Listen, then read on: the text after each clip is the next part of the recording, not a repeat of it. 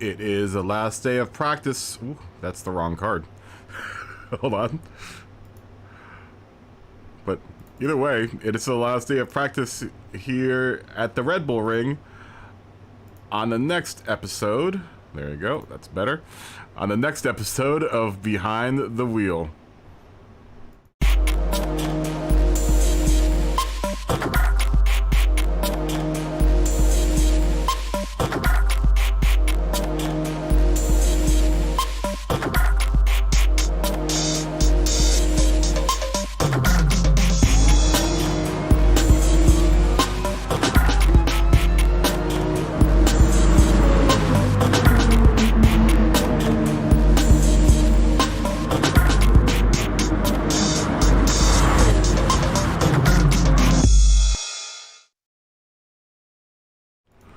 What is up, YouTube? It's just past 4:30 in the PM here in sunny Los Angeles. Is the 27th of July, 2021, and we're back here in the world of Gran Turismo. We are back at the Red Bull Ring, like usual. We have the race tomorrow, and we got to improve the times that we're putting in today. We're not doing too bad. We're not too far off the mark. We're about a second now from my target time, which is hopefully 1:29 by the end of the night.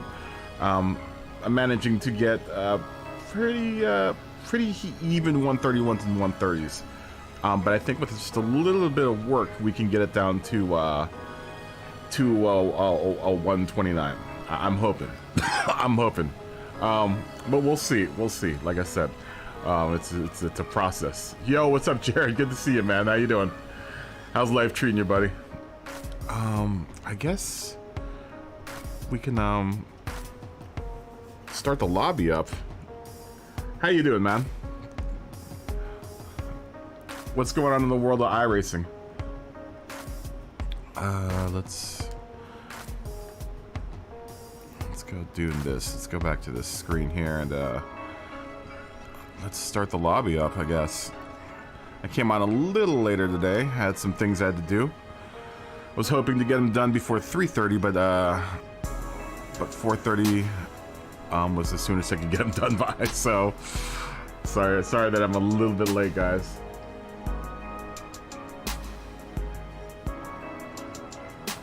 Practice night at Snetterton for you? How, do you practice with other people, I'm guessing? Like you do in here? Or do you just practice by yourself? Like, can you do they have, is there such thing as practice races in iRacing? Like, can you do non-point races where you don't gain or lose points? Well, that's the one nice thing about Gran Turismo is that we can practice in here and not gain or lose points. Oh, so yeah, okay, cool. So they've got open lobby practices. I mean, I figured they would.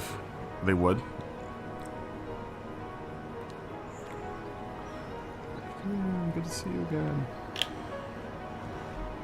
Oh, really? How's the community? I would imagine they're pretty good. I would imagine everyone's pretty alright in there.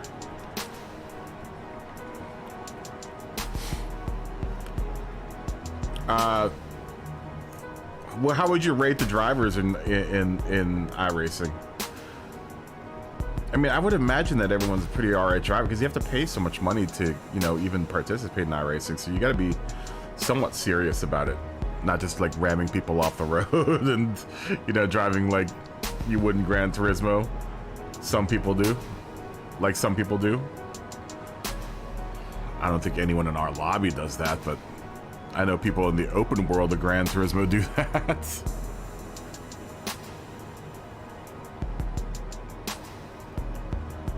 Oh, you just saw, hey Smoggy, good to see you, man. How you doing?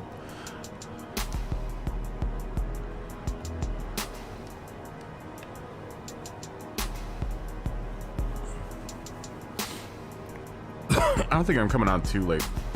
I was trying to get on here before 4:30 or by 4:30, so yeah, I'm sorry I'm late, guys. Like I said, I had some stuff I had to do. I had some stuff I had to take care of. I was trying to get it done done before everyone else, or before it got too late. It would have been nice if I'd been able to come on at 3:30 though. I'm still trying to make it back to the 3:30 time slot.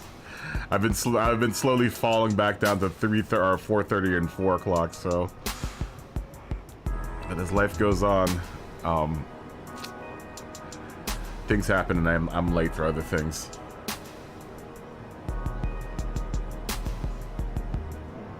It was like club racing old bikes or road bikes. That's awesome.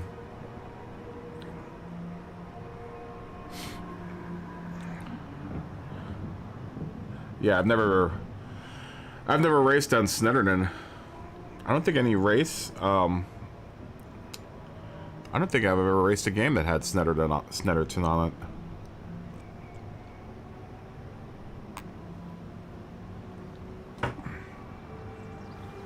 Lobby's open for anyone that wants to jump in.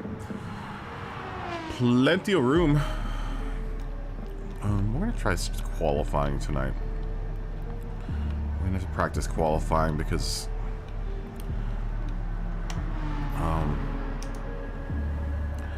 the race is tomorrow, so I'm gonna have to learn how to qualify here.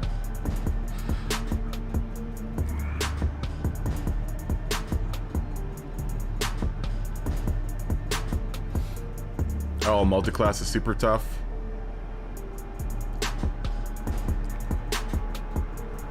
Hey, I'm really good at getting past. It happens to me pretty daily here.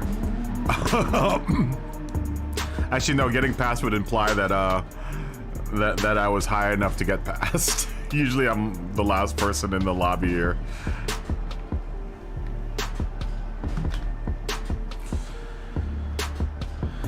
Yeah, if I was getting past, that would mean I would have qualified higher than 15th or 16th place.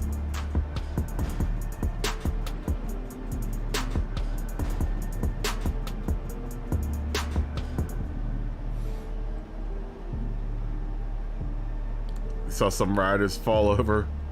Starting bikes too big for them to push. That's funny.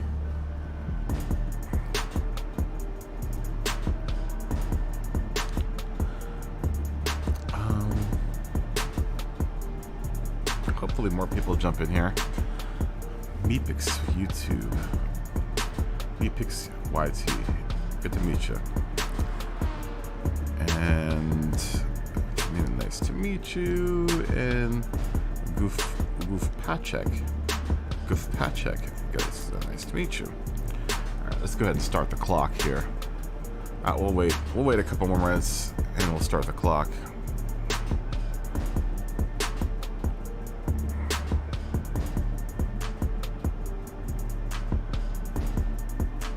Let's see, we've got we'll save now. 8 minutes? Yeah, we'll say qualifying in 8 minutes. Hopefully we can get enough people in 8 minutes to run a race.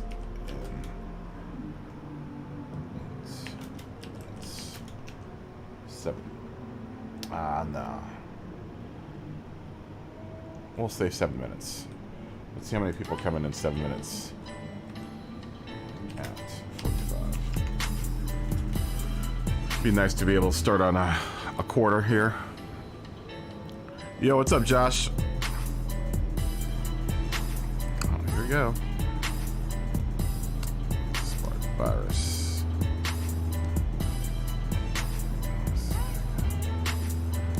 And then Matthew. Brazil. All my Brazilian friends are coming in.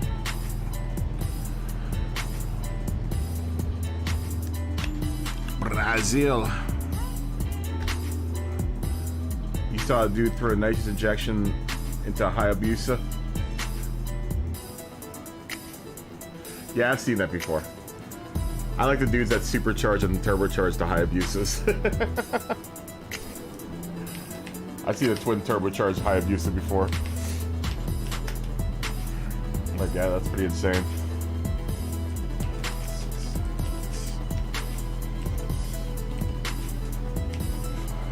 What's going on, Josh, man?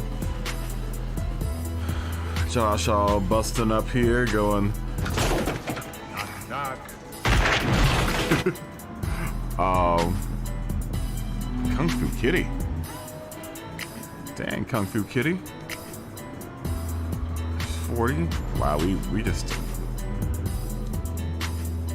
blew up just like in a second. Yo. Then say hi to UDI Ray, Dark Fox Lekka,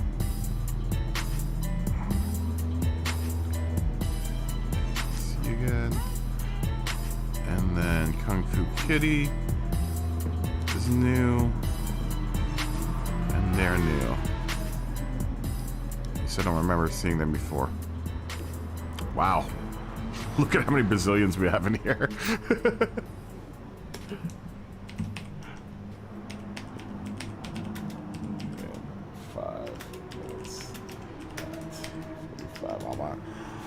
All my Brazilian brothers are in here.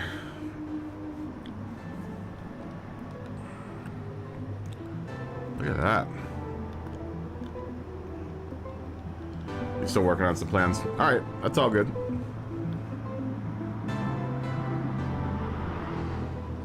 You just downloaded Black Ops 4. You know, I've never been a big fan of the COD series. Well, that's not true. I played Modern Warfare. Wait, is that yeah? Modern Warfare is that one. I played that one pretty seriously when that was out a long time ago, like the first time it was out. But I haven't played it since. I really haven't played it since. They just got too many companies got a hold of that franchise, and it just got too it got too confusing after a while. I'm like, wait a minute, which Call of Duty am I playing? And people would be like, yeah, man, let's play Call of Duty. I'm like, all right, sweet, I got Call of Duty, and then I'd find out that we didn't have the same Call of Duty at all. It just got too confusing.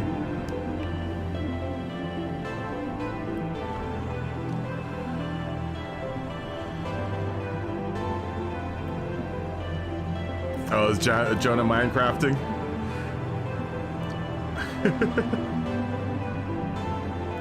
I like the zombies too.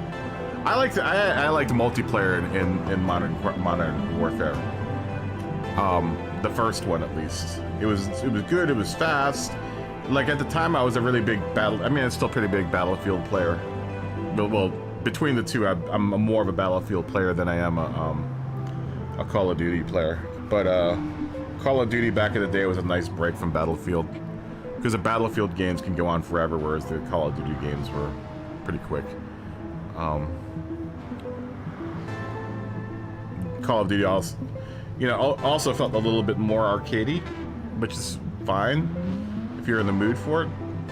But like I said, the only reason I really haven't played Call of Duty lately is because I'm just confused by which one everyone plays. But I think the one that, like the Black Ops 4, I think is made by the same people that made Modern Warfare. I don't know if they still do the other, like 12 other Call of Duties that are out there. Because the only ones I hear about now are whatever one has the Fortnite mode and the other one. I don't know. I'm really confused by like I said, Call of Duty really confuses me. I want to get into that Minecrafting because Minecraft, my niece and nephew playing that Minecraft, and I want to be able to play with them. So I might actually pick up Minecraft and start playing that, just so I can play with my niece and nephew.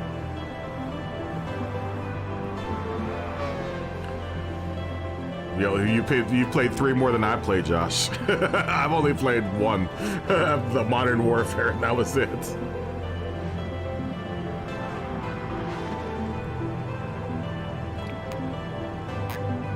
I like how you say I've only played 4 of them. I know. It's like what do you call it? It's like not Mardi Gras. What do they call it? Oh my God, they do it in Rio. It's the week before Easter. What do you call that? Oh my God.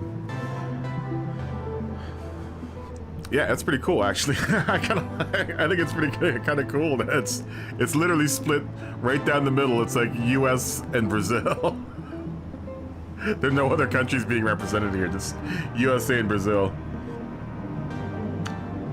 No, it's not that. What is it?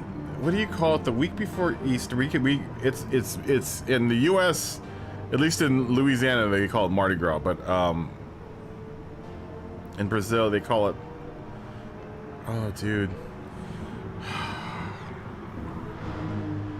Yeah. Cinco de Mayo is Mexico, and that's the 5th of May. That has nothing to do with the week before Easter. Or not the week before Easter, it's the week before Lent begins. It's a big festival in Brazil, and they call it...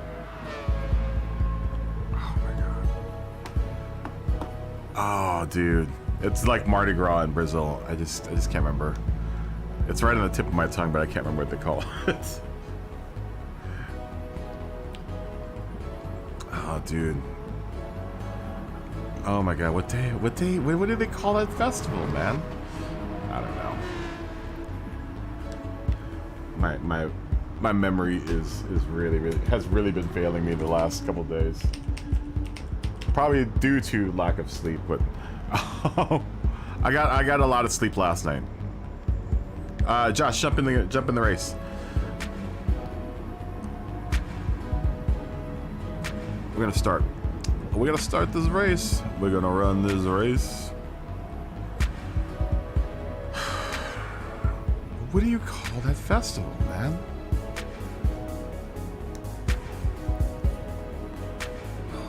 Holy Christ. Alright, I gotta Google this. It's now really, really annoying me. What do you call...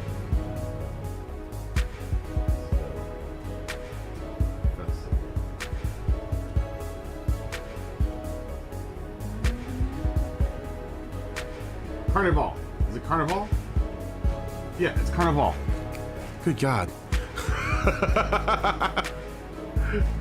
Yeah, Carnival. Good God.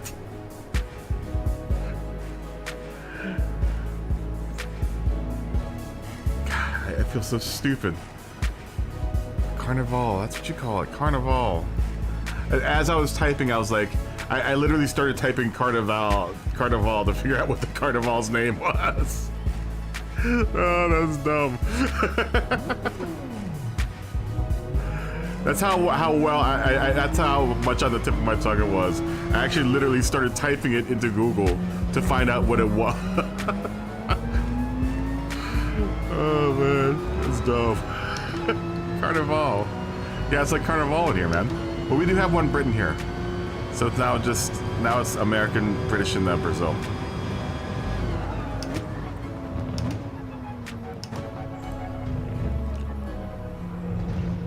That's dope, though, man. I don't think we've had this many Brazilians in one lobby before.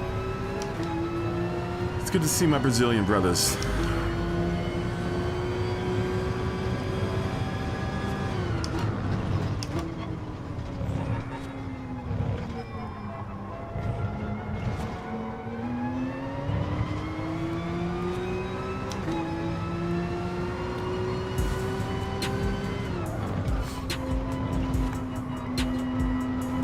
It's always a multicultural exchange here in the lobby. I like to think this is a meeting place of great racers from around the world. Maybe that's going a little too far, but I would like to think that's what we're on the course for, is trying to make the greatest collection of international racers in the world.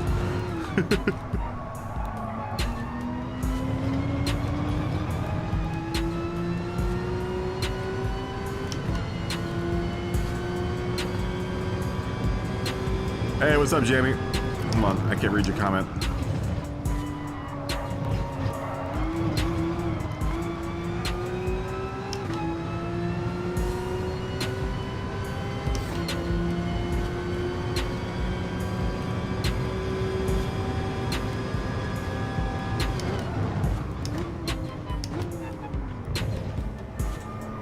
That was really slow.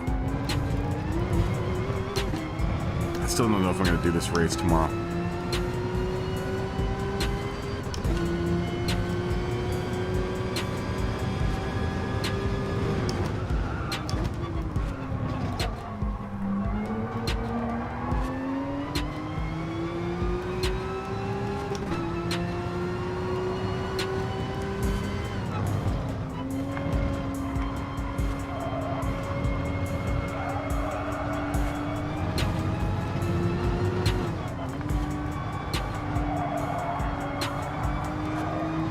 This lap's gonna be a little slow.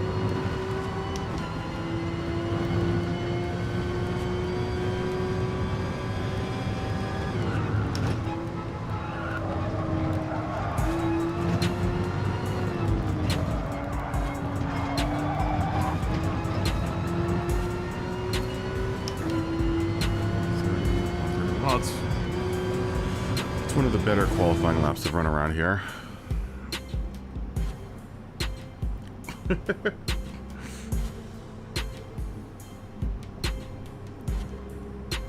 Oh, it's not the dirtiest lobby in GT Sport. What are you talking about, man?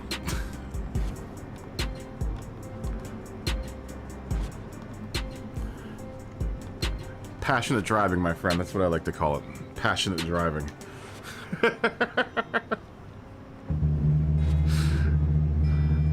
I have have to admit that every now and then I practice the art form of passionate driving as well. So.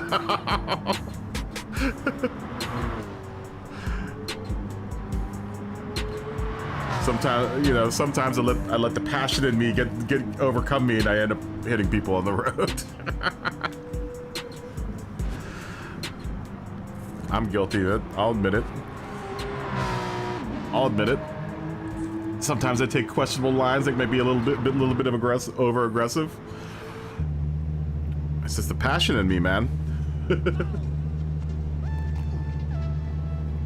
Oh man, there are plenty of them. There are plenty of clean Brazilian drivers out there. I'd like to think that there are a lot of them in here.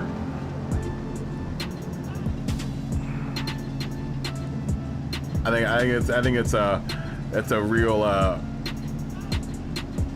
what do you call it? An over simplification of the Brazilian drivers. I've raced against plenty of really amazing Brazilian. I've actually had some of my best races have been against Brazilian drivers. But like I said, sometimes I race rough, man. So.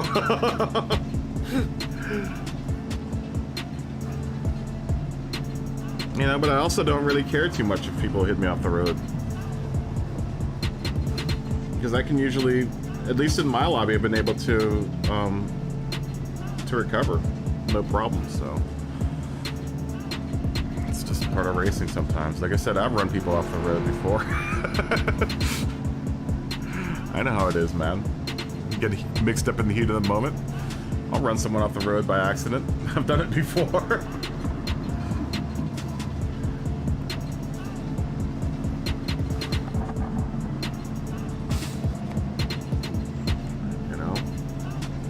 How I roll. I think I made that observation like a couple of months ago about my driving. I was like, you know what? You know what? I see a little bit of Brazilian driver in me. I think we all have a little bit of Brazilian driver in us.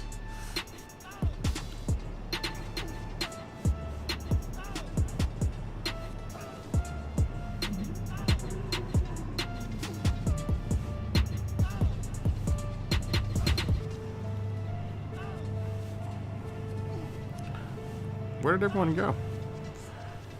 We keep on losing drivers.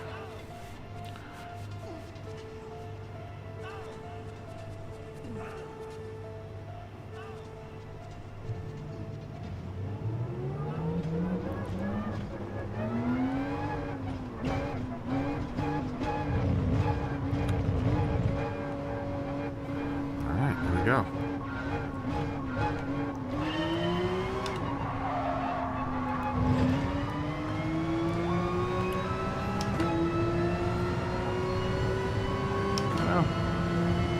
Matrix, why are you dropping out?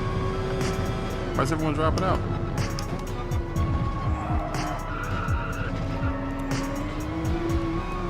I followed you right into that 40.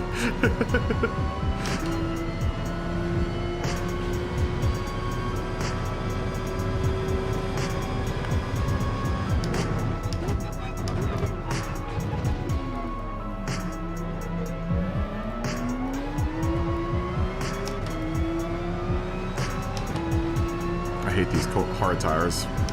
Really do.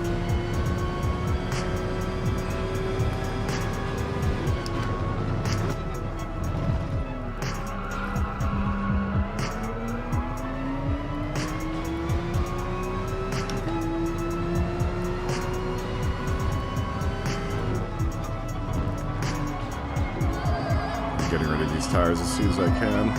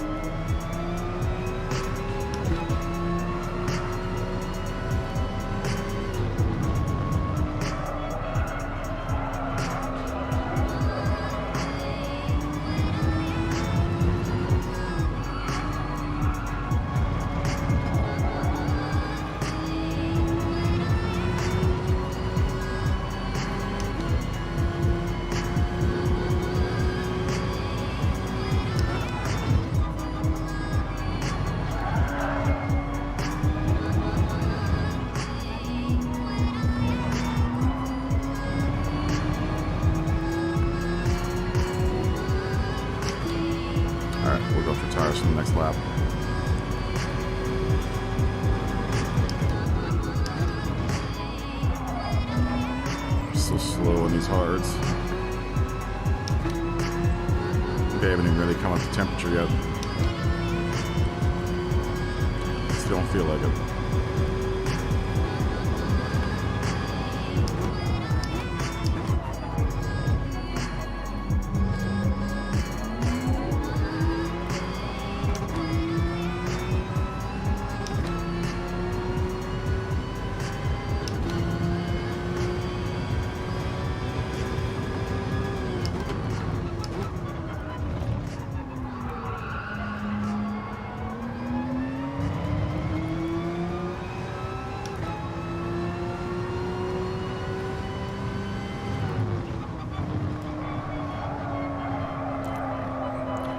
Break enough there.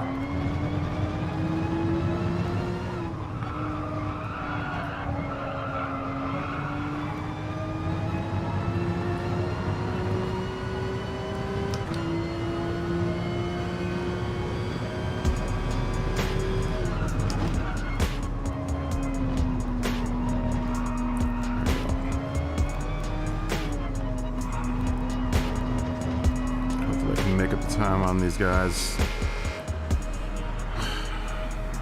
Just gonna try going a lap early and see what happens, because I can honestly hold out for the rest of the race on the medium tires and put in way more consistent times than I can with the hard tires.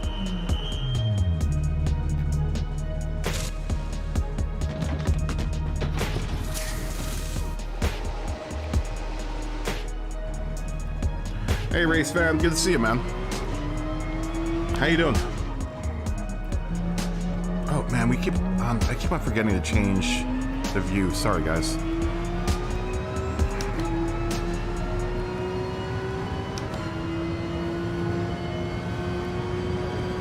Sorry about that. At least you only have to deal with 3 laps in that view. Works fine when we're not racing, but then you guys missed out. I'm not sure yet if I'm doing the FIA tomorrow. I mean, I might. If I can get my times up to like a 1 second faster, then yeah, I'll probably do it tomorrow. But right now, I'm still trying to decide whether or not I'm fast enough to do tomorrow.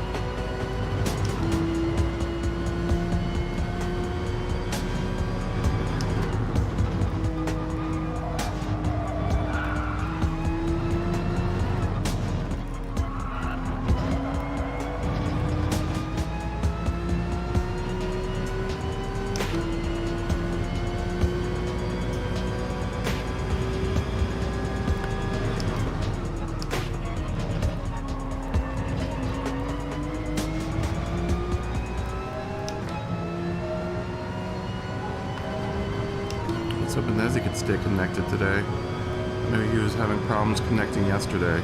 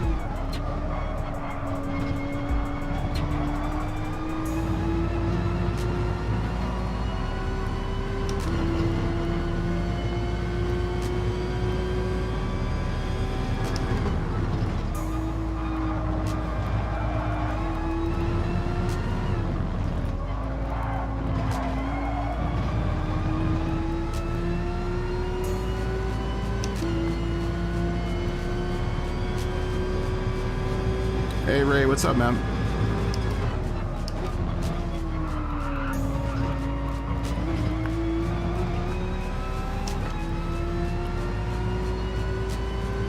Yeah, why is everyone leaving?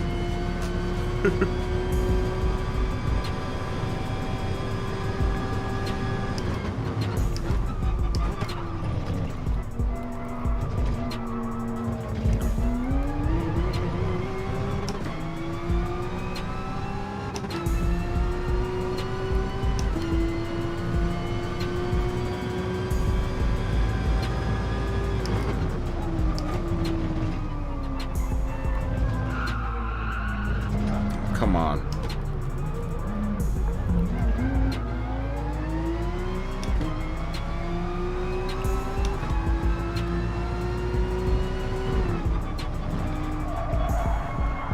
I've been taking this turn right the whole race.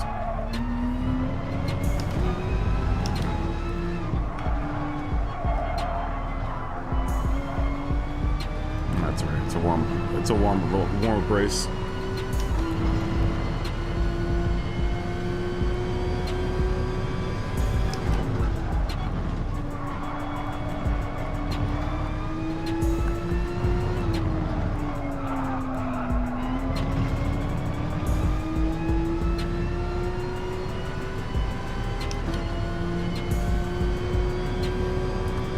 Just came in the room.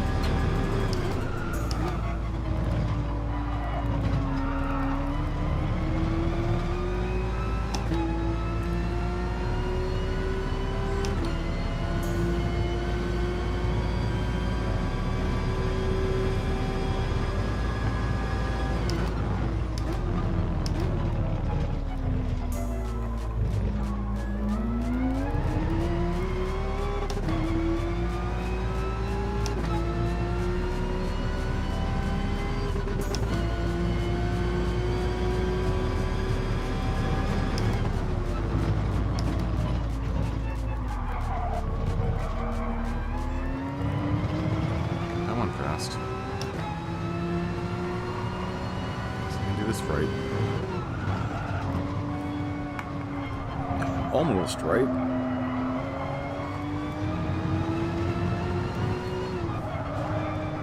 It's been brighter than I was before. Not quite perfect.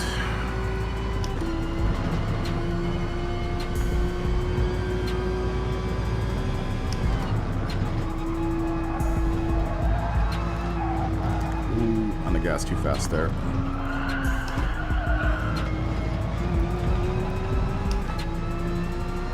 Yeah, I knew that. Knew that was coming.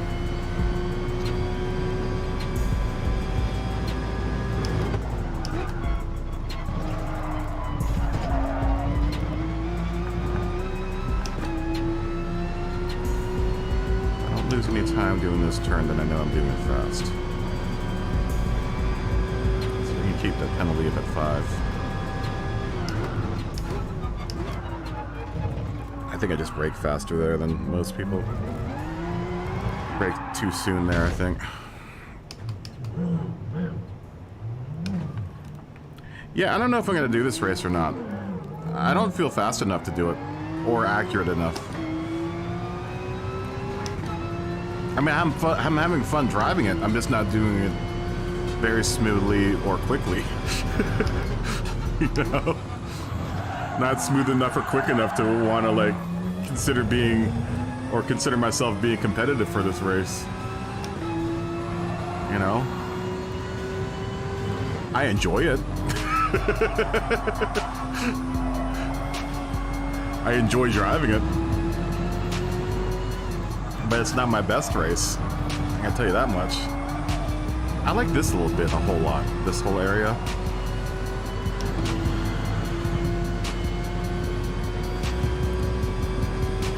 I mean, honestly, I like the whole track. I just am not very good at it.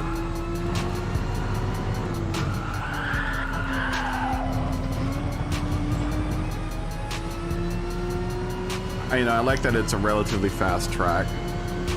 I mean, I never get above 4th gear in it.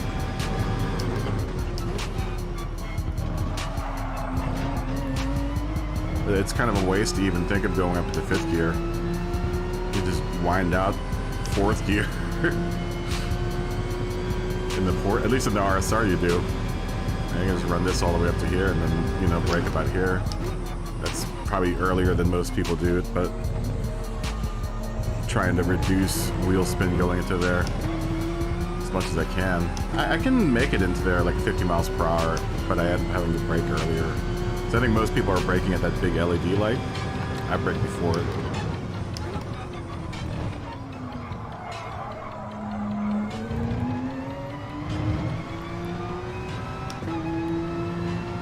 I brake kind of around it, but I don't brake right at it.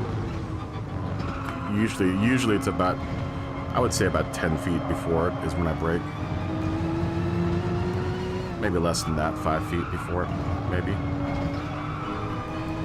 I know it's tough to tell. It's tough to judge. It's somewhere between those double cones and the light that I brake there.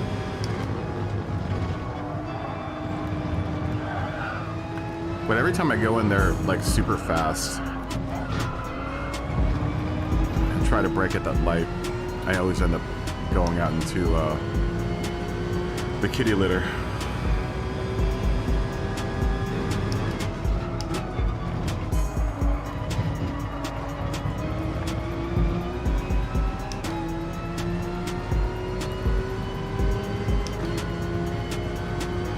So up here.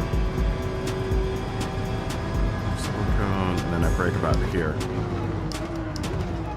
Actually, that's a little later than I usually brake.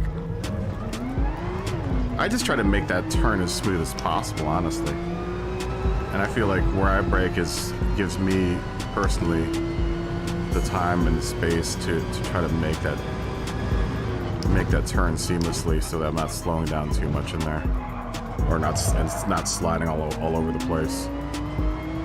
Yo, what's up, Sean? Good to see you, man.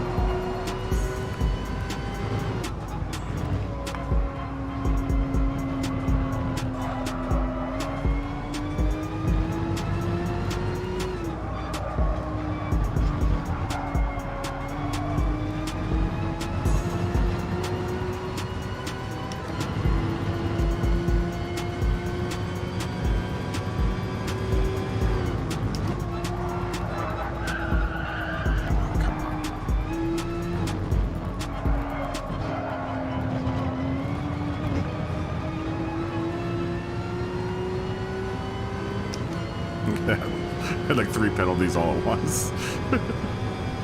Just for that whole area. So these penalties are killer here, man.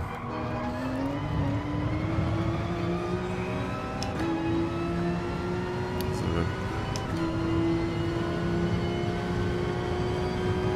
it's a big camel on my back. A monkey on my back.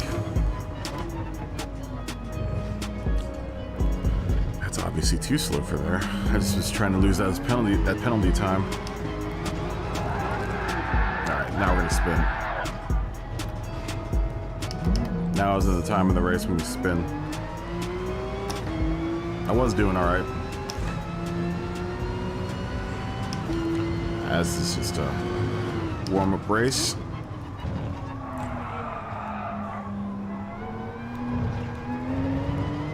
Pretty much ruined these tires already from all the going off the road, and these are gonna be pretty sorry tires by the end of the race here. I've not been taking care of these tires.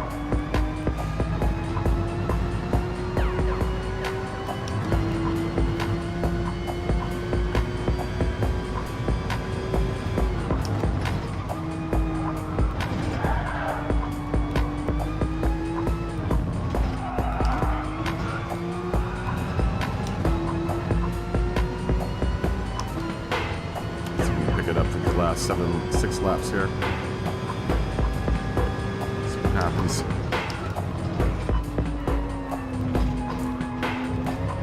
I saw Turpy in the room. What's up, Turpy? What's shaking, my friend?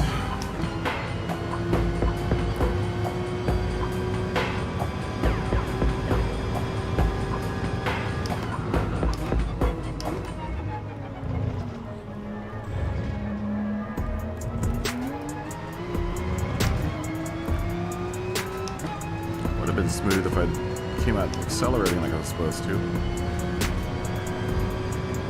It's a good entry on that turn.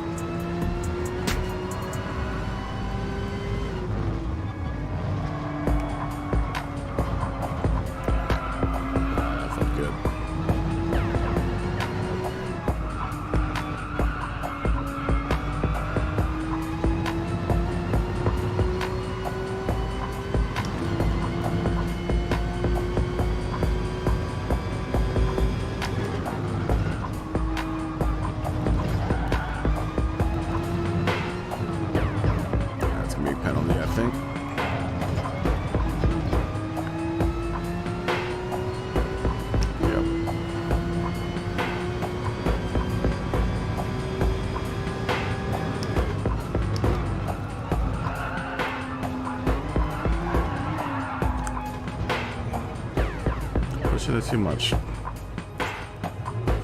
don't want to bow out because everyone else has bowed out of the race. Why don't I just have to bow out? If I get lapped anymore here.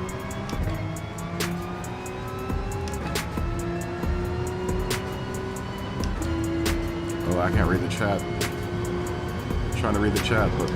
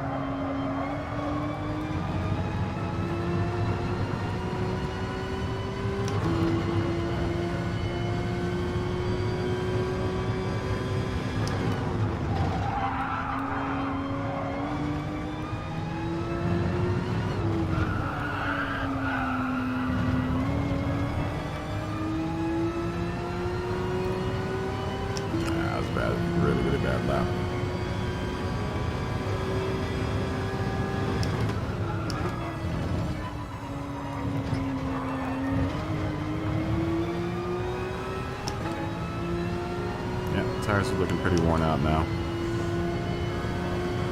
I said I haven't really been taking care of the tires on this one.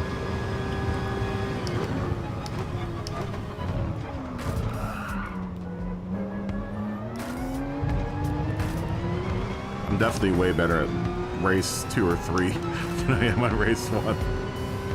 So if anything tomorrow I'm gonna try to do at least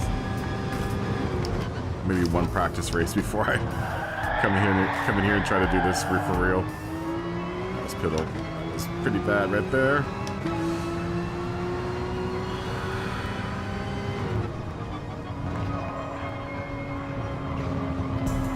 Just put it in there. Get on the gas faster.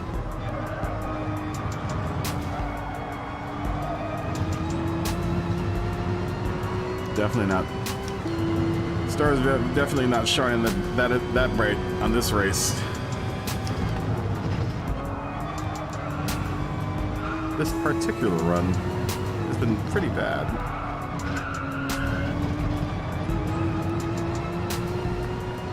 Oh, I'm just having fun right now. Just warming up.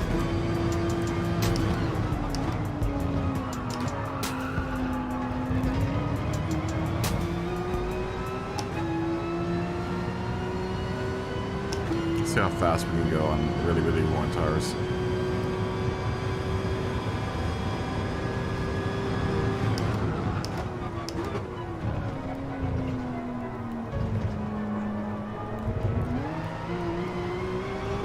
See, on the average, I can make that turn about 45, maybe 40 miles per hour, like comfortably.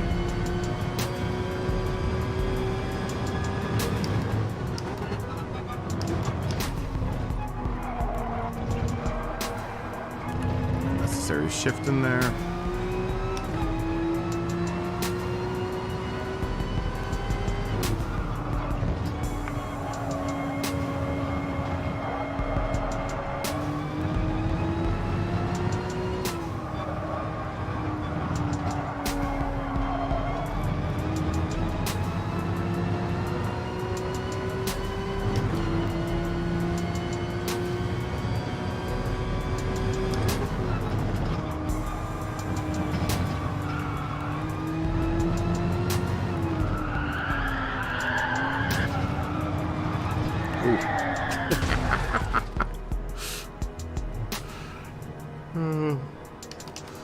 That's pretty stupid. Oh, I'm gonna get lapped again.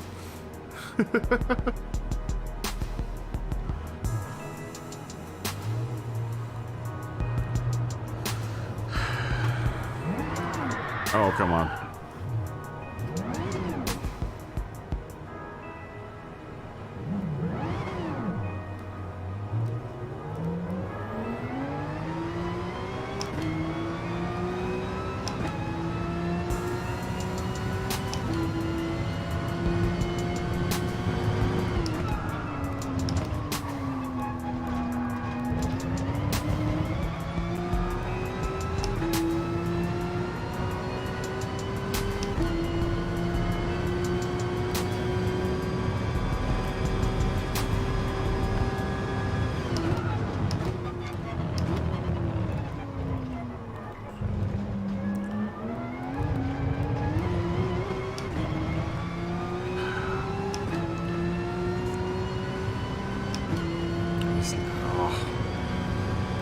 I hate that turn.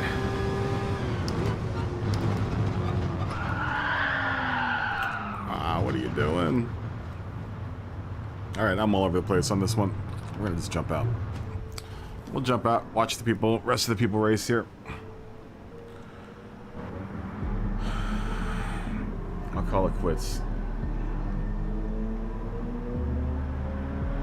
What are we saying here?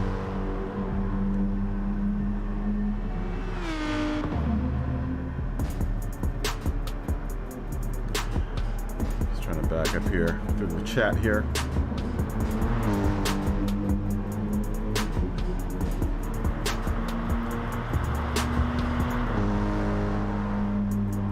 Ooh, very nice. You're starting a YouTube channel on car repairs, huh? Well, if you need any help, give a holler.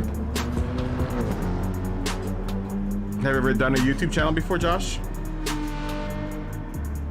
What's up, Sean? Good to see you, man.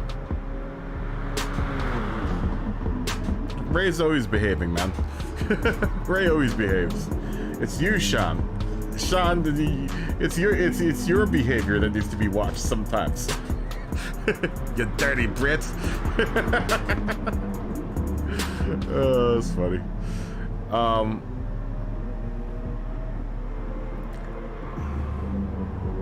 Yeah, you know, I normally do try to floor it as gently as possible out of turn 3, Thomas, but sometimes I get a little overexcited through that turn.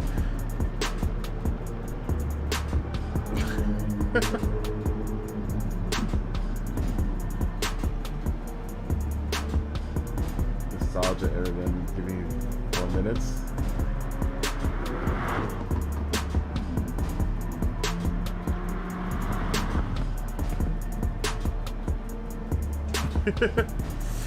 Yeah, I don't know if I'm gonna do this race. I really honestly don't know if I'm gonna do this race.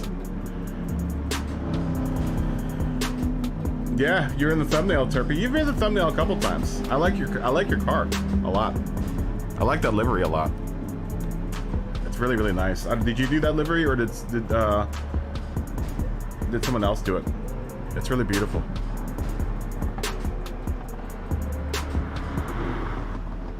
Oh, sweet. So you're gonna be making your videos at work. What are you shooting with? I'm gonna start doing like round the town videos with a GoPro. I've got like 2 GoPros for some reason that I've collected over the years that I'm gonna start using as vlogging cameras. Yeah, man. If you need any help, just give a holler. I've gone through the gambit of, and I'm still going through the gambit of building a successful YouTube channel. It's a lot easier with shorter content, though. Honestly, I'll tell you that much. Streaming, as much as I love streaming, I'm not getting near as many subscribers as and views if I were to be making smaller, shorter content. So YouTube tends to push. Well, not even that YouTube pushes shorter content more. I think people expect more shorter content out of YouTube, so that's what they're most users are looking for. I don't think a lot of people even know that YouTube streams yet. So, you know, streaming is pretty new to YouTube, honestly. It's the only. Yeah, it's a nice looking. It's a really beautiful looking livery, Turkey. Congratulations. Yeah, I'll definitely give you help, Josh. Let's do qualifying in 15 minutes. I'm gonna tell you though, you're in a very, before you start your, just to give you food for thought, and this isn't to discourage you, you're in a really competitive, not that I'm not in a competitive, I mean, they're all pretty competitive. Like automotive repair is a very competitive genre. And there are lots of people out there that have, you got to find a good angle for which to approach your car repairs, right? That's going to set you apart. Your personality is going to set you apart from everyone else. So as long as you can keep your personality very strong in your videos, at 30, 40, 40, 40, 40? Yeah, 40. As long as you have a very strong, good personality, that's going to be you know, one of the biggest things, right? So you'll be doing a lot of wiring and stuff. Have you ever watched Sarah Intuned?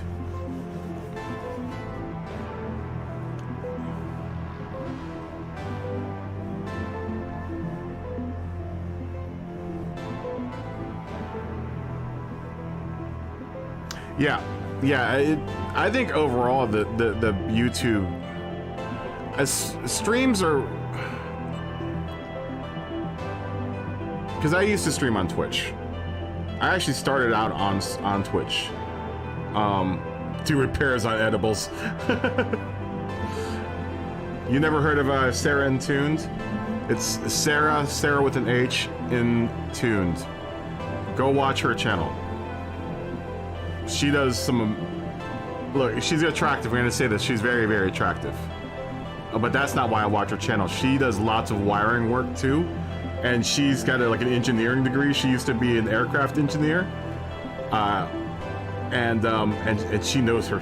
She's damn smart and really amazing. Like as far as a mechanic is concerned, and she's working in the garage by herself. She doesn't have like a team. She does everything by herself.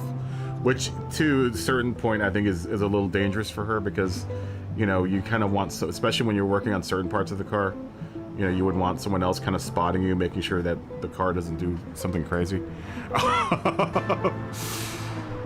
So almost to a certain degree, even she says that it's a little unsafe. Some of the stuff that she does is a little unsafe because she's, you know, the only person in the garage. I mean, if something else happens to you, like you get trapped underneath the lift or something, you know, that's gonna suck. But nice to meet you. But her channel is great, man. She's an amazing mechanic. Good to see you again. Cover company. But that's your competition. So and there are a couple other really amazing YouTubers out there. Hers stands out because she's got a lot of personality, but then she also knows her shit. you know. But she doesn't let that overshadow her personality. I think I watch her for half personality and half know-how, and just watching the process of her building stuff is really, really awesome. She has an interesting way of approaching repairs.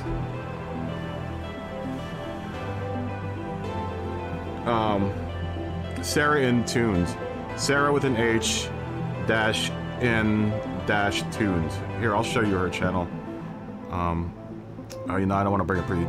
Well, no, you know what? I can't, because I don't want to smash my CPU bringing up YouTube again.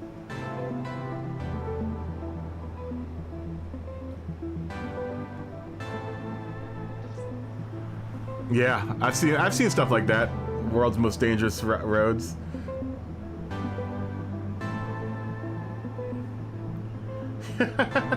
Yeah, well, that's gonna be tough trying to look better than Sarah, because she, like I said, she's very easy on the eyes. Like I said, she's very easy on the eyes, but like I said, that's not the I know a lot of people go, oh man, she's hot. That's the only reason I watch her. You know, that's fine. That's the only reason you watch her. Then you kind of miss the point of what her channel's about, because she's really, really like technically savvy. Super anal though. She's like really, really anal about everything. But that in a lot of ways is a good thing, because she does everything, and she pretty much does it right the first way. I mean, she does her homework, man. Oh, probably almost too much homework.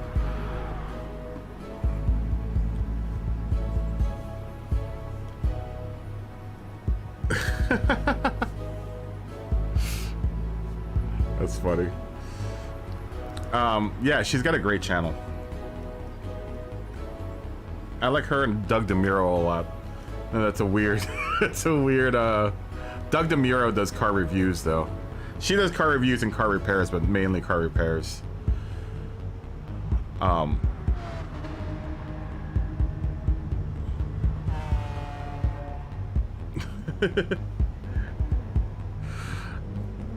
don't know about that. I'm not going to comment on that one, Turpy.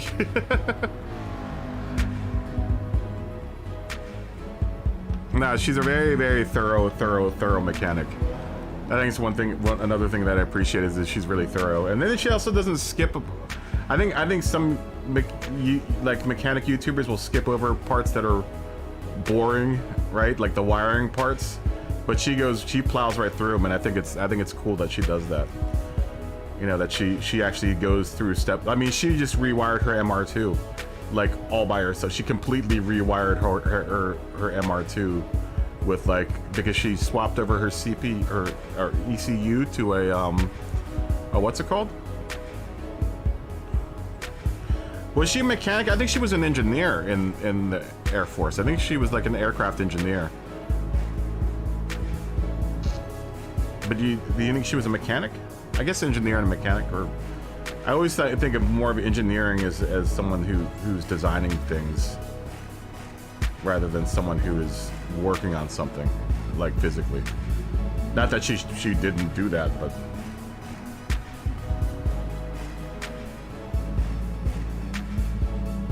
yeah, I love Doug's format. You know why I like Doug a lot? Because I'm pretty sure Doug is from the Northern Virginia area, which is where I'm from. And he reminds me a lot of the guys I went to high school with. He reminds me of some of my really good friends in high school.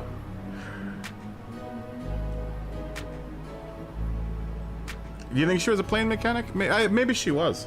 She's really good at identifying planes. I actually do that too. Mainly because I'm a sound guy and I've gotten used to figuring out what type of plane is above my head. Because I don't know what you know about movie sound, but the last thing you want is planes flying through your scene when people are delivering dialogue. So I've gotten really good at identifying planes. But I love that she can identify F-22s and Thunderbolts. I know she lives right next to an Air Force base, and I know she used to be in the Air Force.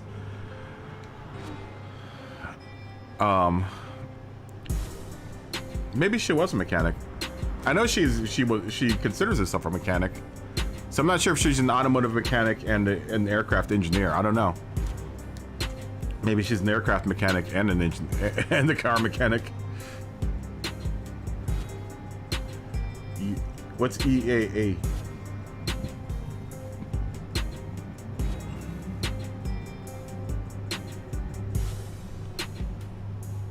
Yeah, that's the cool thing about her channel. She'll change parts out, but if she can keep a part, she'll try to, you know, do what she can to repurpose it or breathe life back into it. Oh, I live next to some of the I live next to like 7 airports. I'm in like the airport triangle right now. Actually, more like the airport octagon. Because LAX is super close to me, and then I've got a bunch of other airfields around me. I'm really big into I love airplanes. I love aerospace technology. SpaceX is down the street from me. What else is around me? I've got a lot of airfields around me, actually. I'm surrounded by airfields. Oh, 40 left, man. What's up? What's up with that?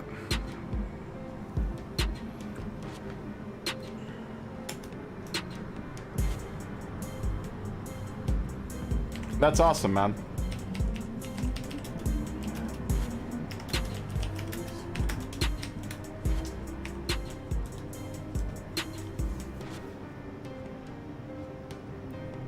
You'd love to get a license for glider planes. I wish to. I would love to too. Annual fly. Oh, so EAA is an annual flying Experimental Aircraft Association. Oh, that's pretty dope. That's dope. You gotta try to take pictures of some of the experimental aircraft, Melon. You've been certified for 5 years and wanna. Yeah, I mean. That's awesome. That's a good reason to start up a YouTube channel. And honestly, those are the best YouTube channels, the channels of people that have experience in something and want to share their experience, and not be too like cocky about it, you know.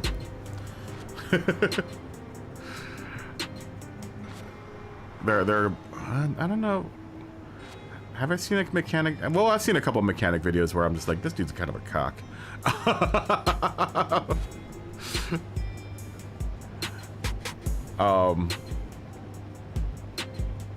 As I've seen lots of channels where it's just like, let's just throw a bunch of horsepower at it and not think about the repercussions of that horsepower. Those are like the I'm gonna mod this car because I can crowd. I'm not too down with that. I guess the older I go, I don't think every single car needs to be modded. Unless you've got some sort of ulterior purpose for it, alternate purpose for your car. I don't think every single car out there needs to be modded.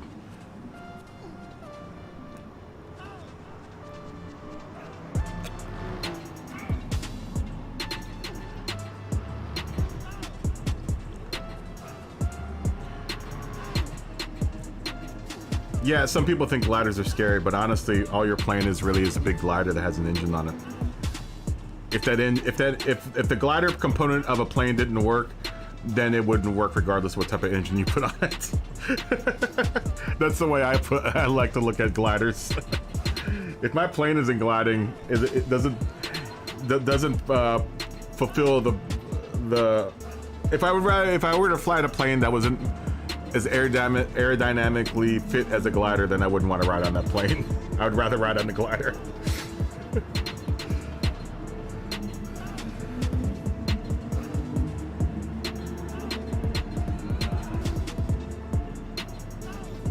Yeah, you can totally make a career off that, man. That's what I'm trying to do, man. That's trying to make a career off of YouTube. You know? I mean, that's what most of the really successful YouTubers just go at it, you know, all go at it full fledged and, you know, go for broke. Going back to Sarah, she literally went on a limb and threw all of her money at the channel. You know, she doesn't have a shop or anything, like a shop where she fixes cars for other people. She only does work on her cars, but she's made a living out of it. Yeah, that's kind of the inspiration, right? Starting from zero and just working at it and working super hard at it. Yeah, it's gonna be a long road, man. It's gonna be definitely a long road. You know, I'm used to the climb of having to try to succeed in the entertainment industry, so I'm in it for the long haul. There might be some gaps here while I actually make real money for myself until then. But I'm in it for the long haul. You know, like I said, I haven't gotten back to full-fledged work yet, so once I do, we're gonna have to figure out how we're gonna balance out making money to pay the bills and then also doing this at the same time. You know, I don't think it's more of the effort game, honestly, than it is the waiting game, right? Because the waiting game would imply that you're just standing around waiting for it to happen for you. But it's definitely more of the effort, the long-term effort game is what I like to say it is. You know, at least that's my philosophy on it. If you're playing the waiting game, that means you're being passive and not doing anything. But if you're playing the effort game, then it's gonna take a while, and you're gonna put a lot of effort into it, and eventually it'll come out to be all right. So that's gonna be my philosophy on the waiting game. You know, I'm gonna take a little breather break because I've been spouting out hot air for the past hour or so. So let me take a tiny break during this qualifying session, and I'll be back in a second.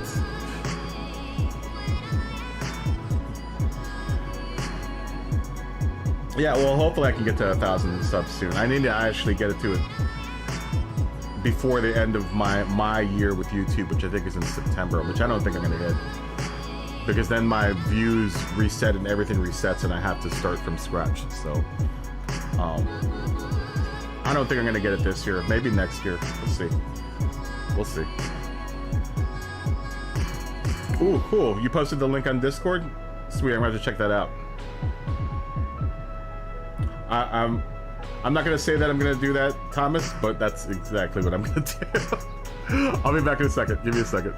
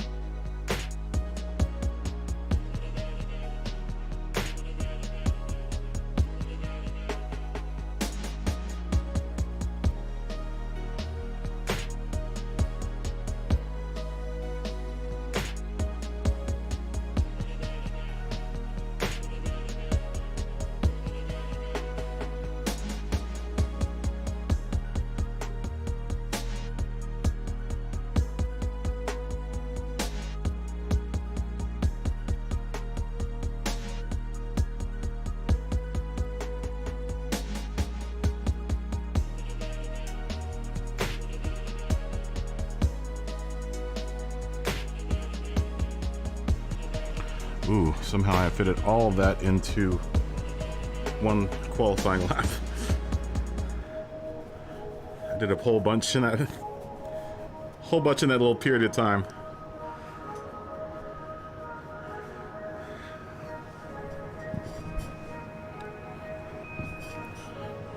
Alright.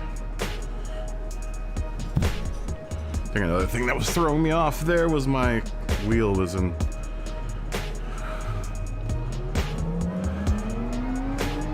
Well, yeah, that's another thing I fit into that little period of time there, Josh. Was a lettuce break. I think that's good. Yeah.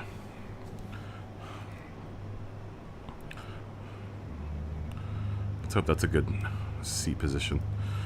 It's a long race.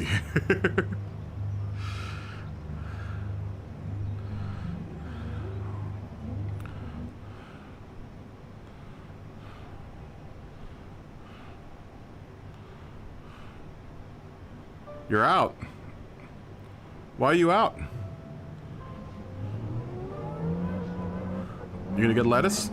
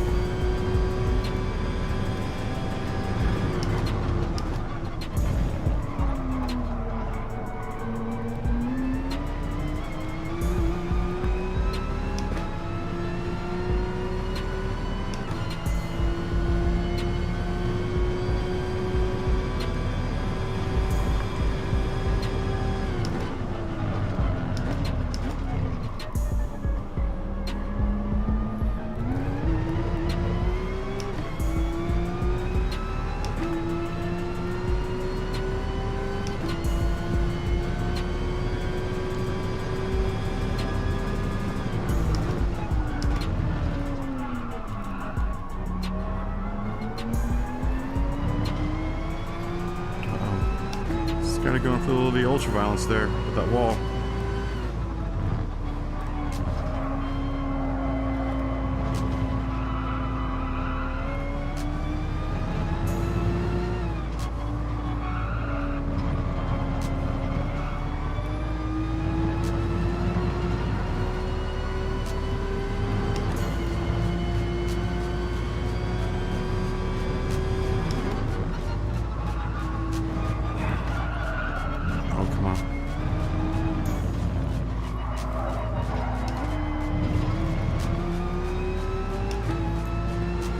Got a good run on me on that one.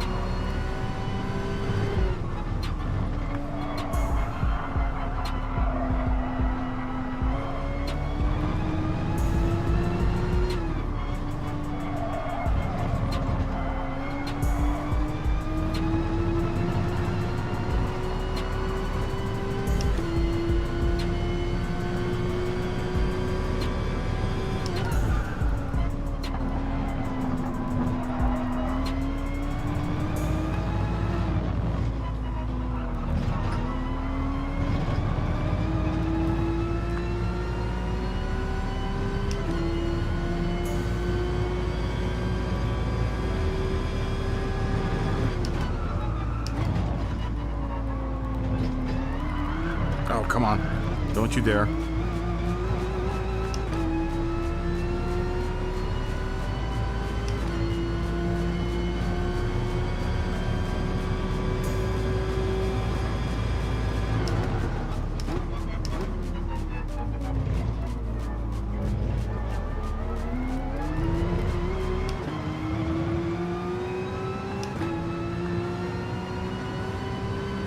I'm gonna go in and get tires in this this lap here. I hate driving on these hards. Oh, come on.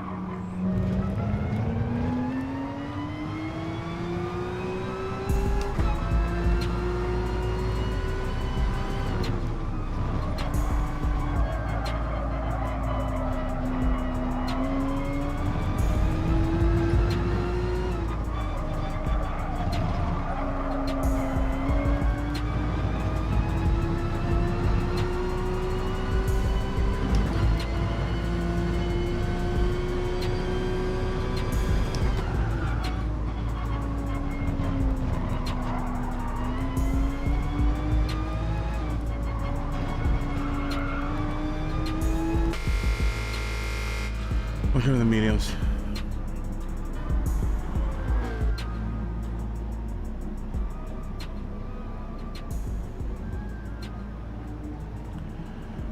You're gonna join one of these open lobbies?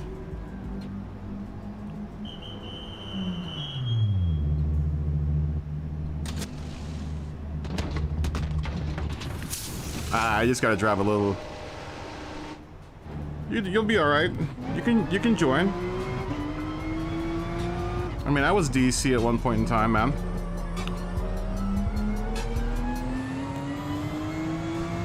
But, you know, this lobby's pretty ultra fast, so if you end up punting someone, then you're going pretty damn fast.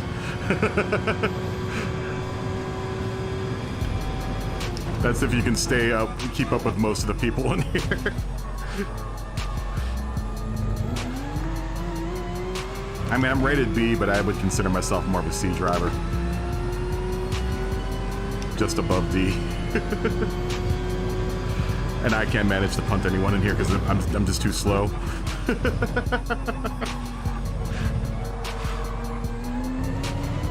That would imply that I was actually fast enough to keep up with anyone, that I would be able to keep up with anyone to punt them.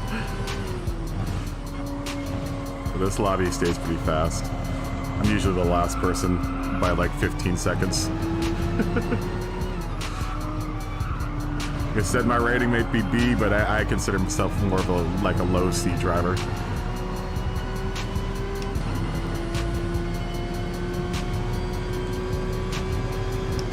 I'm sure if I did daily races, then my rating would be even worse than what it is.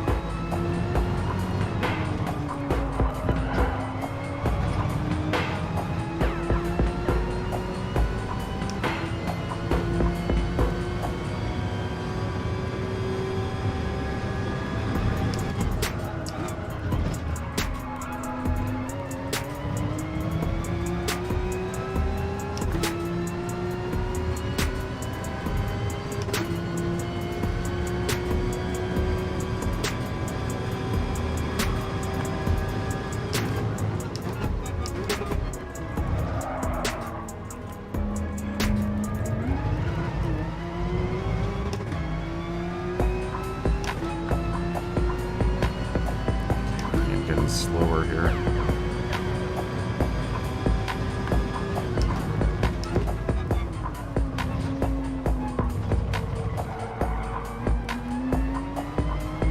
I'm getting slower.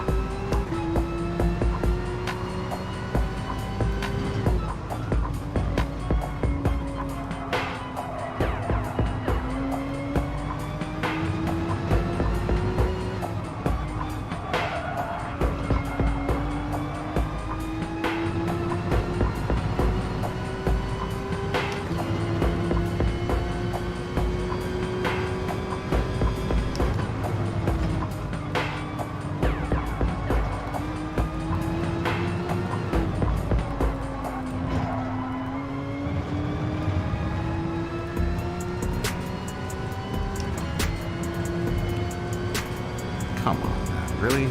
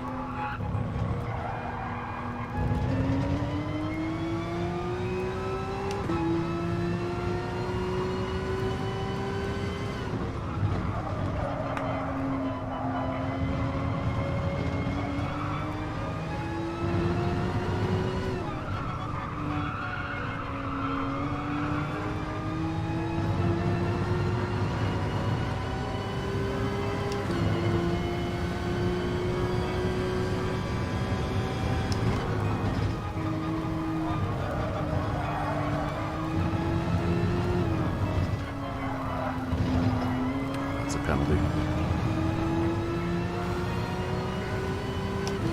No? It's not. It's just slow.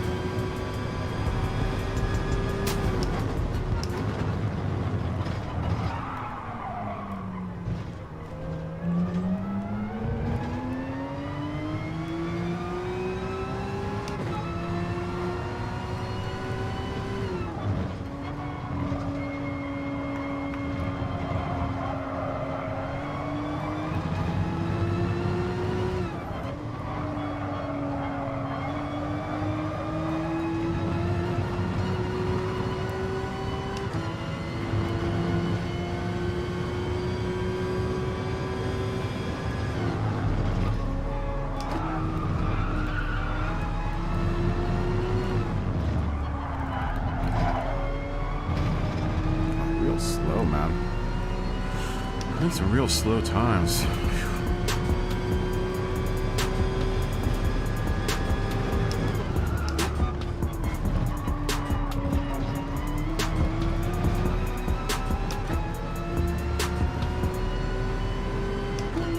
Try to keep that consistency up without losing speed. It's tough.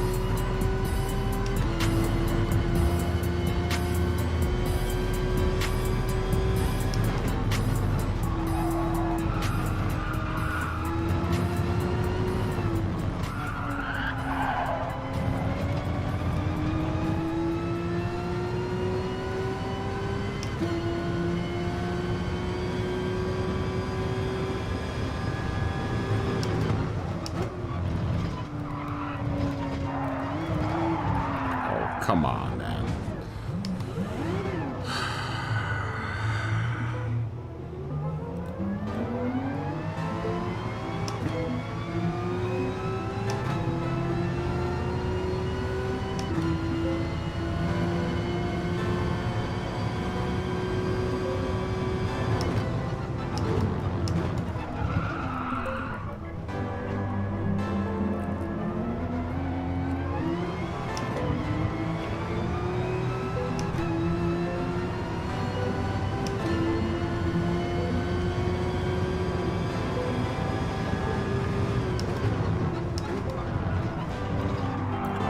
tires.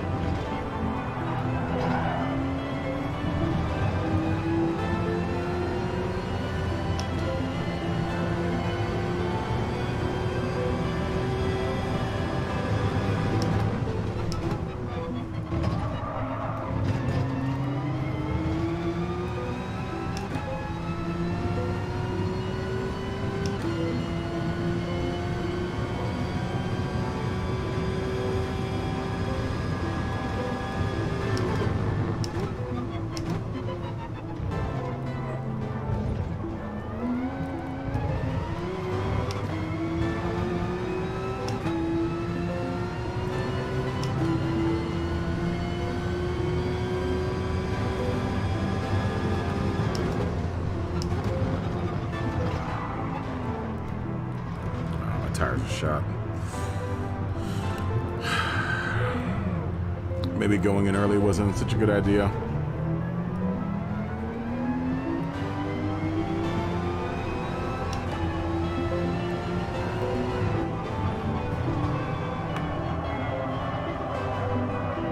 Yeah, the tires are pretty shot now. So maybe going in lap 4, maybe going in lap 3 isn't such a good idea. Call it quits on that one.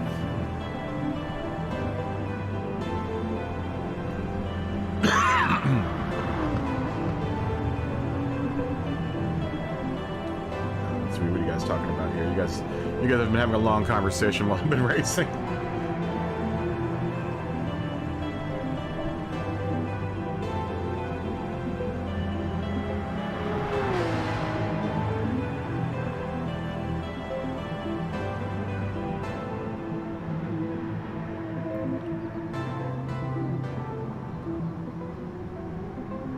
You've been in this game for like a year or two and you're still decent. That's all good, man. There's no horse race to try to get to be the best in this game. You know, just as long as you're having you're doing your best to get better at the game. You know what? It really all boils down to whether or not you're enjoying the game, and whether your enjoyment relies on punting people or not. That's a completely different story. But yeah, man, just as long as you're enjoying the game, who cares if you've been playing it for 5 years and you're still DC? Who cares?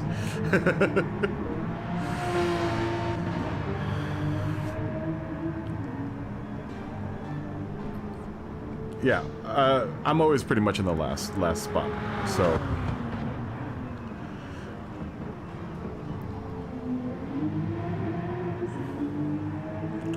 Let's see, what's blah, blah, blah, blah. Why are you letting Ray bully you, Sean?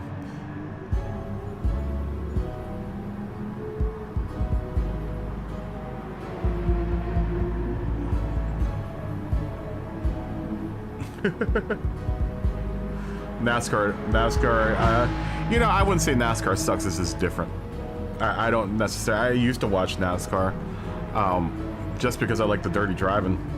That was about it. I grew up with NASCAR too, so to say that I like it better than any other form of racing would be completely inaccurate. Because I do enjoy NASCAR to a certain degree. I wouldn't say it was my favorite form of racing, but I'm not going to deny that it's a form of racing. I wouldn't say that it sucks. You know, what sucks is watching like the pony show on when they aren't running racing, they're running like some sort of equestrian thing, and that sucks.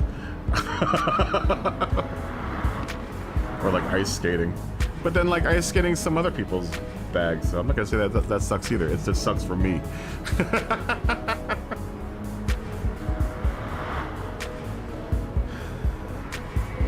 NASCAR has got, well, NASCAR's been falling in ratings lately, honestly.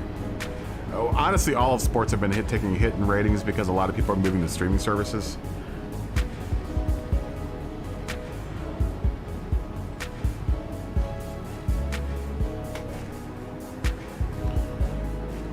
You switch to soft, really?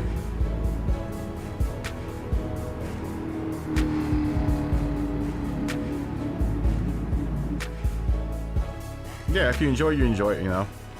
Who cares how long you've been wearing? I mean, I've been playing this game almost non-stop since September, and I'm just now getting to the top or upper part of the lower B level. So,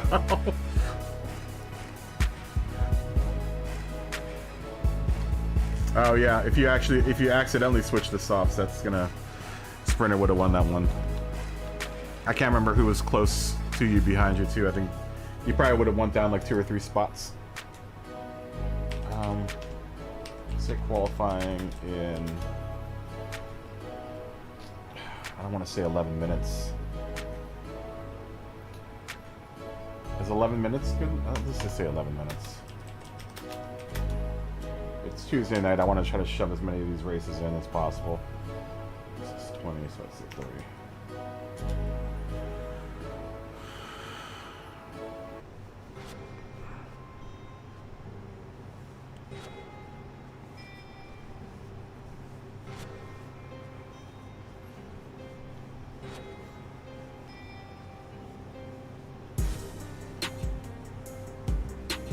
Yeah.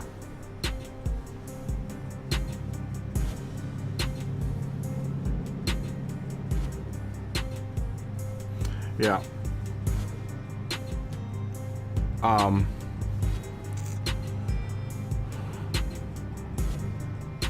What was I thinking about? Sports. Yeah, sports are on a decline in general. I know football's taking a huge hit, and same with basketball. It's taking a huge hit in this country.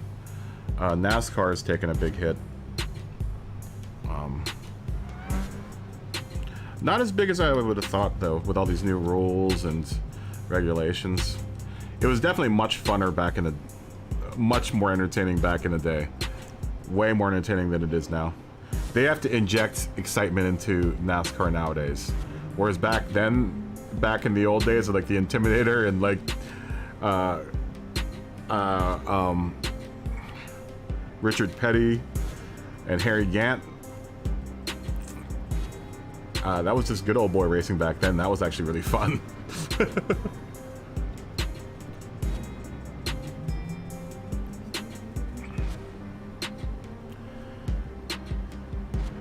For this lobby you need to have a Group 3 car for this particular lobby. This is a manufacturer's race practice, and this week it is Group 3 at Red Bull Ring. Tomorrow, actually. Tomorrow's the big race, and it's Group 3 Red Bull Ring.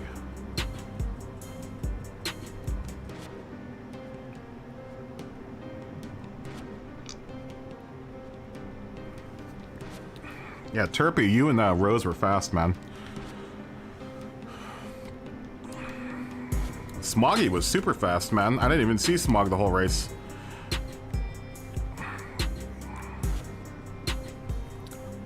Okay. 2014 Oliveira. We wanted to say hi to.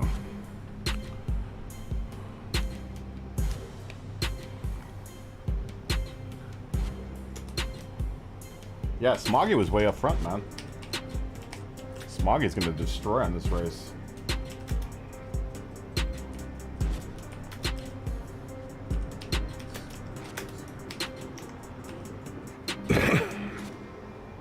I think if I honestly was able to get like a full week's worth of practice here, I probably would be way better than I am now. But I'm not doing very well. This is really honestly like the third day I've been able to really kind of practice on this. Oh, are you out, Turpy? Who's out? Who's leaving? Turpy, peace. Peace, Turpy.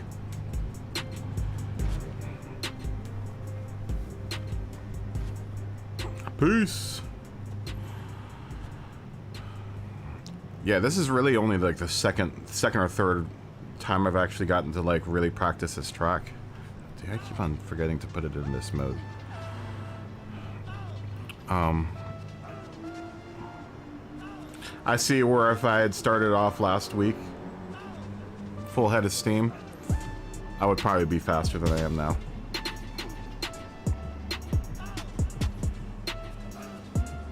I would only count this as the second day that I'm actually like physically really prepared to practice. Because yesterday I was running on like 2 hours worth of sleep and the last set like 48 hours. I've at least gotten 6 hours worth of sleep in the last two, between yesterday and today. I got like 6 or 7 hours worth of sleep. It's enough. It's more than enough.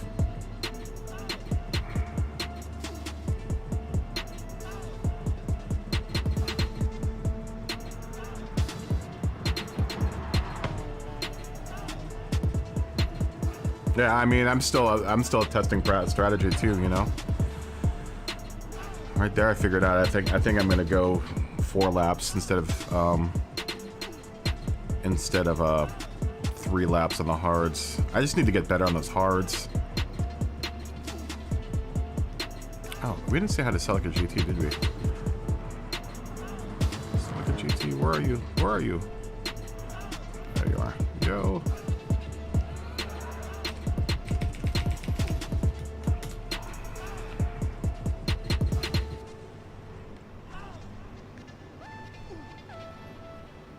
You know, and honestly, hot lapping is what I'm on. Because I'm not really racing competitively right now.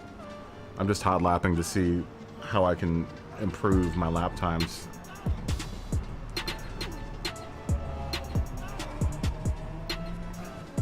Losing a lot of time around the second turn. I'm not gonna lie. Really struggling with that second turn, and for a little bit, that third turn, I'm kind of struggling around as well. Yeah, it's tough doing it at the very top of a race on a full tank of gas because you can really feel the weight of the gas kind of sloshing the car around.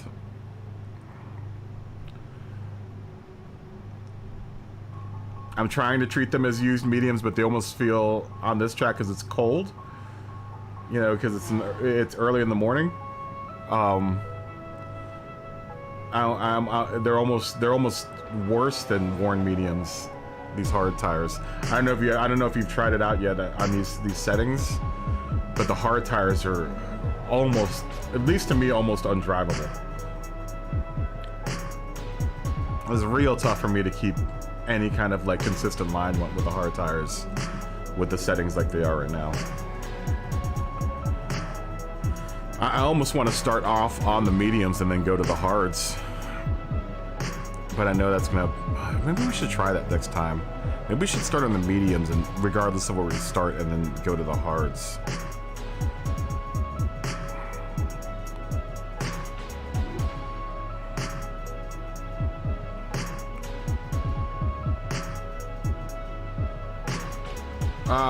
The lobby code.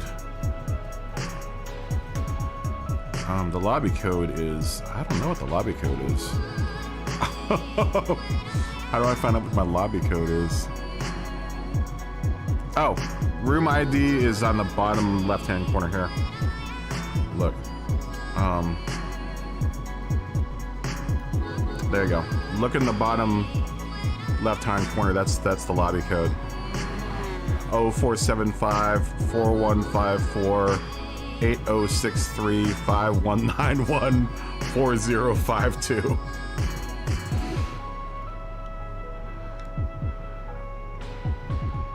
The lobby might be full right now.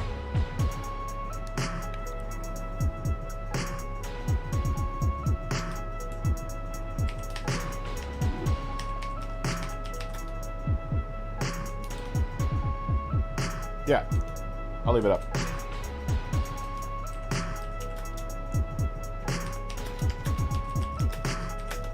But the lobby may have just filled up, I think. Hold on.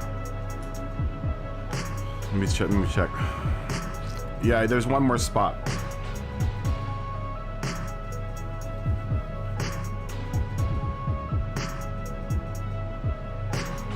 Yeah. I think I may be struggling more than other B drivers are struggling, though. Maybe. We'll see.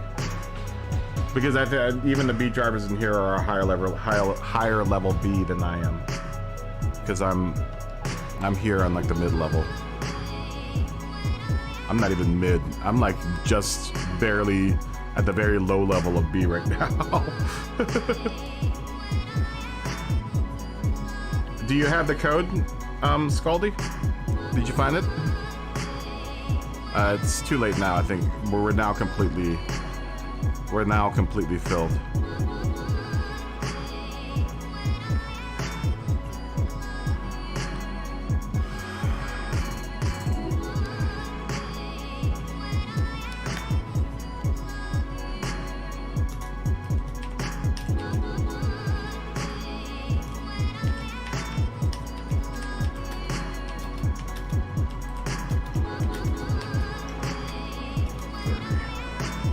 Oh, you're in lobby? Okay, cool.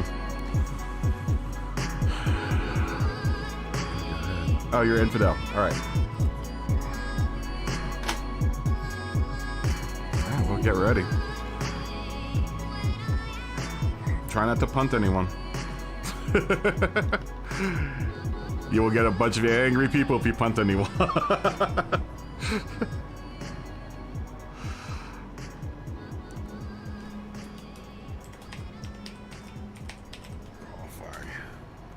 Nah, you'll be good, man. You'll be all right.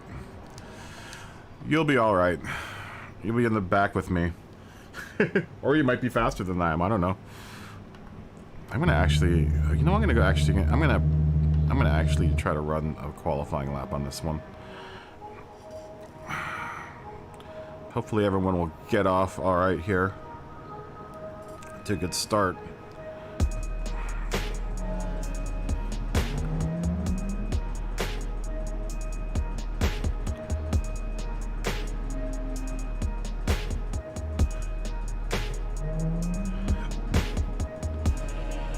Don't worry about it, Mr. Scaldy.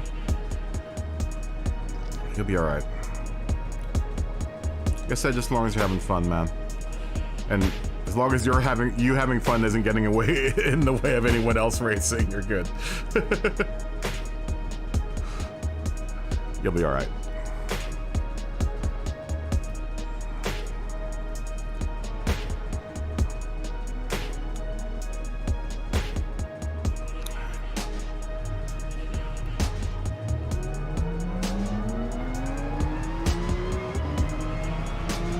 Yeah, I still gotta work on qualifying. I'm not very good at qualifying. I don't know why. I'm just not that good at it.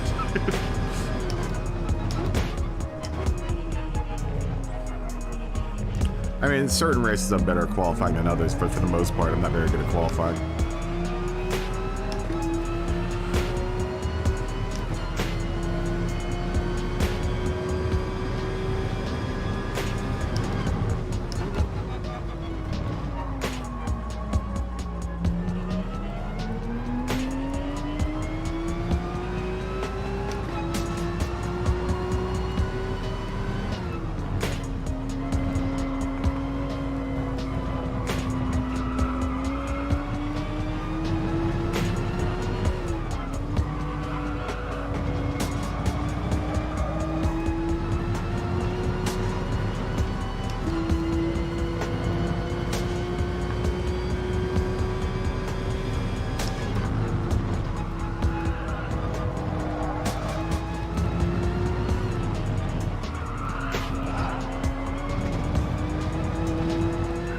Start on this one.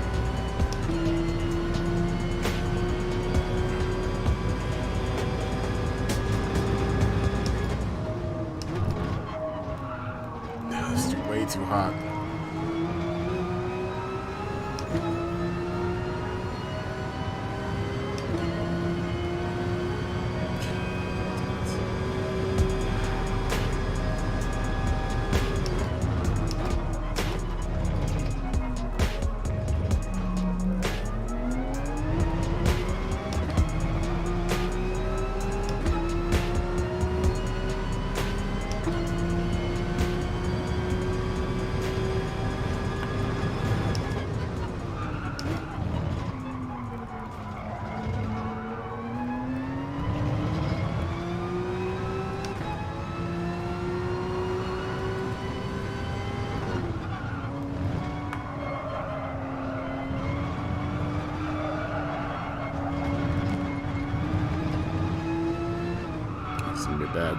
real bad lap here.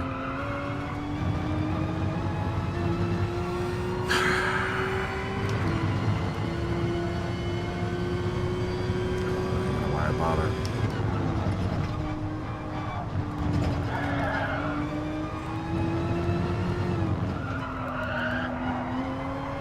Why did I even bother?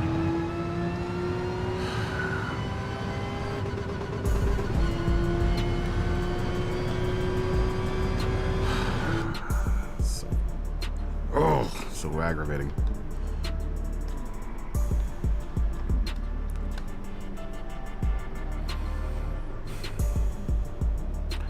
Now I'll start on the hards. Just get it over with. I was gonna start on the mediums, but I think I'm just gonna start on the hards. Damn it.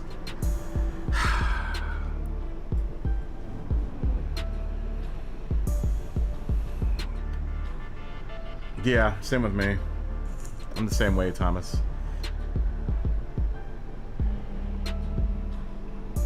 Yeah, it could easily be it could easily be 5. It depends on the lobby, you know?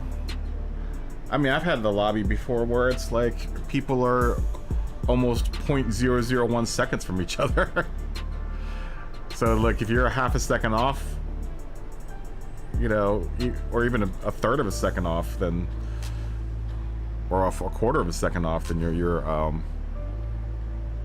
toast, and that's, you know, in that sense, especially like for the first top 5 in the upper lobbies, like the B lobbies and the C lobbies, or the B lobbies and the A lobbies, where people are like splitting hairs between each position. You know, the 0.003 seconds can be the difference between first and 5th place.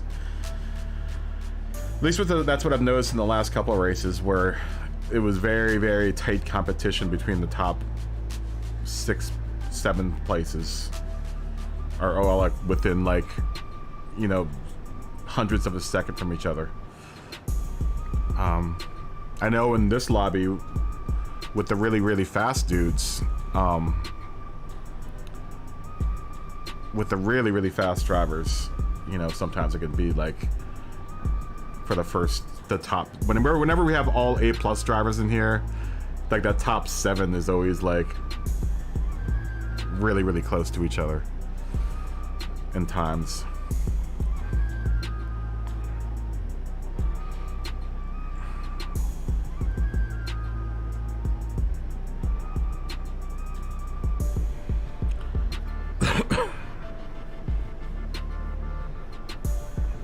I would love to.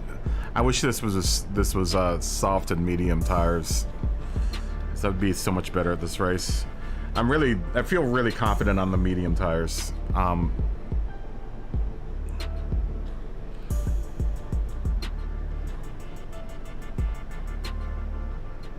Yeah, the rankings do work. Yeah. For the most part, the rankings work. I'm not sure if the sportsmanship ranking works as well as the driver point rankings. Yeah. Yeah, this one was close.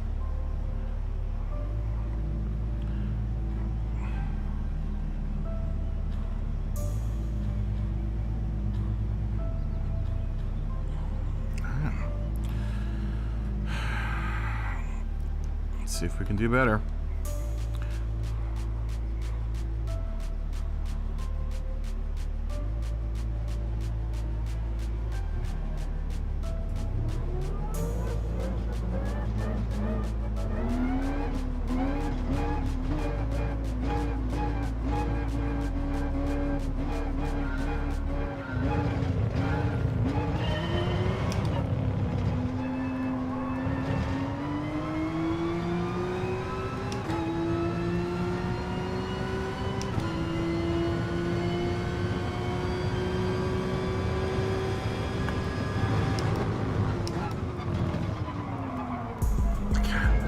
That first turn with these tires is just like, give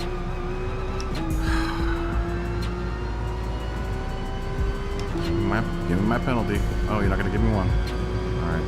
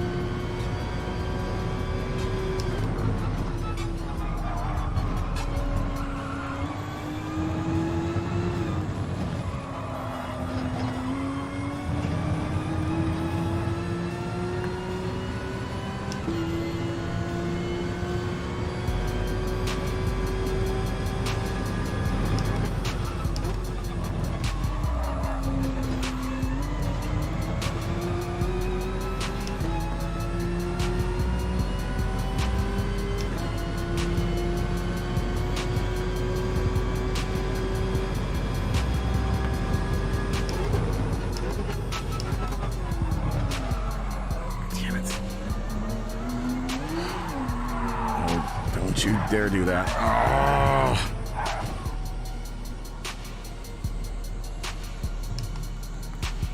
Fucking car. This car is like hell on these stupid hard tires. Sorry, Infidel, for hitting you. But just my car just went out of control. That was literally an out of control moment right there. Where the car was, I lost complete control of the car. I hate these stupid hard tires. Yep, that's the end of the race for me. I'm gonna be able to make that one up. And that's how it always starts with me in this track. The real sloppy, like, couple first laps.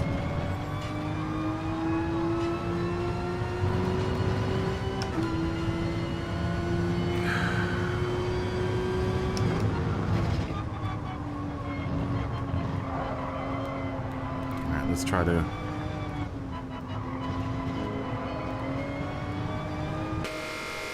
We're gonna go even earlier on our tires.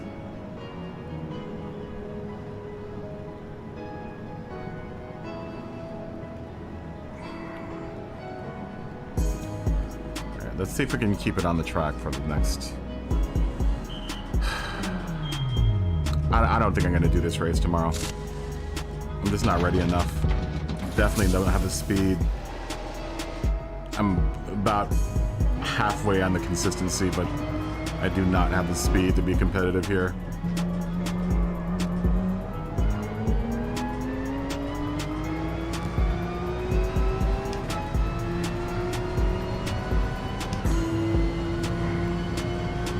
Maybe I will run it just for the hell of it, but just to see how everyone else does. But I don't think I'm gonna do multiple races. Like, if I don't do well the first race, then I'm not gonna do any more races. I'm just gonna do one of these races because I don't think I'm gonna do very well.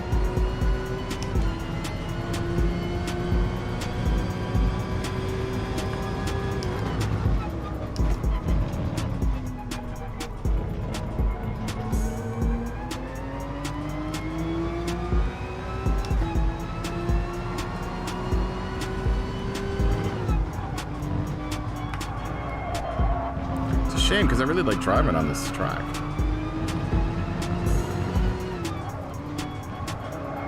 I really do like the track. I'm just not very good at it. I wish I was. I wish I was better at it than I am.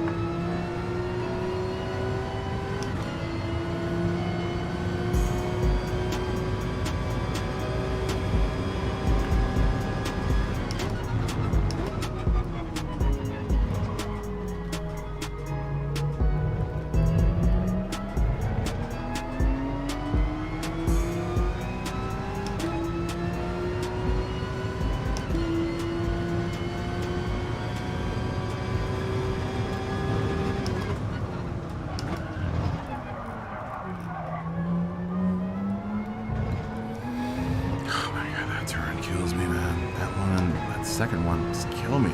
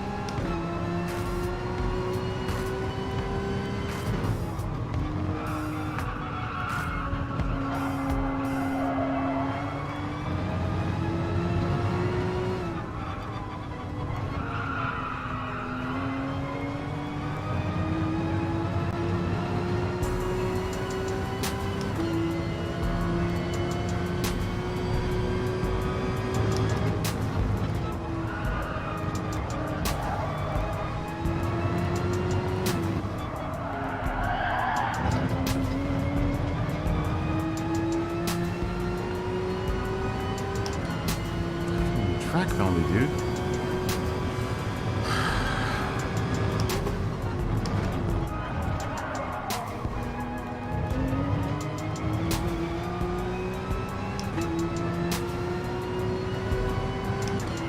These damn penalties.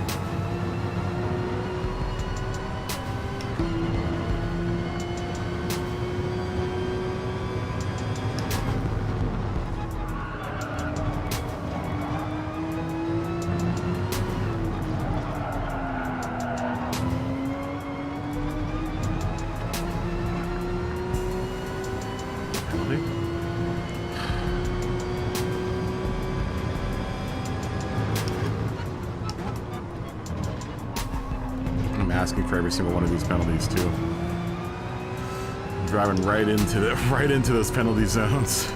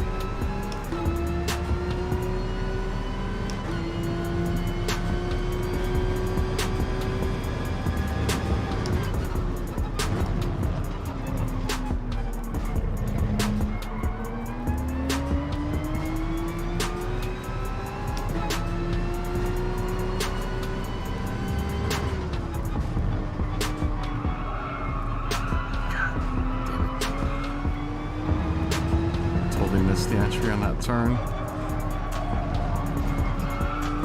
All these little mistakes add up, man. Add up to a slow lap. Slow race time.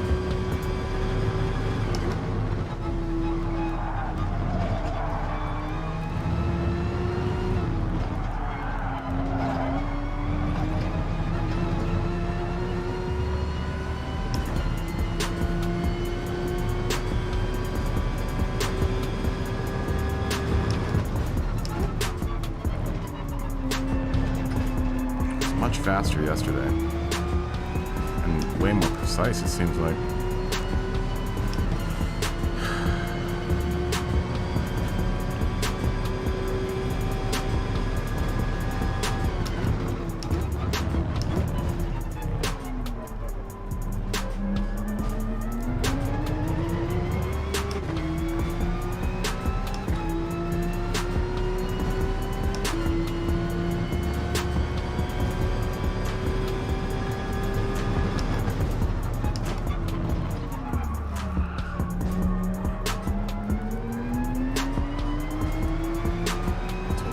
that turn.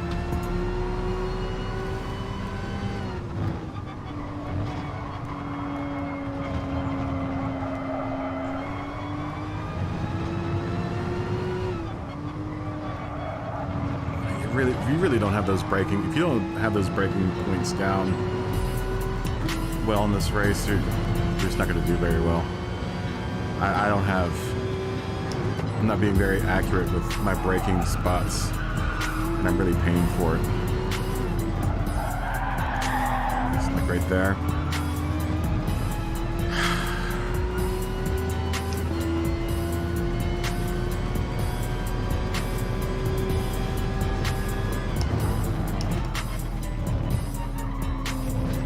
Not even where it is you do it, it's being consistent with your pressure and being able to get your nose pointed at the right at the last second just to enter some of these turns like this one. I find that you break in the straight line and then you turn.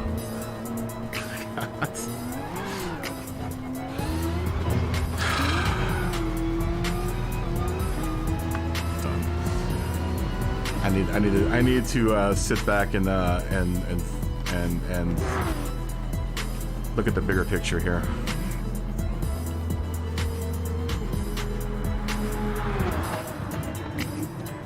I need to sit back and observe,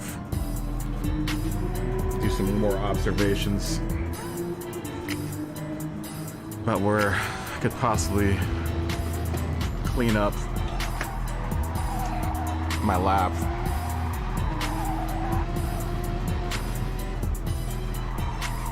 I tend to take this whole section in third, but then I don't think I brake as much as other people do in that turn. Maybe that's a bad thing, but I mean, I'm able to manage, you know, very close to 29-second lap, doing it that way. Maybe I should be going down to second for this, but I just try to keep the revs high enough that I'm still showing revs in third gear.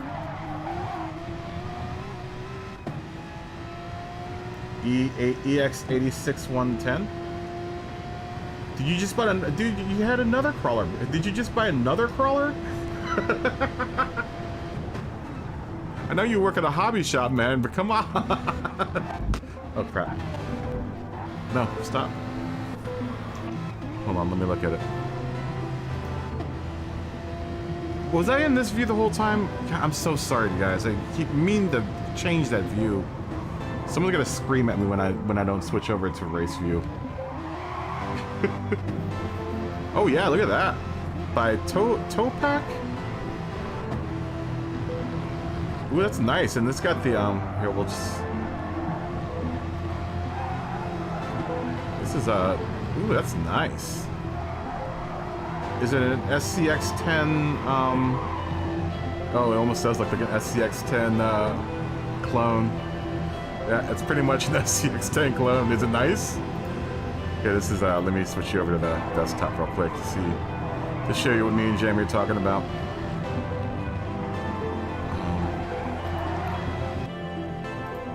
Which one did you get? Did you get the Jeep or did you get? I hope you got the pickup truck. Oh, I don't think that's the same one. No, that is the same one.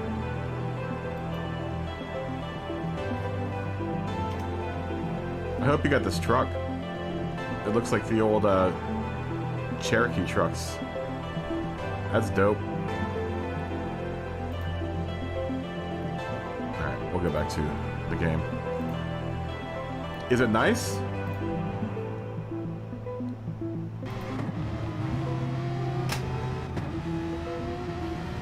Your Chinese contact asked you if you wanted... Oh, really? You got it for 75 bucks?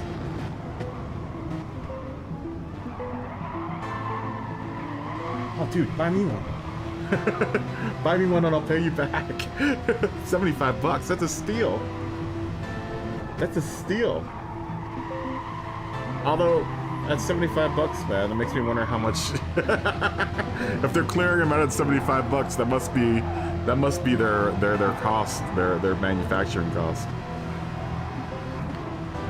Because it looked like they're retailing at $375, $400.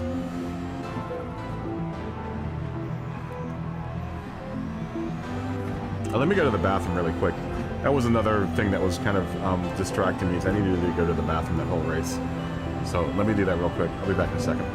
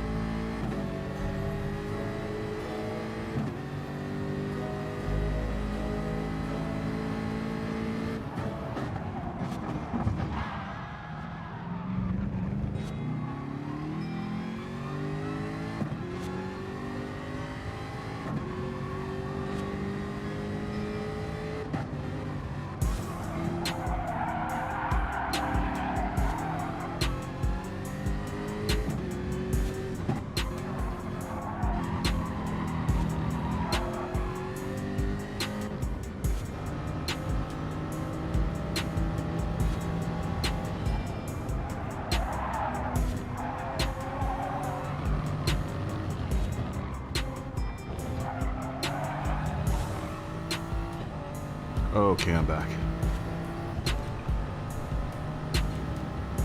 I am back. New metal on the way, so okay. That makes sense, to sell you the older model just so you can A-B comparison the two. Chair here a bit.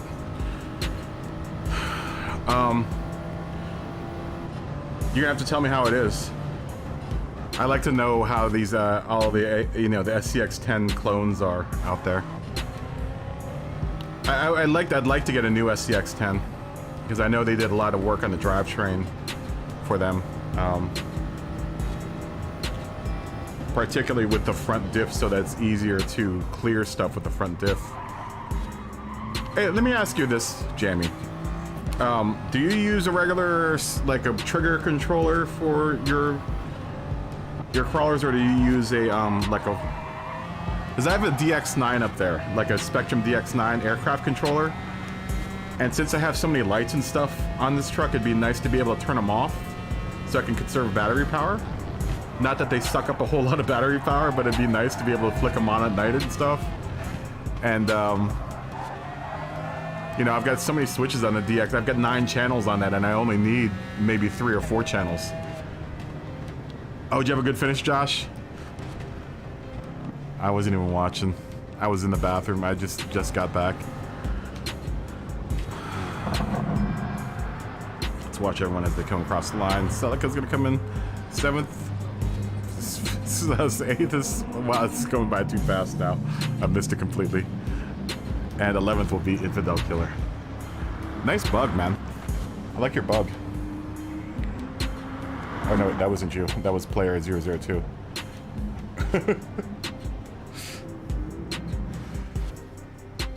Very nice, Josh. Yeah, are you still there, Jamie?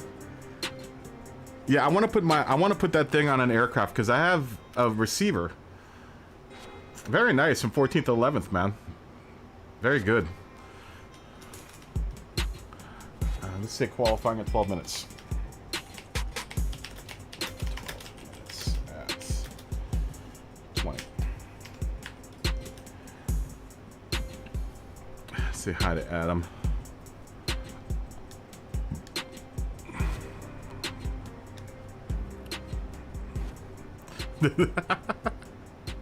I think Smoggy might have hit Smoggy. Did you show Scotty a little of the a bit of the old ultraviolence? Oh no! Oh, mayhem! And there's millions and millions and millions of dollars of damage. Did you show Scotty a little bit of the ultraviolence?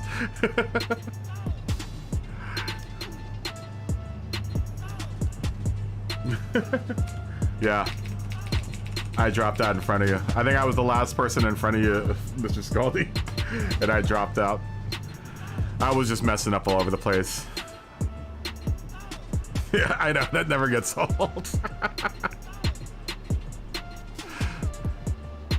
A little bit of the old ultra violence.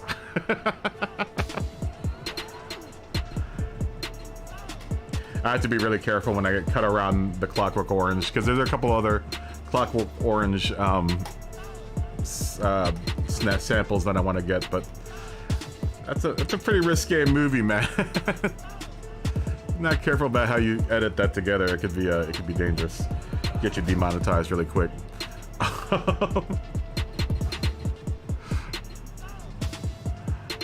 Yeah, if you haven't watched the Clockwork Orange yet,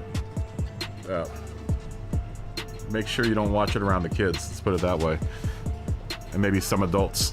You want to be careful about some adults, and definitely the children should not be watching that movie. Definitely not a family movie. Jamie, you still there? Yeah, I would love to put that thing on my... I have like an aircraft receiver and that DX9 that has like 9 channels worth of control. But it would be nice to be able to switch on individually the fog lights up top and the fog lights up front and the headlights. So that would be like 4 more channels. 3 more channels. 1, 2, yeah, 3 more channels.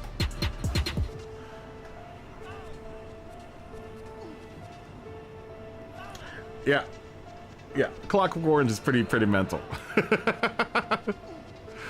It's very mental. The book is particularly hard to read because it's all in Clockwork Orange speak, which is a mix of like Cockney and and like modern speak. A little bit of the old in out. I like the old in out. You could probably figure out what in out means.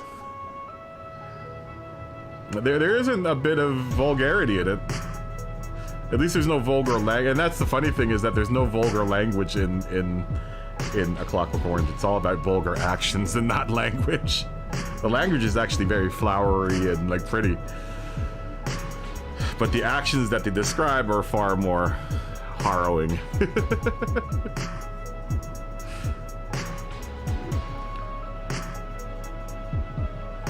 I guess that's the irony of A Clockwork Orange. Is it's very well written, but it's a well written book about some very, very awful things.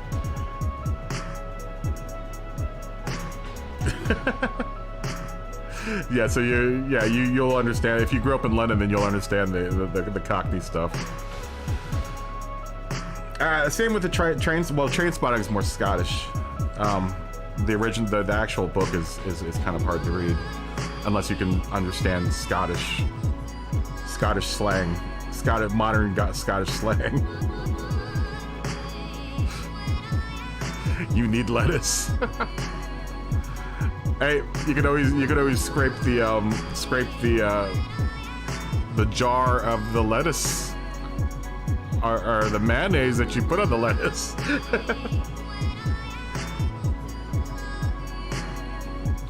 Yeah, the actual book is well, Bret Easton Ellis is like that. He tries to get away with as much as he can in his books. So I think American Psycho is probably one of his better ones. Because I've read a couple of other Bret Easton Ellis books, and they're not all that great. They're not bad. They're just not that fantastic. Some of them are really good. And then some of them are, I mean, that's with any... Yeah, you gotta scrape the jar, man. Scrape the jar, Josh. Scrape the jar.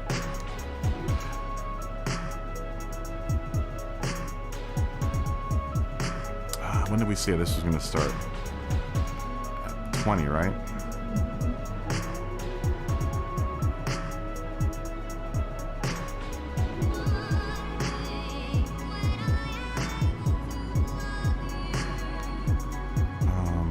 Did I say this was gonna start? Yeah, 20. 6 minutes.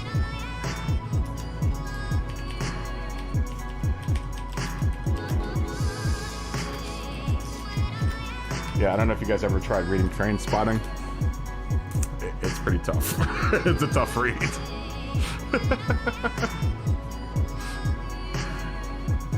a tough read. Fast, but tough. Like I said, unless you understand Scottish colloquialisms, and it's going to be a lot of looking it up on Google.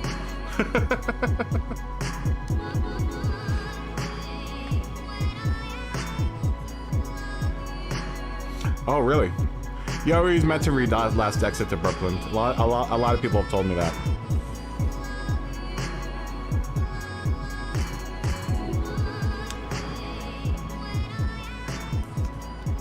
Requiem for a Dream. Excuse the language. One thing whenever someone says Requiem for a Dream, there's one thing I think of in particular.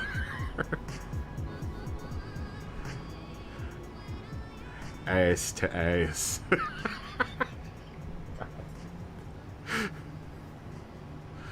Ass to ass. Oh man. Every time I hear Requiem for a Dream, that's the first thing I think of. Ass to ass. Chris asked me, what time? 4 minutes.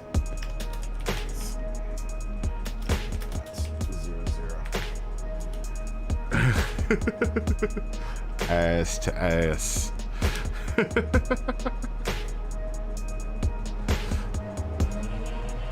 Oh, you haven't read it? Okay. You'll find out.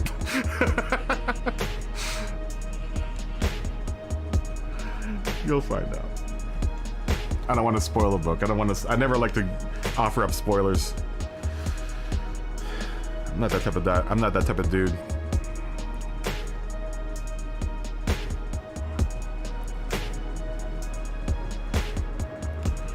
That's my type of novel, though. It's like the gritty kind of. I don't know. I like reading all kinds of different things, man. I just read like a. I guess what this. No.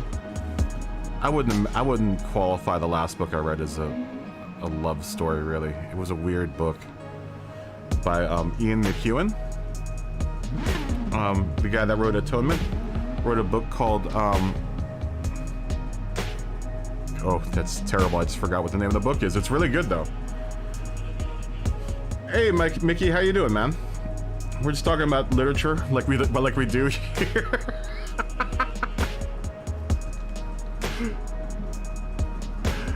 On the channel that we race in Gran Turismo, talking about literature like usual.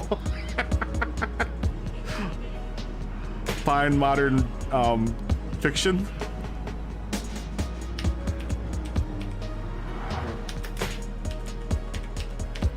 Guten Morgen. How you doing, Mickey? You jumping in?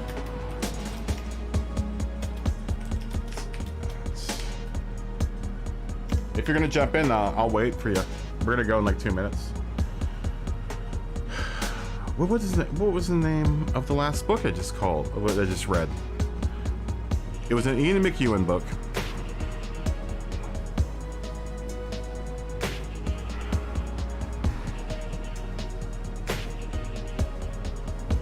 Oh my god. That's terrible. I'm either gonna start Don DeLillo White Noise here. Either White Noise or have Michael Chabon's Adventures of Cavalier and Clay. Yeah, I'm gonna start either one of those here soon. I'm going on vacation. Well, I'm going on vacation starting the 5th, so maybe I'll start them then.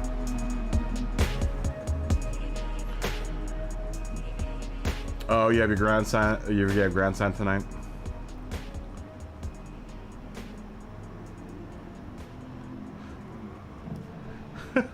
Anna Karenina. Oh yeah, the stream's totally solid now. Yeah, I did a lot of fixing. Smoggy. That's why I haven't gotten a lot of sleep in the last week. I finally got some sleep last night though, because I finally didn't have to do fixing to the computer.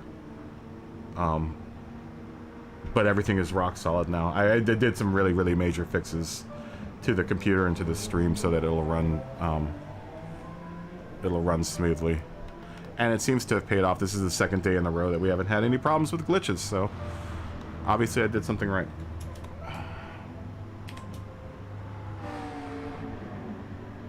It was a loose wire.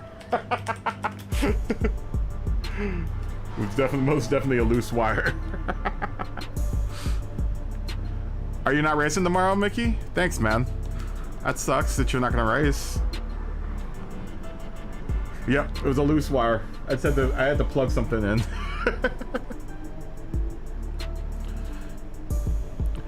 Smoggy, what was the name of the book that I just read by Ian McEwan?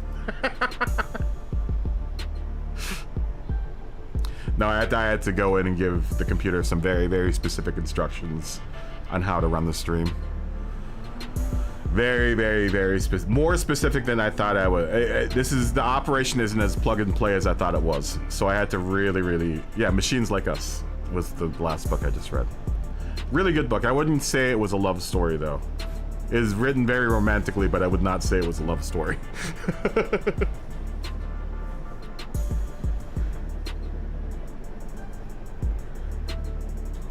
Yeah, neither have I, Mickey. I haven't gotten much practice either this week. I'm still on the fence on whether or not I'm going to run this race or not. I might not. Or if I do, I'm literally only gonna run one race and that's it. And then the rest of the, maybe I'll run the middle race just so I can see how everyone else did, and just it'll give me a natural pause to wait for everyone to finish off at least 1 or 2 races so I can find out how everyone did. You know, so it'd be more of a race just to see how you guys did than how I am gonna do.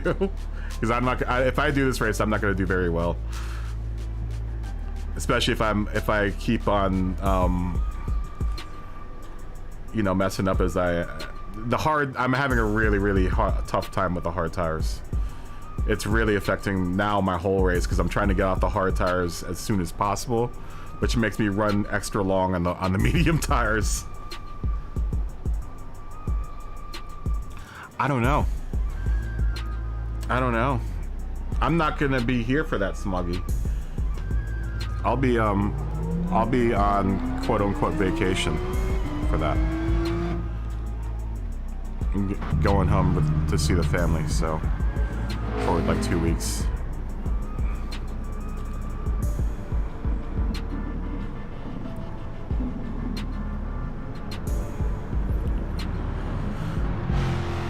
But I'm gonna yeah, I might just run like the second race tomorrow just to see how everyone else did, because I know everyone likes to float in after the race and, you know, chit chat about their races. So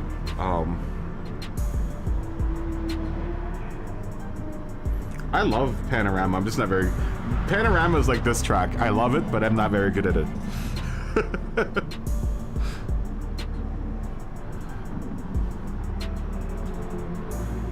All right, what movie you're watching tonight? Man, you guys watch a lot of movies.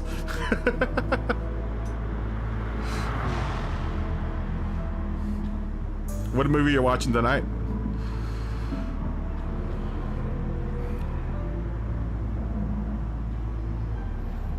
Yeah, I'm not gonna do the first race. I'll probably do the second or third race. I might do the third race since I'm only gonna do one race regardless. Oh, Reacher. Yeah, I haven't seen that yet. I watched the good one last night. I mean, it was all right. It was a German flick that's on Netflix now called Red in the Sky. I mean, I pretty much guessed it by the title about what was going to happen. It wasn't bad. It was German. It was very German. Yeah, I've heard of the Jack Reacher. Isn't that a Matt? Is either Matt Damon or Ben Affleck or someone is in that movie? It's one of those movies.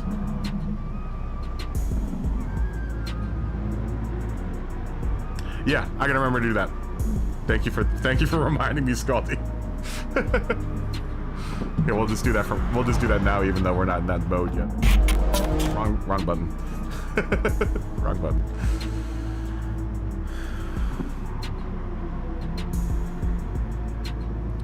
Bomber and Paganini. I've never heard of that. I'm gonna have to look for that one. Is Reacher pretty good? That's like a spy movie, right? Oh, you did a race. See, I was wondering, Jamie.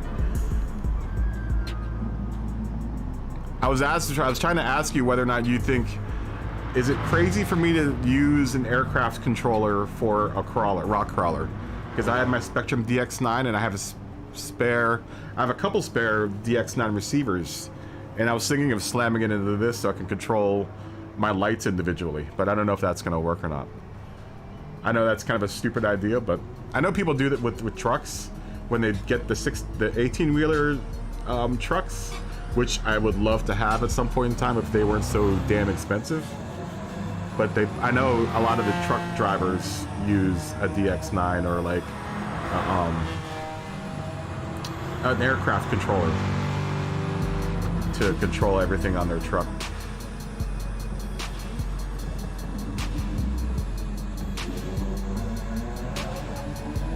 I've got like 4 different conversations going on. I've got a conversation about remote control cars going on, a conversation about this race going on, a conversation about literature going on,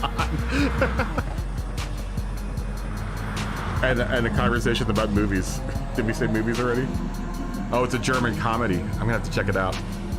I didn't know Germans made jokes.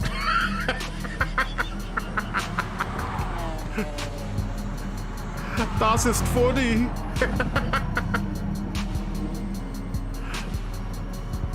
Oh, das ist hilarious.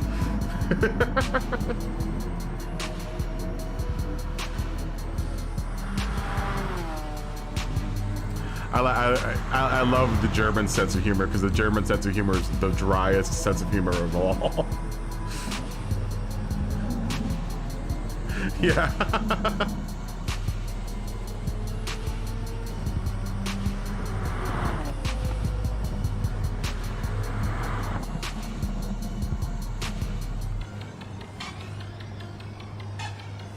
It might be a little weird but the way I look at it is that it's like racing and Gran Turismo back in the day when you could use when you could use both the analog sticks for acceleration and brake. Although that was never the best way to do it. But I figure that if I'm not always jamming on like accelerator for the thing, it'd be nice to also be able to get like real smooth like I don't know. That's just me being dumb with me trying to find a reason to use my old DX9 controller.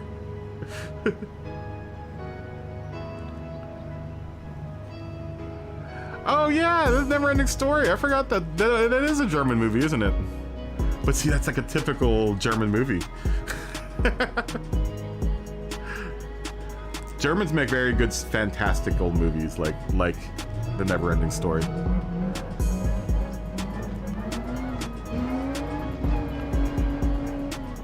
I always forget that that's like a kind of a German movie. Where it's a German movie.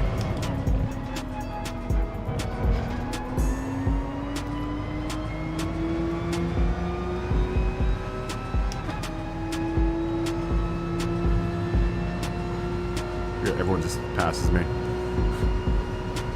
Wait. Dude, am I getting full acceleration out of my pedal? Why does my car feel so sluggish?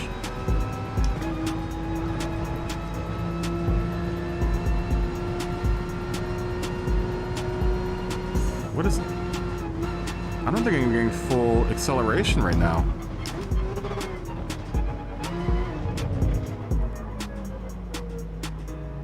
That's weird. Okay, no? Maybe I am.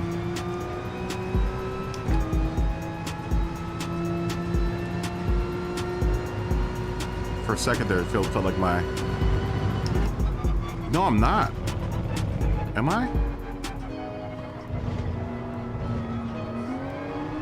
It's registering full 100% power. It just doesn't feel like it's putting out full power right now.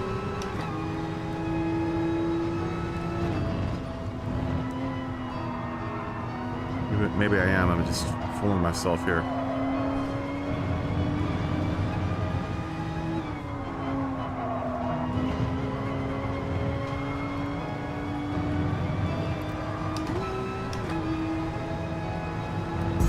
Yeah, my car feels really sluggish right now.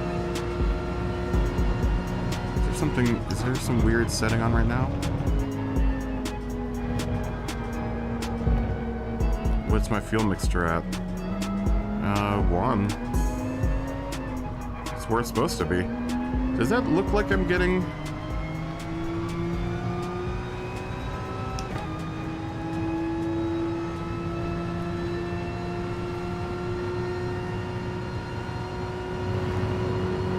Look, it's like really struggling to get up into the end of third gear there. Under normal circumstances, it should be switched to third gear.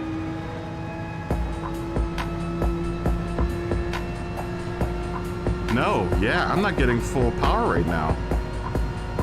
This is the car floored right now. Uh-oh. I think I'm having a pedal problem. Look. First gear. Second.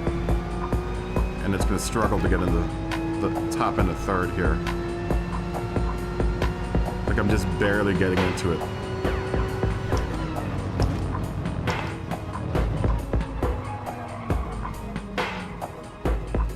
Brake looks like it's responding like it's supposed to.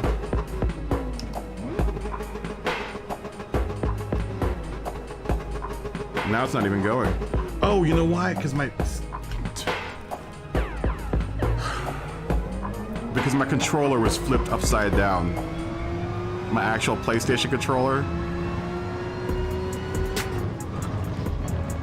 And it was reading signals from the controller and the pedals. Sorry. Oh my god, that totally messed my race up. A damn PlayStation controller. Yeah, that's exactly what it was. I don't know if we're gonna run this race tomorrow, guys. Yeah, that's exactly what it was. Yeah, my PlayStation controller was sitting upside down on the stool that's right next to me where the keyboard is. So it was on its, I think it was on its brakes. Like it was, you know, the brake button was being depressed. I mean, if I could shut that thing completely down, but I need it sometimes for chat and spectate.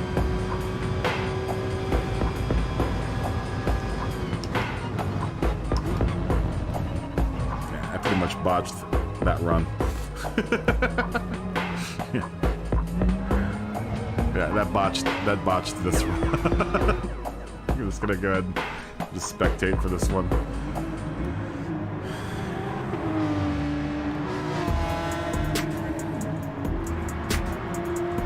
Ooh, I like that S7 livery. That's a nice S7 livery. There's Chris. Yeah, I don't think I'm gonna do it. I don't. If I'm gonna do it, I'm gonna only do one race, and that's honestly so that I can just have an excuse to stream and talk to everyone and see how they did on their races. But I'm gonna only do one race if I do it tomorrow. I might just play Mortal Kombat and wait for people to come in and tell me how they did on their race.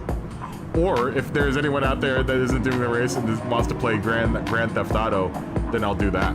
I'll gladly do that. I've been playing some GTA 5 lately, man. Getting back into my character in GTA 5.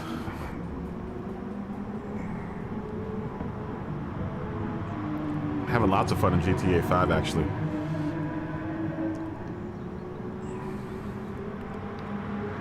Yeah, my controller was sitting like this, and it was pressing down on the controls like that.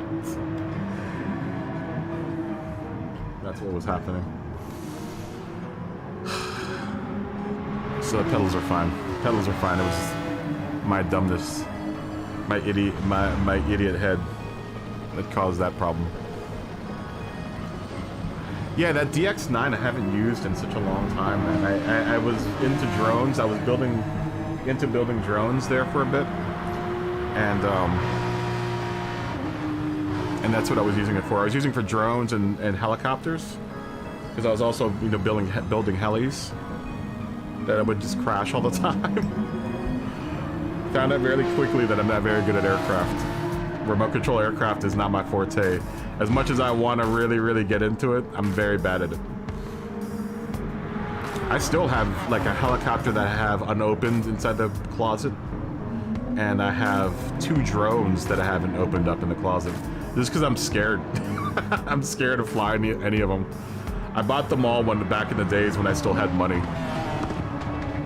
And after I crashed my most expensive one like 7 times, I was like, you know what? I don't want to hold off on the aircraft.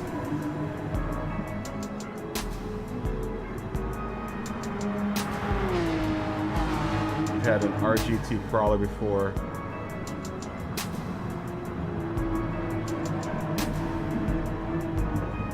Yeah, you know, some of the clones are getting really good reviews. A lot of the SCX-10 clones are getting really good reviews. I want to get back into rock crawling. To get my fat ass out of the room and out of in front of the TV. That would be a good thing. You're out in nature, destroying it with your remote control crawler. Also, it would give me good like content outside of this. You know, I think people would watch the RC crawling stuff, and maybe even some of the drift stuff.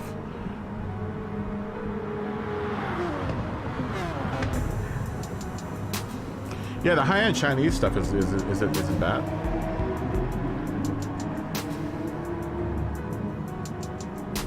Oh, the RGT is like the high-end China stuff.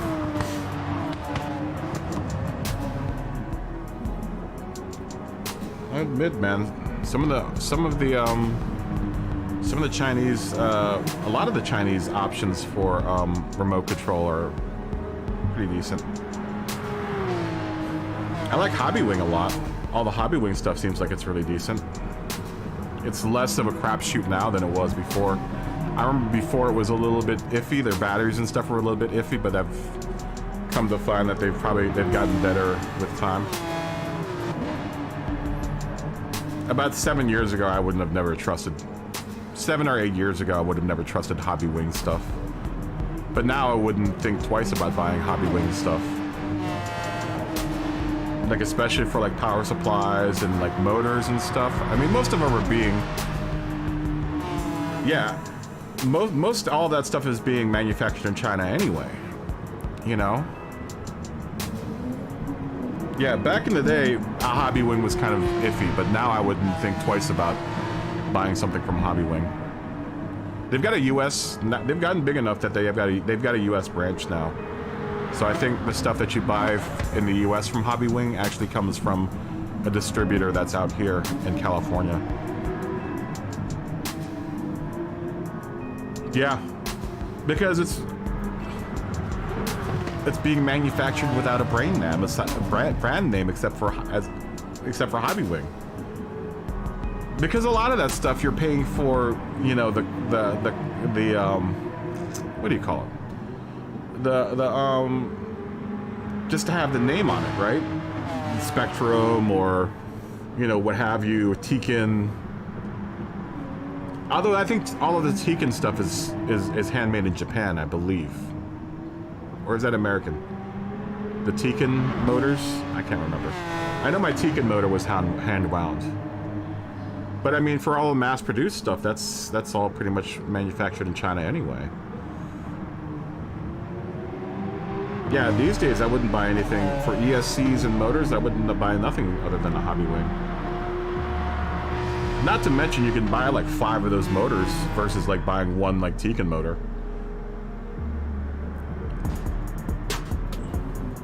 I will have to admit that the power delivery out of the Tekin motor that I have in this thing it's like butter, dude. That motor is like butter. I love that motor. It's such a really, really like, and it's super. The ESC on it is that came with it is really like you can really program it and dial it in really well. But I'm sure you can do that with a Tekin or with a Hobbywing ESC as well. I'm sure they have an equivalent to it.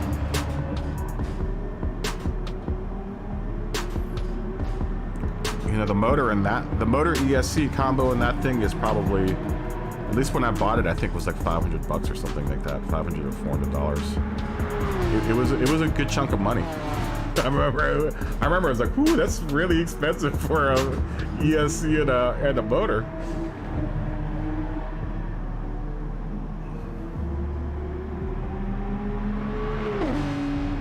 Yeah, and the normal consumer won't buy a Tekin. No, I just wanted to treat myself.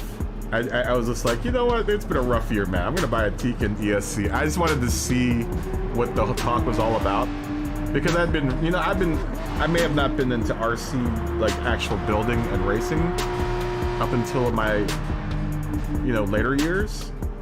But even as a kid, I remember Tekin was like, oh man, that Tekin motor's dope. Like when I was like 17 or 18, like 30 million years ago, and reading all of the magazines and being an RC wannabe. I remember Tekin was always like the top name in the game. So when I finally got around enough money to buy one, I did. It's kind of like buying a Rolex watch, right? You gotta do it at least once. Yeah, I've never had a Castle Creations. I know back in the day, like in the crawler, or not the crawler, but like when short course trucks were really big, everyone was way into the Castle Creations motors and ESCs. and for bashers for that matter. Like 10 years ago, Castle was really a big name. Here, at least in the US, Castle was a really big name. But if you're building drift cars and stuff, man, you know, Hobby Wing definitely. I even think for crawlers, just because you put crawlers through so much crap, that, I mean, you might as well just buy like 4 Hobby Wing brushed motors, which probably won't fail on you, but you could buy 4 of those motors versus 1 Castle Creations motor.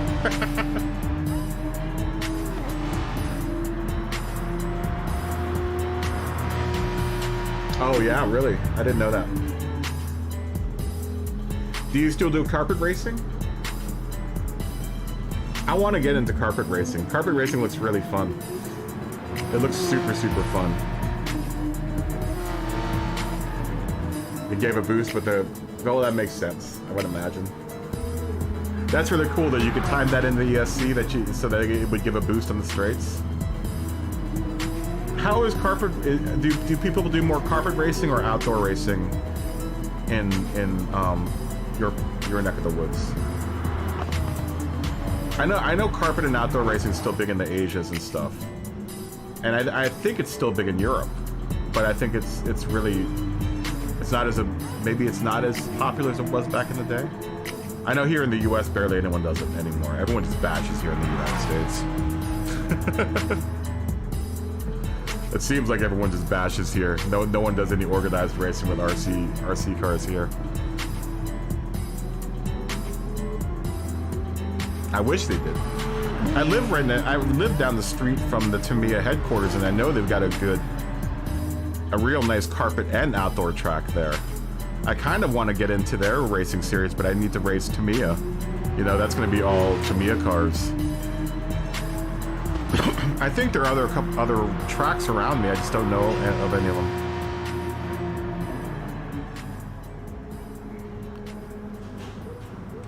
The DHA Cup.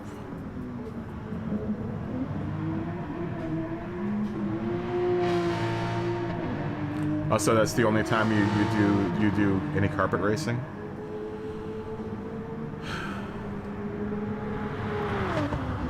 What do you race? X-Ray or? I know the X-Ray is the big, at least back in the day, X-Ray was the big name in the game. I hear Sakura though is doing, some of the Sakura cars are pretty decent. I don't know. I've never raced any carpet racing. I mean, this little car and that car were supposed to be really good at carpet racing, but I adapted both of those for drift racing. When I did run foam tires on both of these, they tore up.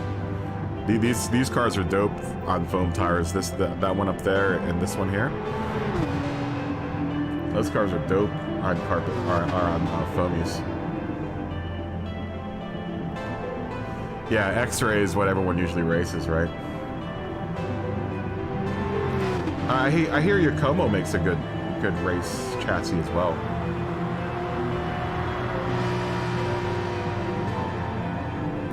But that's fancy talk.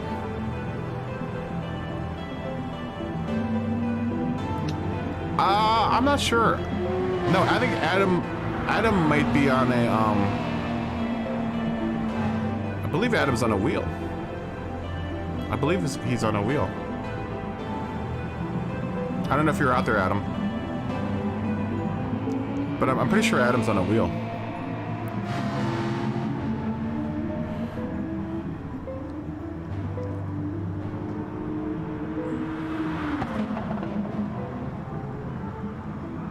Yeah, I'm pretty sure he's on a wheel.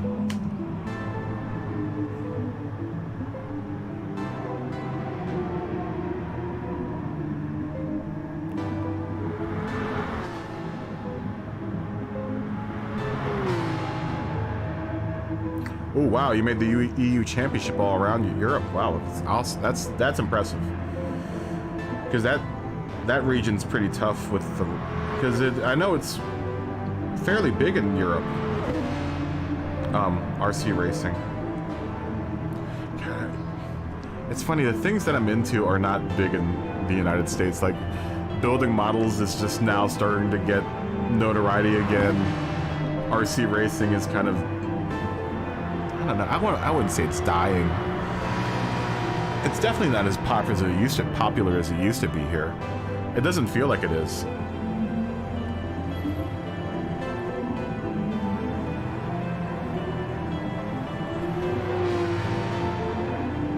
Wow, you were a top 8 a couple of years.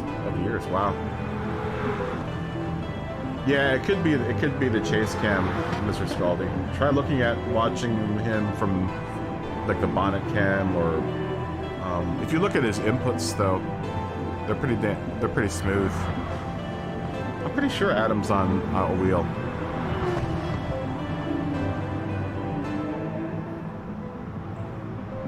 I know Josh is riding the controller right now, and his inputs are pretty smooth as well.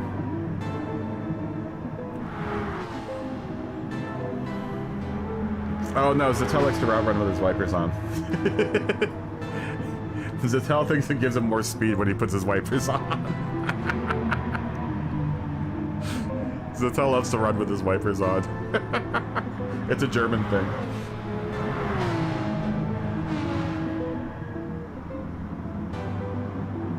Oh wow. So you got all the gear for free. So X-Ray paid for all your gear and the travel. That's pretty dope.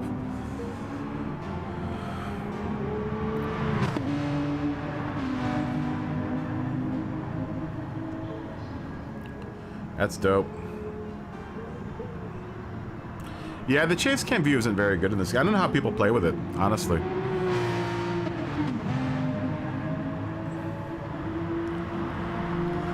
Did X-Ray pay good for that? I guess they only paid for your travel, and they didn't give you like employee pay though.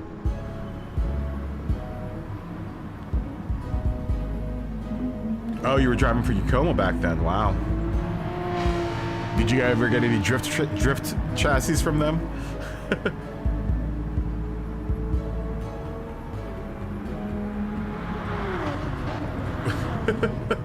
I know. Well, he is German. I'm gonna say that, Mr. Scaldi. He is German. The Germans. Meine Freund.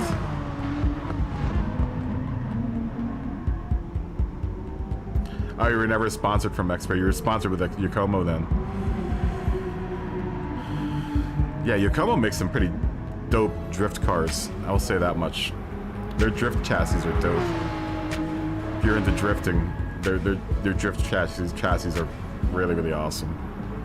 Though Sakura, back in the day at least, Sakura was kind of raining on their parade with super cheap drift chassis.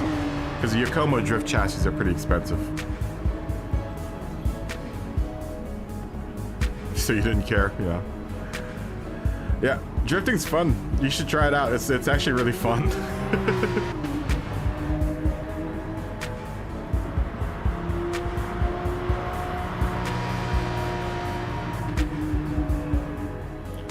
They used to be popular here.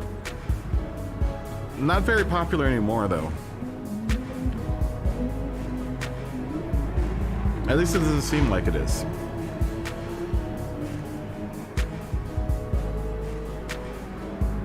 Yeah, the Sprint 2s are a good cheap chassis to turn into a drift car.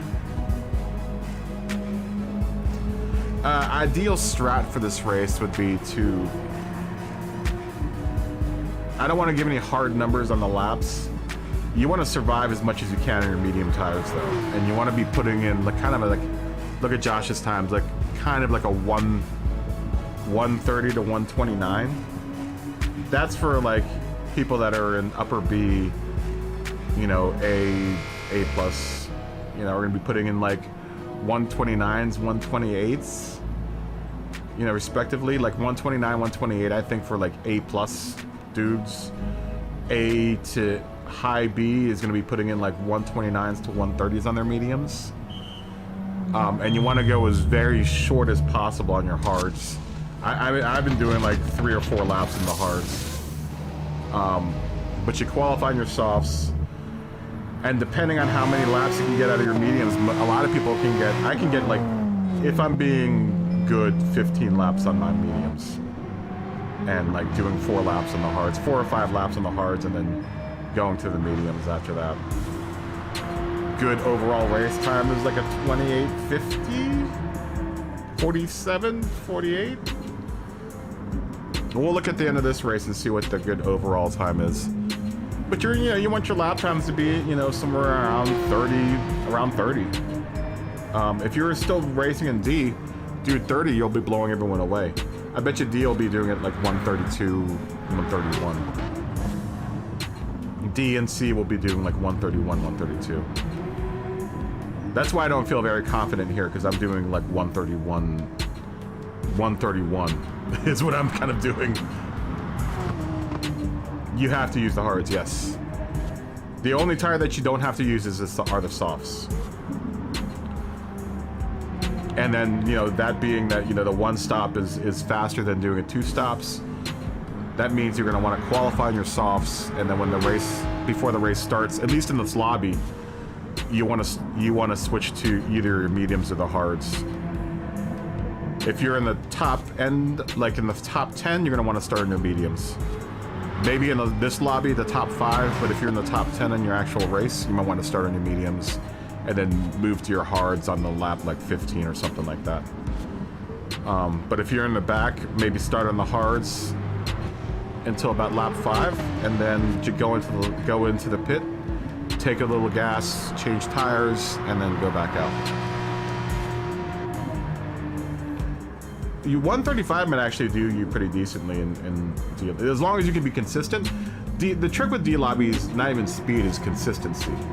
It's almost a test for consistency and whether or not you can not find yourself in a tussle somewhere on the track, right? If you can avoid getting smacked off the track or running into anyone, and you can manage to keep the car on the track going straight for the whole race, regardless of how fast you're going, I think you'll do well in D lobby. That was always my trick in the D lobby. I was racing more for consistency than I was for speed. It took me a while to figure that out, because I think everyone in D lobby runs races for speed, and that's why there's so many wrecks in D lobby. I think people are racing for speed, but then not maintaining that speed, throughout the race consistently. That's a lot of the faults that I find with a lot of D drivers that have come in here, and for me, myself, I had problems with that starting off, was being consistent. Getting it out of my head that I need to be fast before consistent.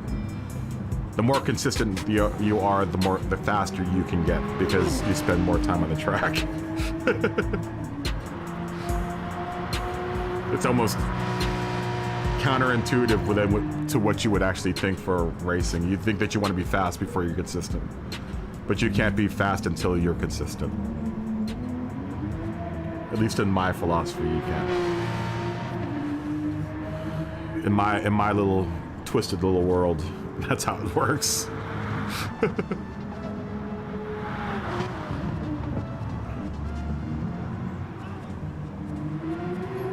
Yeah, exactly. Basically, keep your nose clean, stay out of trouble, because everyone else in that lobby will do that for you. It was funny. The longer and the more consistent that I could race, I would literally start in like 10th or 12th place, and by lap 3, just because I was consistent, would end up in like 5th or 4th place. It's funny in D lobby because you lose. So many people mess up on the first turn of the race, and you can gain so many places there if you just know how to navigate through that traffic and navigate around traffic that's going slower than you. And you want to make passes as soon as possible, because an elongated battle over a position in D lobby can really ruin your race. Especially if you're racing against someone who's just like an armchair racer that races every now and then. They're not going to know. They're going to just be consistently trying to get in front of you. Which I know, to a certain degree, that's what you should be doing. But if you're slower than the person that's behind you, and you know that you're slower, and you just try to stay in front of them, which a lot of people in the D lobby will do, it slows both of you guys down. It not only makes you slower, but it makes the person behind you slower. That's another thing that people in D-Lobby don't do very well, is concede their position, regardless if it makes their position any better. Sometimes if you concede and you can follow behind someone that was behind you, and you know they're going faster, and you can just follow behind them. A lot of times I got faster doing that. You know, that's kind of like an exercise in humility, in a way. When you know that the person that's behind you, you're just holding up the person that's behind you, letting them go by you so that you can go faster, it might actually be more advantageous. That way you can use their slipstream. You know, especially if there's a big gap between you and the other racers, and it's you and another racer fighting for position. Say you're in 5th and 6th, third or 4th through 1st are maybe 2 seconds ahead of you, and everyone else is maybe 2 seconds behind you, and you spend all that time fighting that guy in that one spot, knowing that that person is faster than you are. You'll end up getting stuck in the back end there. Oh, did he? That's fine. He'll find out. He'll find out tomorrow that he can't do that. Congratulations, Josh. Yeah, the more you end up fighting people for position, the slower you get. It makes more sense to just concede the position, and then if the person behind you truly is faster, then just tailing along with them, and then maybe even bump drafting them so that you can catch up with people ahead of you.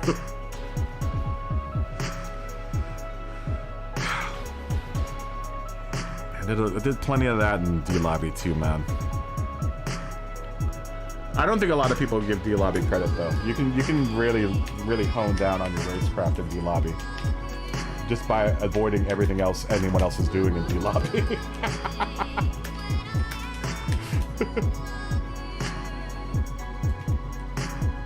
You can avoid doing all of the bad things that people do in D-Lobby, then you'll get out of it.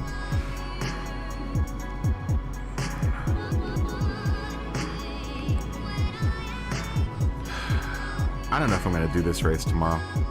I don't think I am.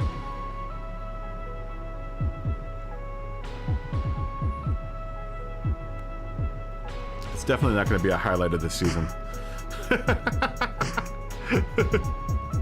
It's definitely not gonna be a highlight of the season, this race tomorrow. That's a shame though, because we were getting off to such a good start, man. I had a 3rd and a 1st. I can't really complain. I've had a really good start for my season, so as compared to like last season where I had a really terrible start. I think I'm gonna do it anyway. I'm just gonna run one race. Normally I would run several races to try to get the best finish, but I don't think that's gonna be the case.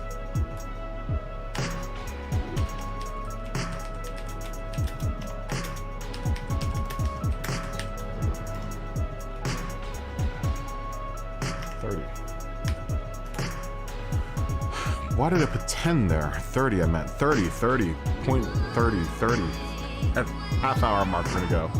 I didn't mean to put point 10 there. Good congratulations there, Josh. Yeah, I'm gonna do this race. I'll probably end up finishing like 15th or 17th. Mainly, like I said, I'm gonna do the race just so I can get an update on how everyone else did. But I don't see myself doing very well here tomorrow.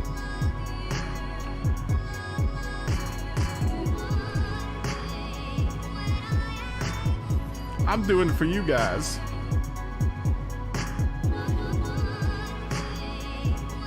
Dude, I need some water.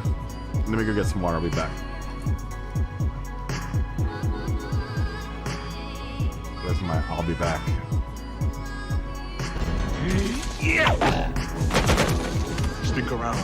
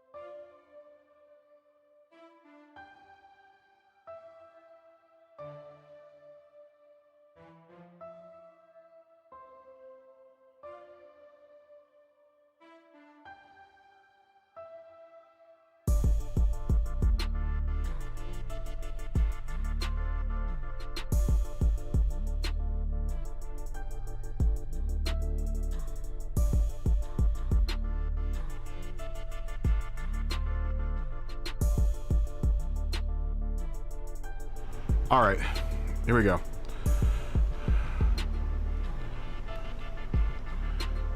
All right, Josh. See you, man. Where are we at? There we go.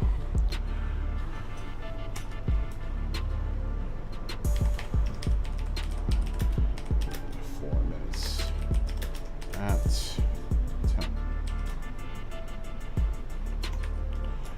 Say hi to Resort Crabs. Have a good night, dude. Good luck tomorrow. What race are you doing tomorrow? Do you know?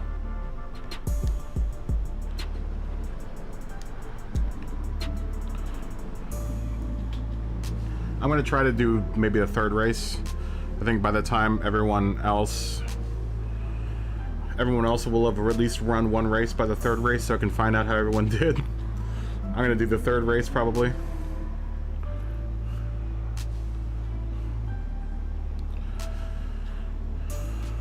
Do one race, and that's gonna be it for me tomorrow. I think I'm gonna start just doing one race, and whatever I get, so I can keep my stream on race days short. Yeah, definitely hit up the stream. You know, I'm gonna be up, hopefully.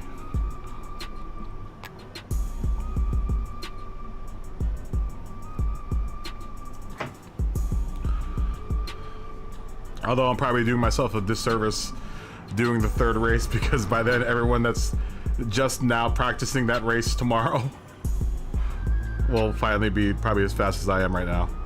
Yeah, good luck to you too, Josh. Hopefully I'll see you before you run your race tomorrow. Oh, we probably should look at people on the track here.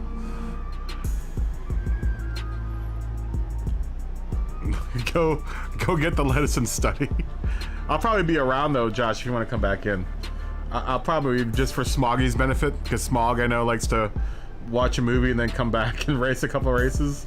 I'll probably be on around 10 o'clock. I know, that's what I was saying, Jamie. I probably should do the first race, but I'm only coming on just to see how everyone else did. And if I'm gonna come on, I might as well just race the race, and, you know. Otherwise, I would play another game and just wait for people to come in and float in and say how they did. Yeah. I mean, because everyone's literally just learning the track, I think, that first race. I'm the only nutso that's been running the race for the last week.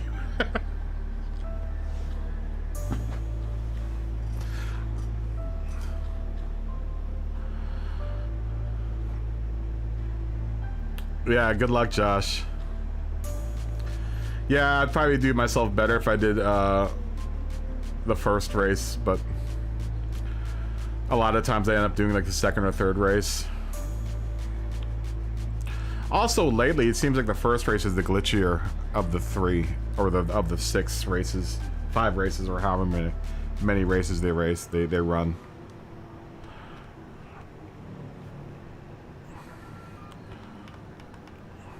Yeah, like I said, I probably don't do myself any service running the 3rd or 4th race. By then, everyone's gonna be like, "Ah, oh, this is my strat." Are you gonna run, Scaldy? I'm about to start. Scaldy, you out there?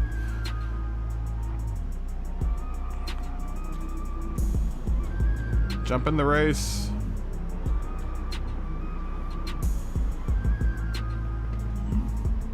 Scaldy.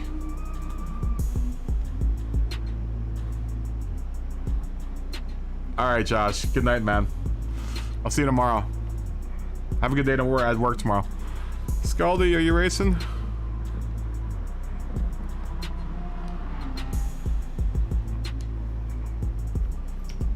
The question is, what are you still doing up, Sean?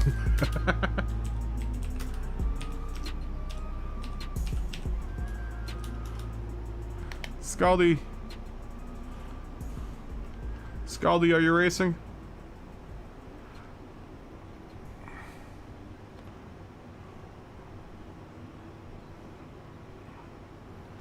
Thanks, man.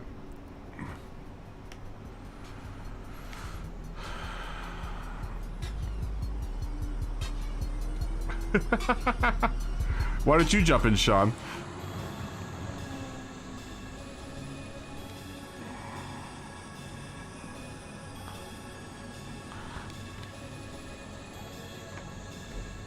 Scaldy.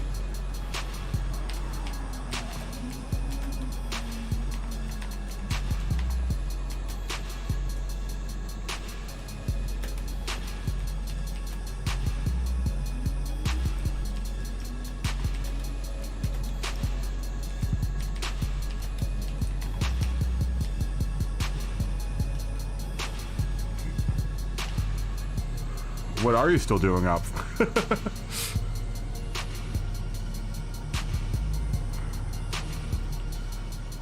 Scaldy, jump in. Infidel. Infidel killer.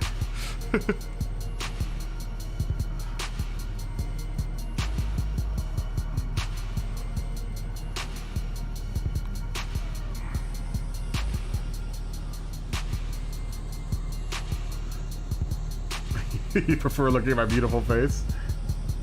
Thanks, Sean. I prefer listening to your beautiful words as well.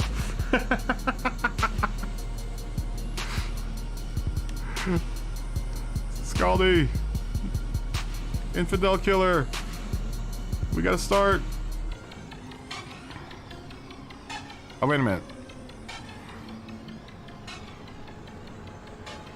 Did I say 30? No, I meant 10.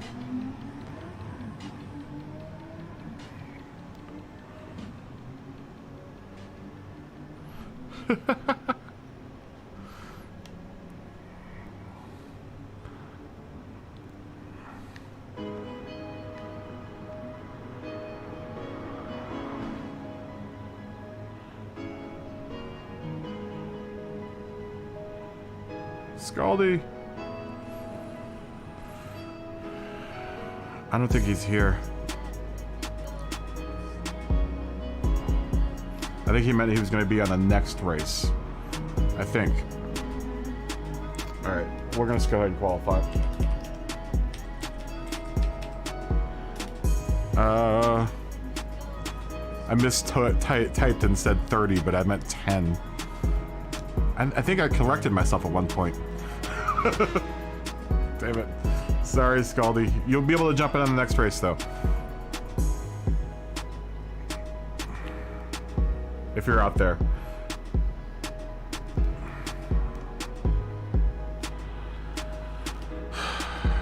I'm losing my mind. If anything, you can spectate this race. And spectate me probably mess up on this race. Maybe you'll be able to pick up something. You're in the lobby at least.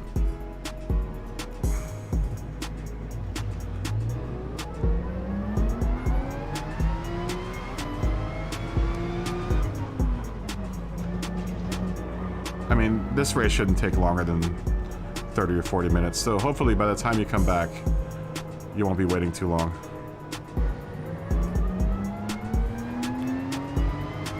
Scaldy, if you're out there.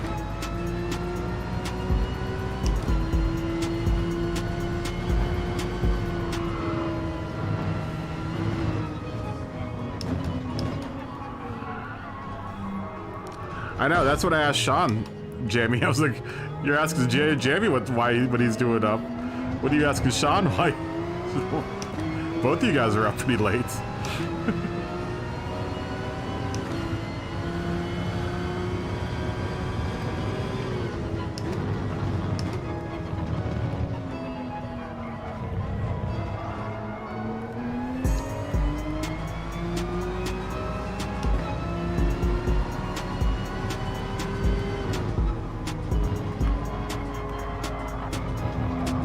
Make sure my PlayStation controller isn't sitting on its head.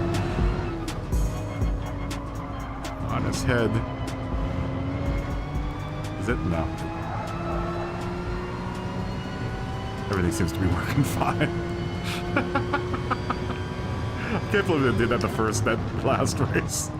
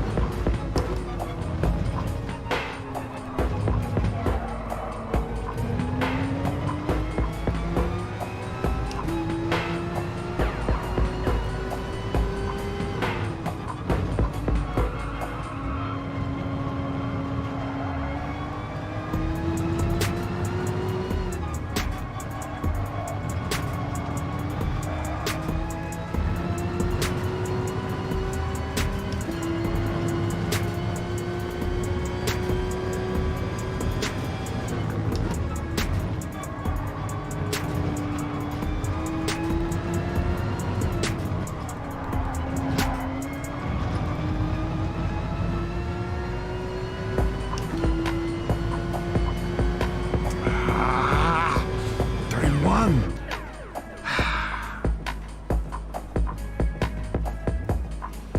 Dang you, 31.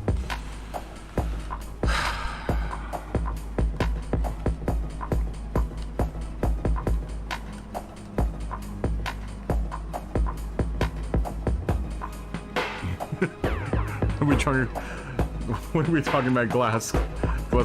Drunk less gallons. What's going on here?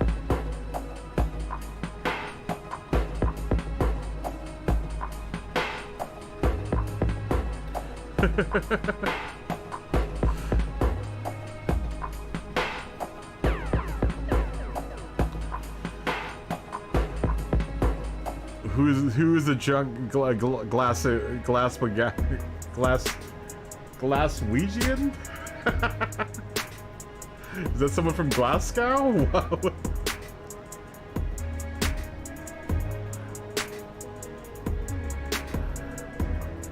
That's what I figured. It was someone from Glasgow, but Glaswegian? Is that what you call them?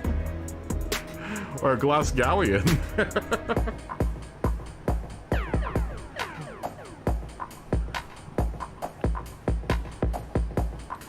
Sean's getting pissed. Getting properly pissed. Are you pissed right now? Are you pissed right now?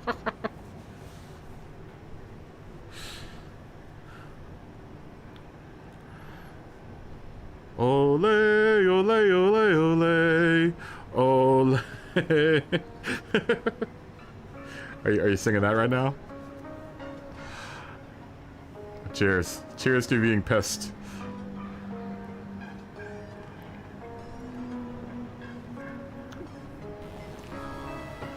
Is Glasgow the best city on the planet?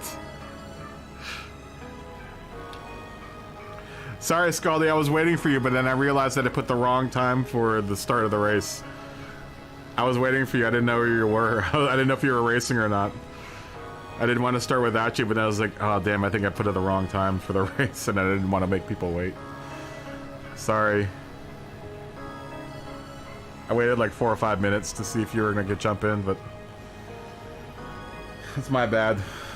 It's my bad. I'm just trying to recover from the events of this week. You can't, no, because I already started it. Well, we'll do this race and just stay in the lobby. You'll have, at least you can watch people, you know. Oh, definitely. Yeah, make your beer run. Enjoy your beer. Just stay in the lobby though. Don't leave the lobby because it can be, sometimes it can be hard to leave the lobby or hard to get into the lobby. Just stay in just stay in there and have fun like spectating other people.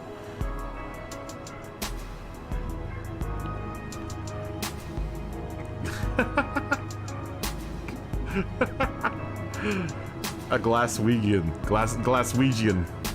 I've never been to Glasgow.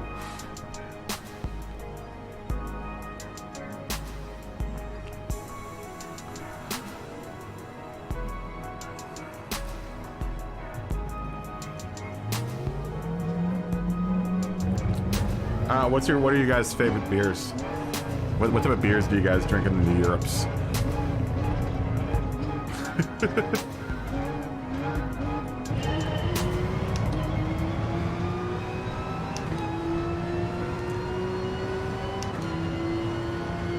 I like a nice stout myself, but I'm not a big beer drinker.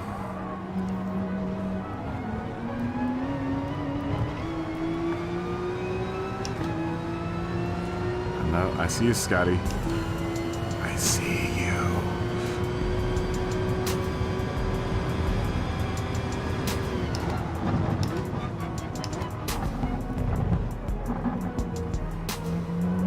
That's Silica making that move for the inside there.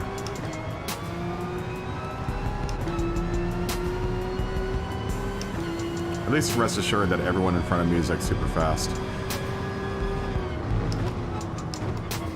I can at least tell myself that everyone that's ahead of me right now is faster than I am. Like legitimately faster than I am. always embarrassing when someone who's just starting practicing is ahead of me.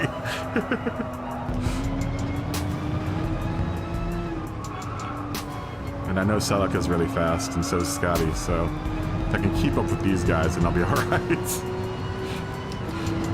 I'm doing a really piss poor job of it right now, but it's only the first lap.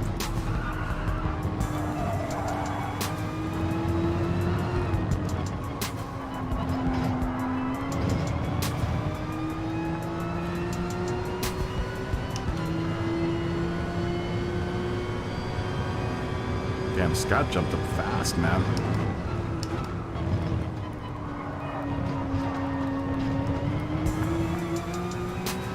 Scott's already in 7th place, man. Dang.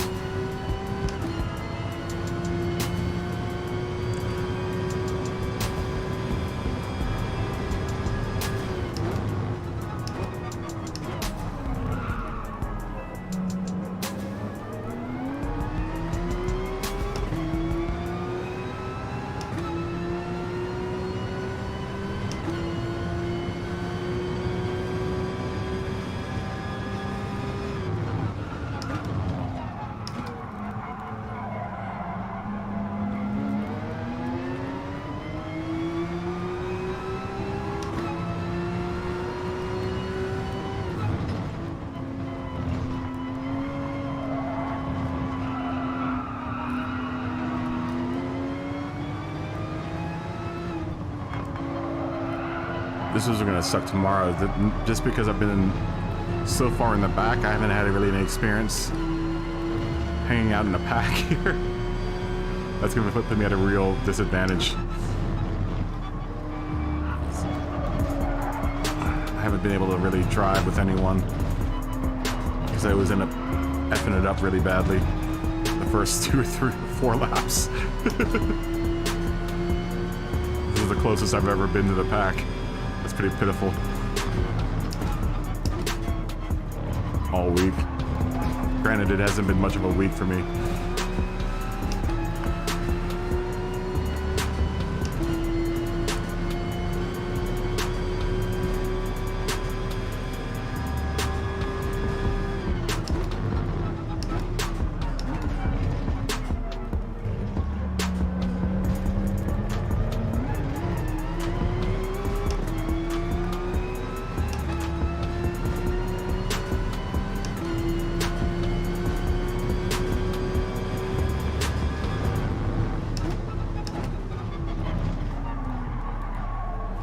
You're on your hard tires and they're cold. You can't be flying into that turn. You can with the mediums.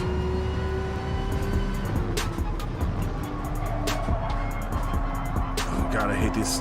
Really, really hate these tires.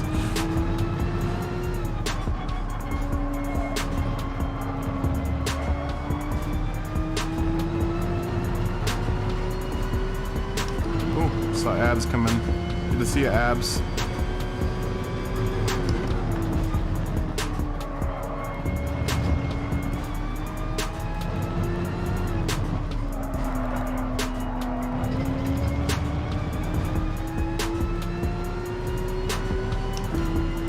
Getting lag, huh? I don't see any lag on my end.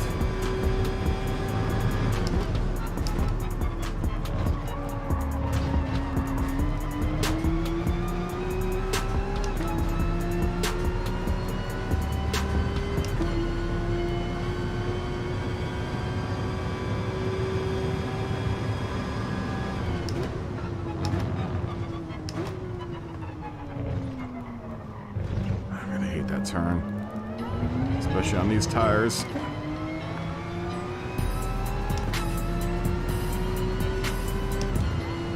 What's up, Abs? Good to see you, man.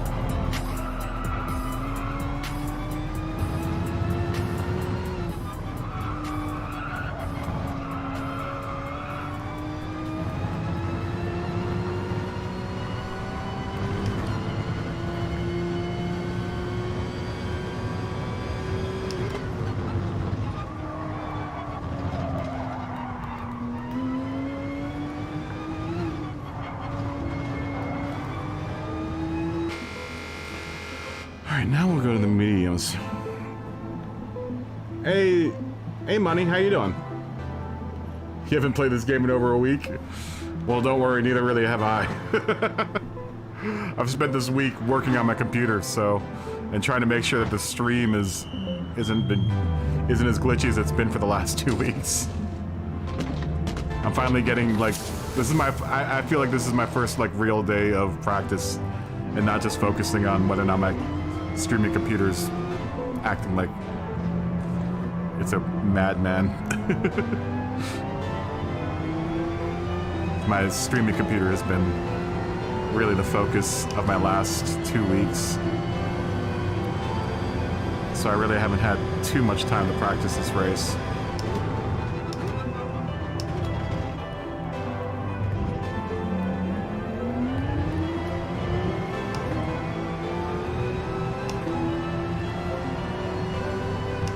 Like I said, hopefully I'll do alright tomorrow. I don't think I will, though.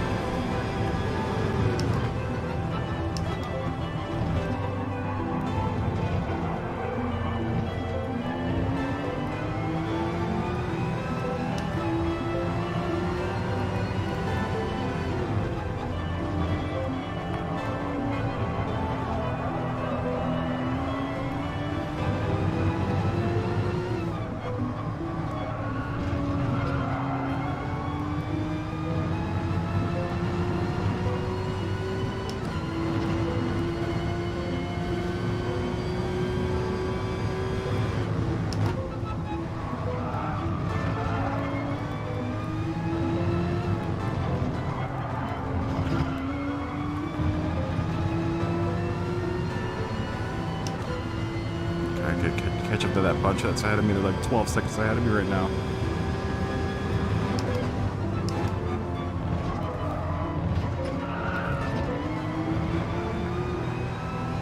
Damn, everyone's leaving. What up with that?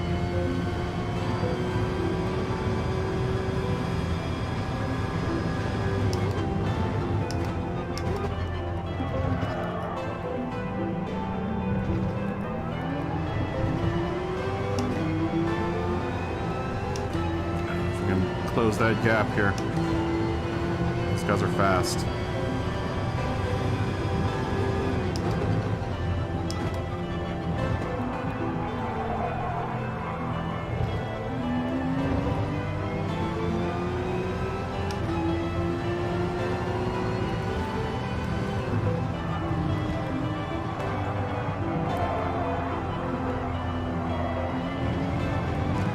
Get that into a single-digit lead, then I'd be happy.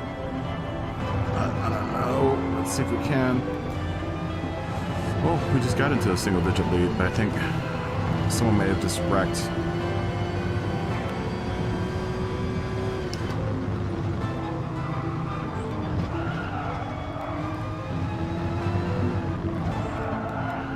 Can I capitalize and catch up?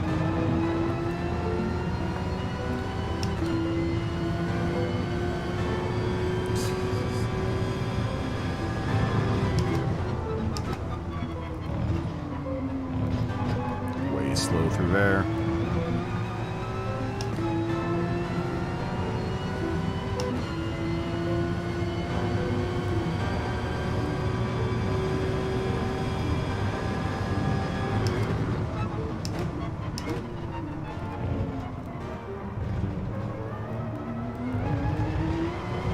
God, this turn scares me so much.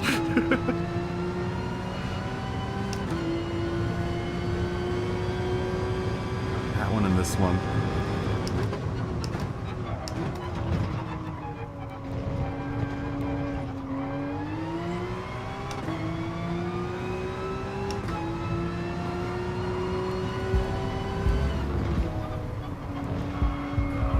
By virtue of everyone quitting, I seem to have gained a lot of spaces here. Hey, maybe that's a good thing. Maybe that means tomorrow I'll do all right because a lot of people will wreck.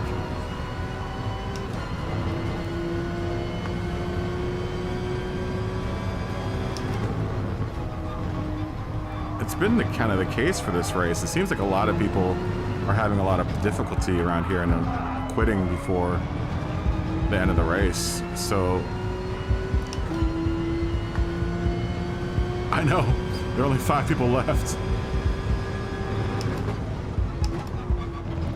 A lot of people get discouraged though after their first wreck. They're just like, I'm not gonna do this anymore. You know? I mean, I understand. I get it. I get the same way. I get, you know, it happens to all of us, I think.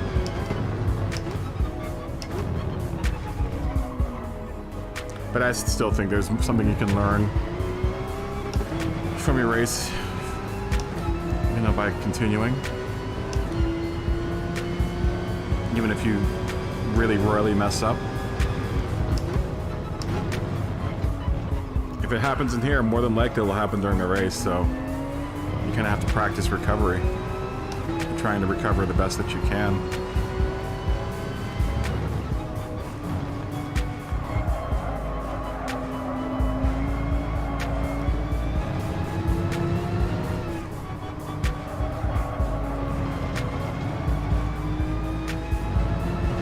I just want to put a 30 down, damn it. I was hoping to do 30 and 29 today, but I'm having problems busting 31 at this point.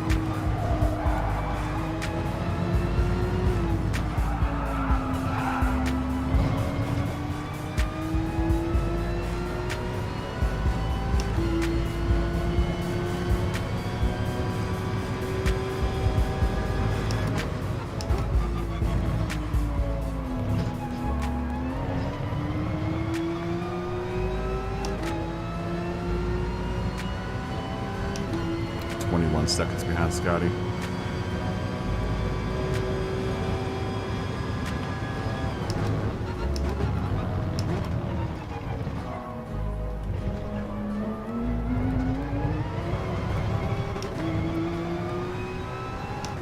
Let's see if I can catch up. I don't think I can. My gap keeps on increasing.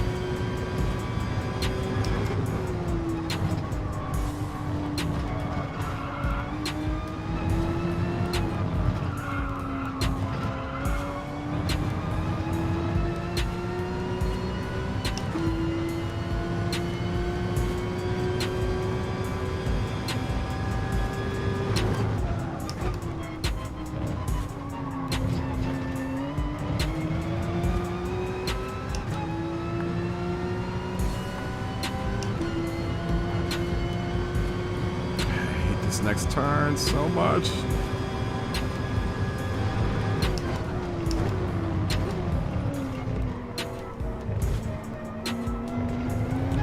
Not done it right all week.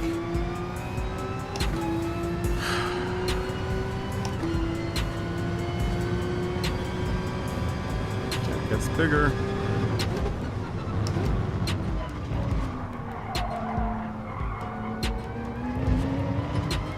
I think I definitely need to get on the brakes harder there.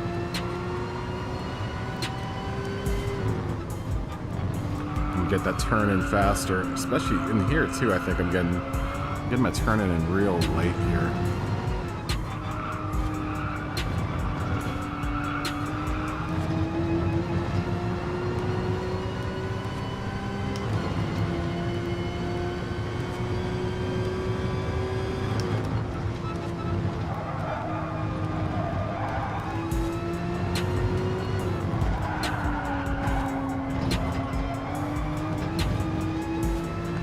Penalty, please. Oh, no penalty.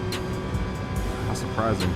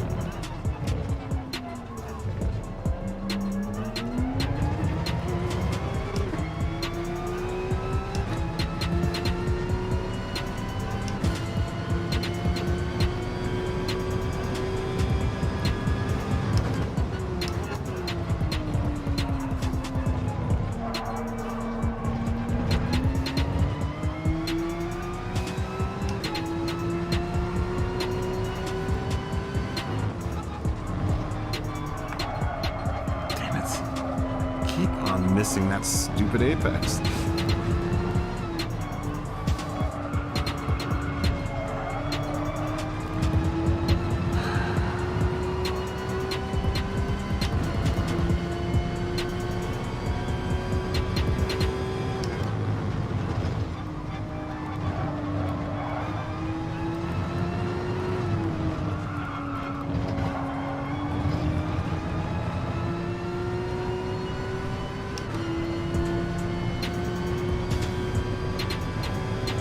Much faster yesterday.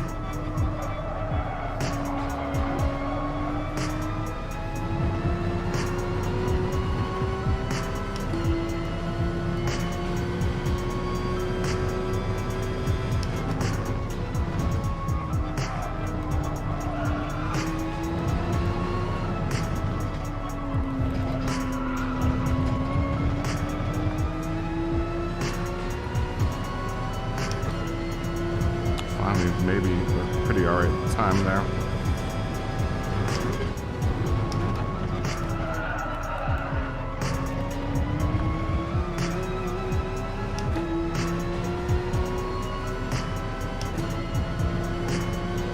Of course, I was expecting that.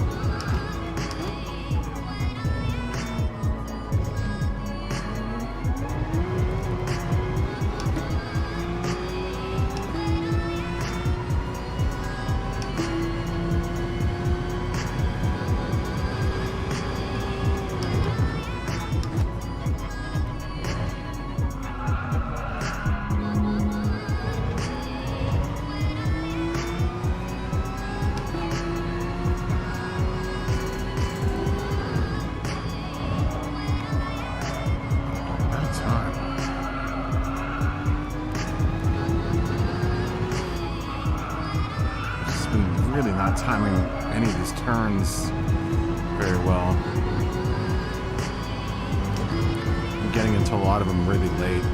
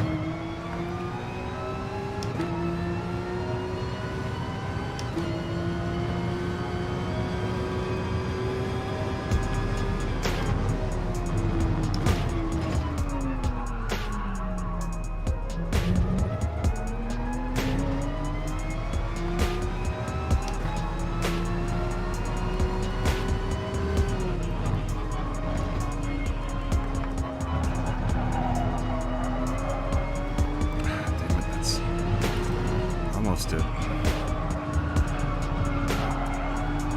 It wasn't so slow, that would have been nice.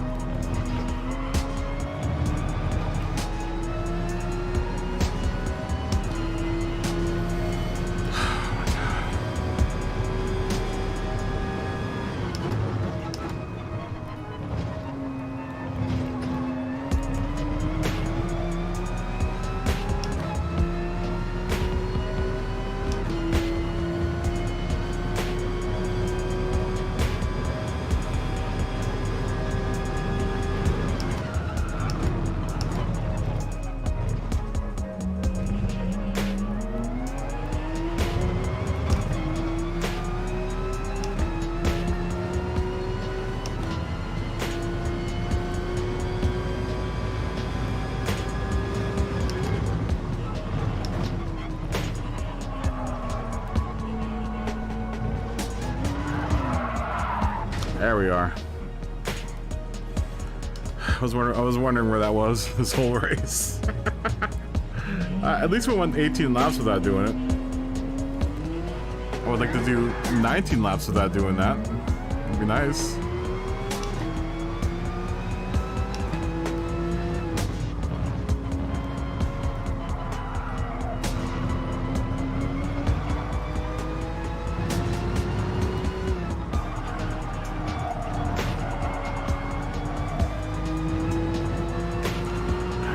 Finish this one off. We'll be 39 seconds behind the top 4 there. Hopefully I'll have enough gas to make this last lap here. Car's screaming at me to go get gas right now.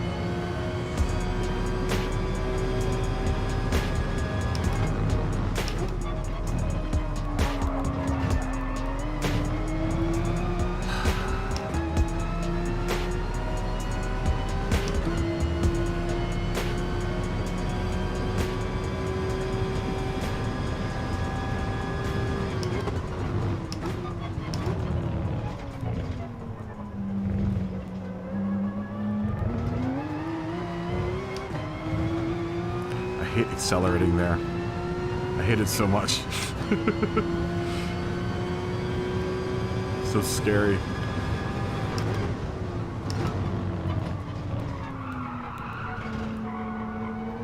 There and here. So scared to get on the accelerated pedal.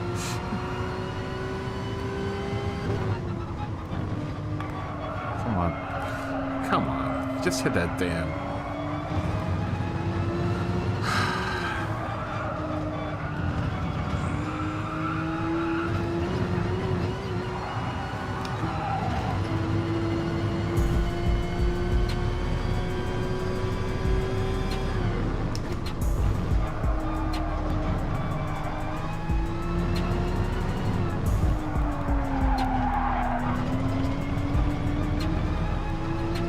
No gas. Just ran out of gas.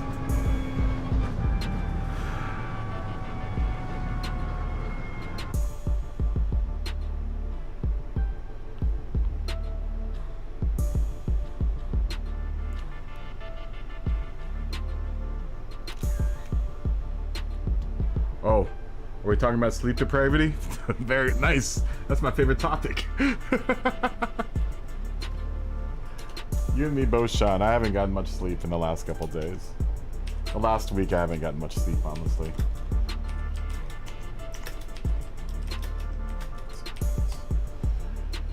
12 minutes.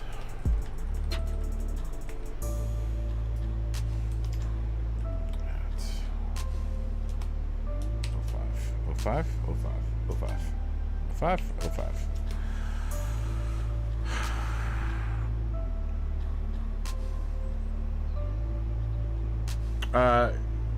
Money, you don't have to apologize for anything because I'll be really slow this next race. I haven't been doing very well here. like I said, this has been compounded on by lack of sleep and stress. Mainly lack of sleep.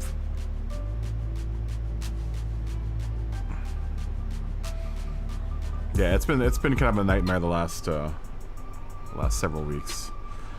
Finally, though, last night I got some sleep. I felt good. I feel pretty all right. I got like 6-7 hours of sleep. I'm gonna try to get a good night of sleep tonight too. I think that'll also help me with my race. Honestly, like I said, because I've spent the last couple of weeks, you know, working on trying to get the stream right. All right, Scotty, have a good race tomorrow. Good luck tomorrow.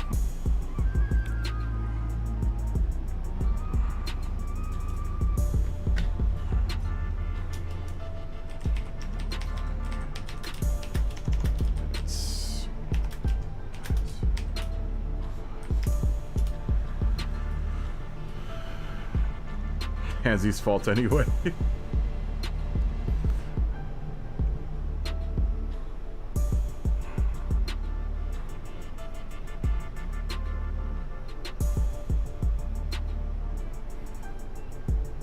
Yeah, I also started working at nights as well in the last...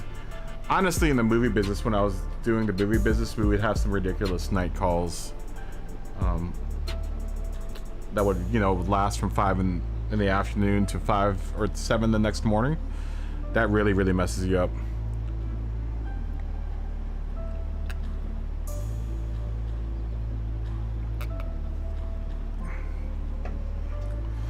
All right, Jamie, have a good night. Good luck tomorrow, too.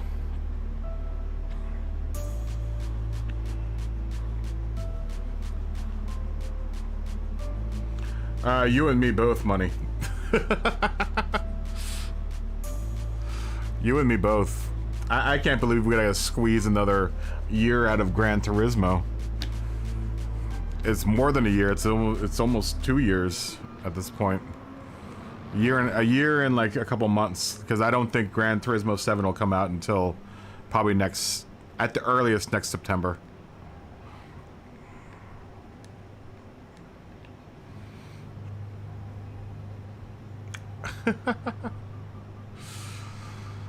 We'll just blame it on you, Hansy. Or Jammy. Have a good night, Jammy. Have a good day at work tomorrow, too.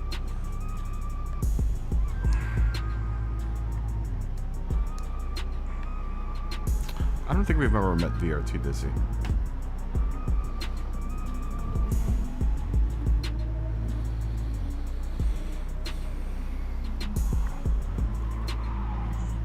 Yeah, I'm really ready. I'm prepared for GT7 to come out. I even think with the whole move to design it for both platforms, it'll still take until next September for it to come out. I'm looking at it in the sales point of view, where Sony isn't expecting to be at full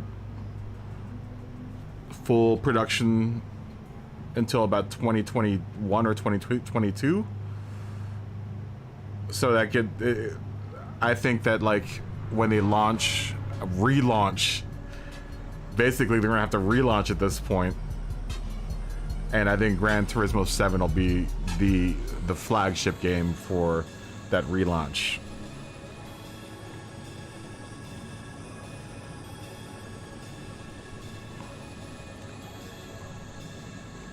Yeah, good luck to you. Good luck to you, Jamie.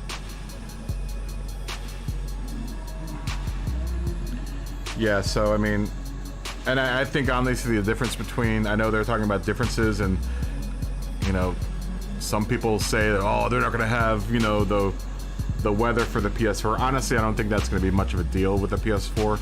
I think the PS4 can handle it. I think what's going to happen is that because honestly, look, and this isn't anything against racing games, but they're not really that intensive. Look at iRacing, for example. iRacing hasn't been updated for like 10 years. You could run iRacing honestly on a pretty low level computer computer and be all right with it. And that's kind of the same with the engine for Gran Turismo. I don't. It's not that overly complicated. Everyone rides on a predetermined track, and you know, you go by the background so fast anyway that you could probably get away with some shortcuts that you wouldn't be able to get away with something on like Red Dead Redemption or like a first-person shooter. So I mean, the engine of the game is already there, and it's they don't have to do much to it. They just have to add little bits and pieces here. You know, we got to remember that this game was built for the first PlayStation before even the first PlayStation 4, before the even Pro came out. So I mean, I'm sure they could probably stuff more into the game without having to muck up the code too much, you know. So adding dynamic weather, I don't think is going to be too much of a deal. It's not going to take much more processing power. I know everyone's like, oh, but you know, the dynamic weather is going to add so much, and like, yeah, but not really. You know? In the grand scheme of things, it really isn't that much more complicated than what's going on right now.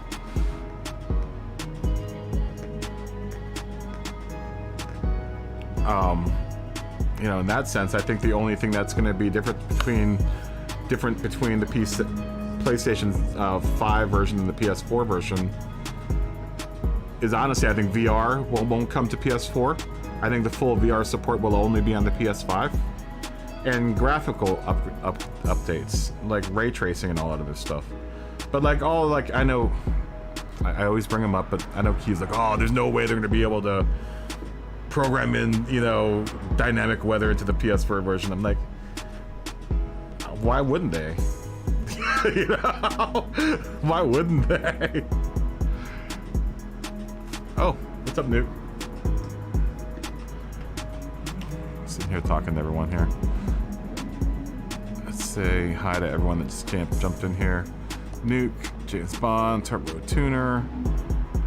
We'll give you guys a big yo. Yo. And Ship Pickle 90? Ship Pickle 90? Good to see ya. That's a qualifying performance. Hey Tina, how you doing? You ready for your move?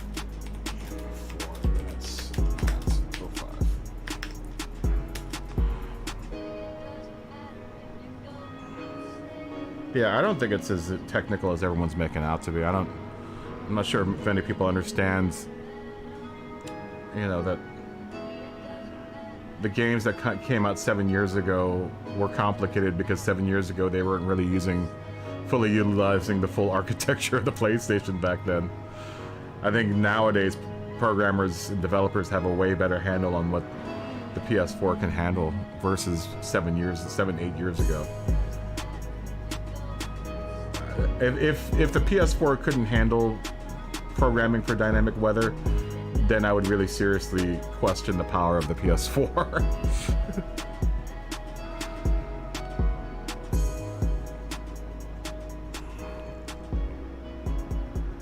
Oh, you're getting anxious? Well, yeah, makes sense.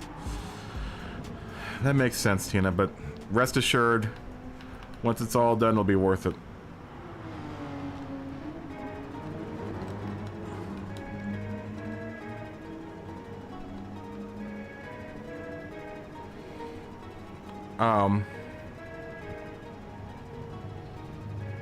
Yeah, I can't wait till Gran Turismo 7 comes out.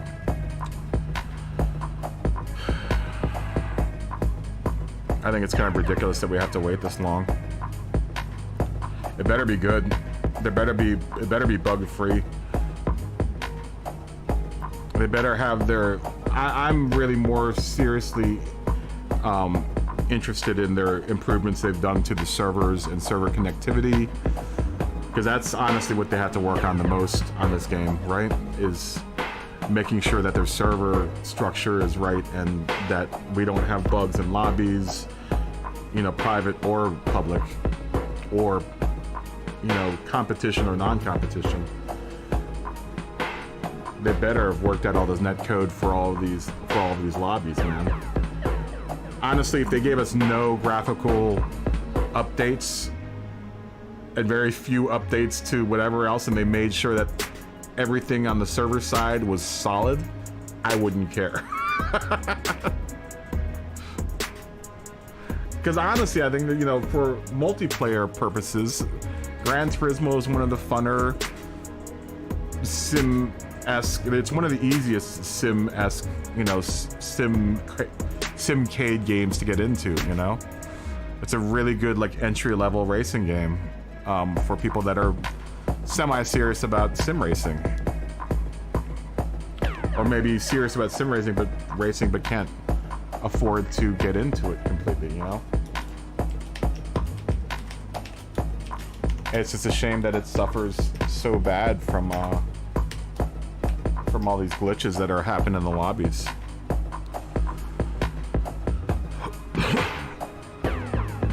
Yeah, it's super easy access. Super easy access. Super accessible for anyone that wants to get into sim racing.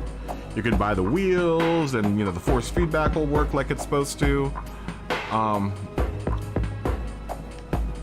CSL like a,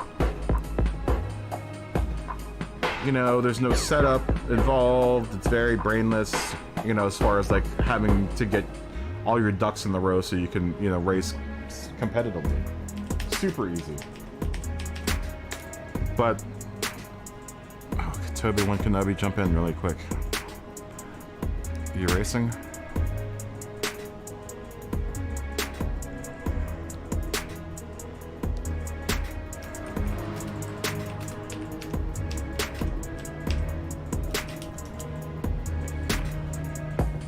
Oh, okay, he's in. Okay, here we go. Toby-Wan Kenobi's in? Yeah, okay, everyone's in.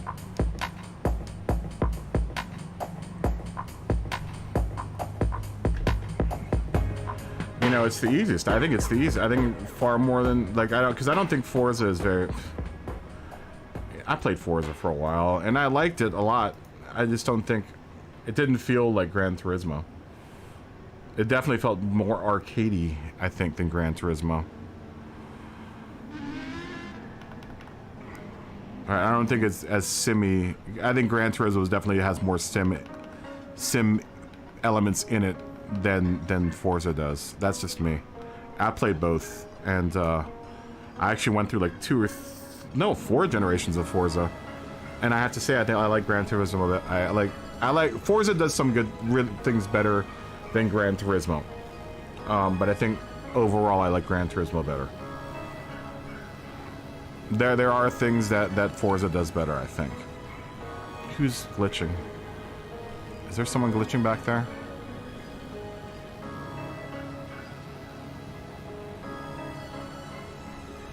Or was that just me? Who is that? Who are you? Who's glitching back there?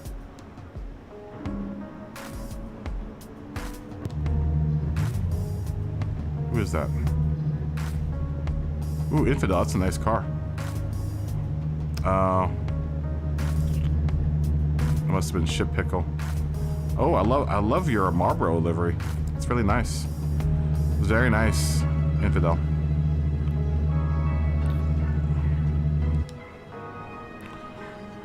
Should I go out for? Yeah, I probably should go out for a qualifying lap. It's crap. Everyone's already come in. I think it's too late for a qualifying lap for me. Damn it. Just trying to figure out who's glitching back there. I'll just go ahead and go on hard. So let's just start in the back.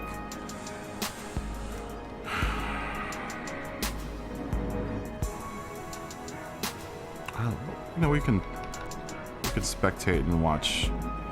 James Bond and Turbo Tuner will probably put in some good times, so we'll watch both those guys. James Bond's pretty ridiculously fast.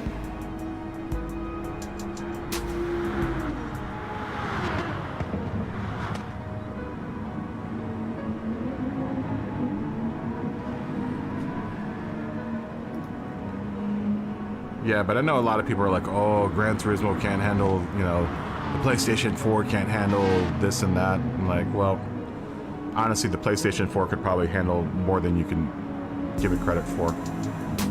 Hey, Patrick, good to see you, man. How you doing? Top of the morning to you. Cheers to you, my friend. All the way in Ireland. Ding.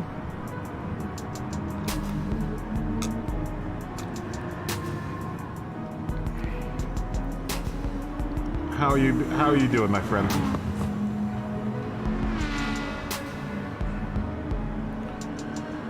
Good to see you, my friend. Yeah. I've been good the last couple days. I think we finally have solved the issue with the computer. We shouldn't have any more problems with it in the near future, unless I decide to add something crazy to the stream. But I think even if I did, I'd be able to handle it better than I've handled it in the last 2 weeks. Yeah, you've been busy there. Good for you. Yeah, I've been busy trying to get this situated. This whole YouTubing thing situated, because I'm starting to kind of get ready to inject myself into real life again and real work. So I've been spending a lot of time thinking about and planning content that I can do without having to be in front of the computer live all the time. There's going to probably be a big adjustment to schedule once I get back into real life scheduling. Until I can get myself to a point where the channel is supporting me, you know, and everything that I do for the channel is supporting me. We're gonna have to make some definitely some reservations for non-YouTube related work. But I've been working on it. I've been working on how to figure out how to schedule everything so that it works out fine. I get enough time for streaming.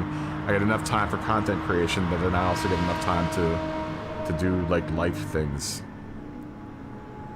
You know.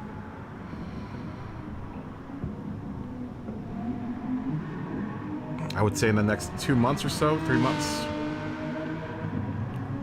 Hopefully, all things going well. We'll start seeing some major changes to the stream and the stream schedule. We'll try to incorporate a three-day streaming schedule. 3 or 4 days, either one. Probably 3 days.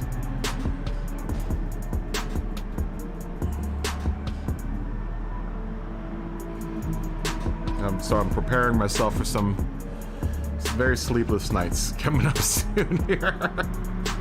Wow, damn, you guys threw down 18 likes, man. Thanks, you guys are killer. Damn, I just looked at that. You guys are smashing that like button.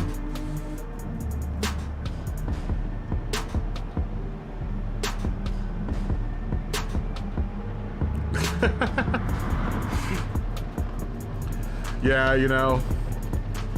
But you have to crawl out of the chest shell sometime. Right, Patrick? I admit too, in a way, I kind of didn't mind the lockdown too much because it allowed me to work on things that I didn't have time to work on before. I didn't like that my hand was forced into it, but I'll tell you what, became a way better model builder during that time period. I know you guys didn't meet me before. You guys met me after my model building craze. After the second half of the lockdown, I spent building this channel. So this has been really the biggest project to come out of the lockdown, and I don't think I would have been able to pull it off otherwise. I'd always dreamed of having, or not dream. I don't know why I say dreamed, but I always wanted to start a YouTube channel, and I finally got the opportunity and time to do it. That was the big thing, is having the time enough to put the effort into it that I wanted to put into it. But at least now it's established, so it should be easier now from this point on to kind of maintain it.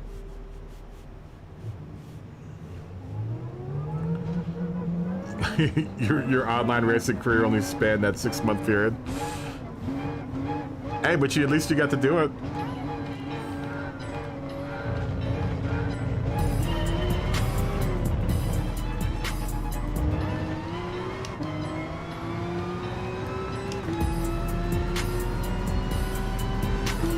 actually got a lot done during that whole period, man. I was really, really productive. I did some really good music during the lockdown period.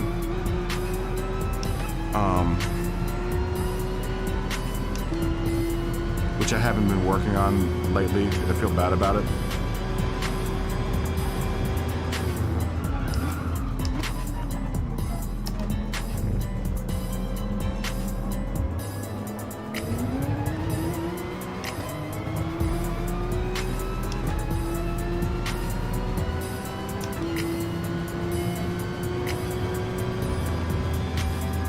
Yeah, now you got to A+ pretty quickly, Pat.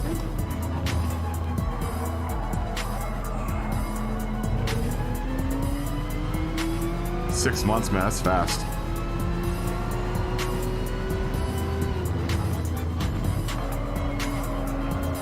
I've been playing for longer than that. I can only manage a low B.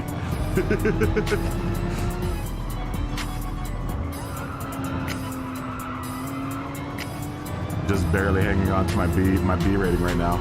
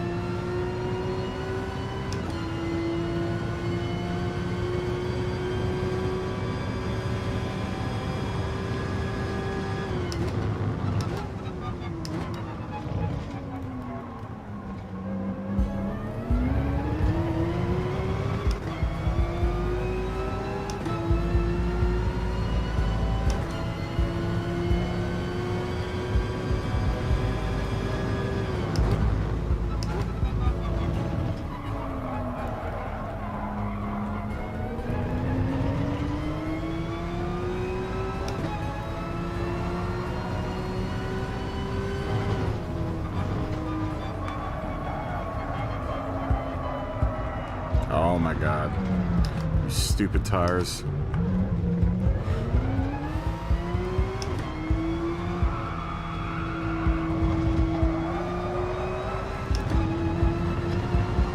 Let's go for a pit stop. Take a little gas and get some tires.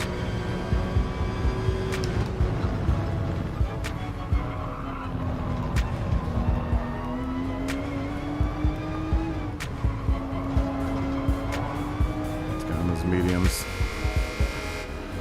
Take the rest of the gas and then go.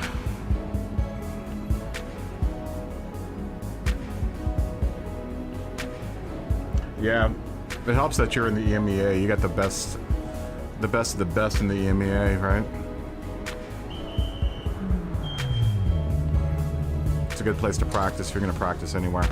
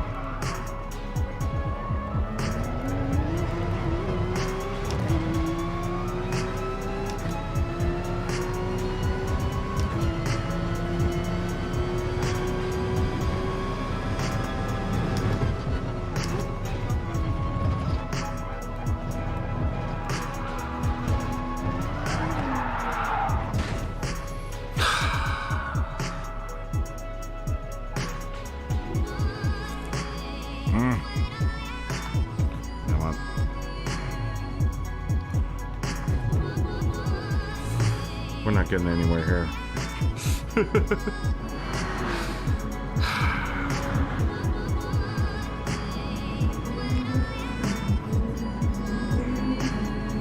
Just not doing very well here. Oh, dude. This is gonna be a long race for me. Excuse me. Did I just burp? I'm sorry. I didn't mean to do that on screen.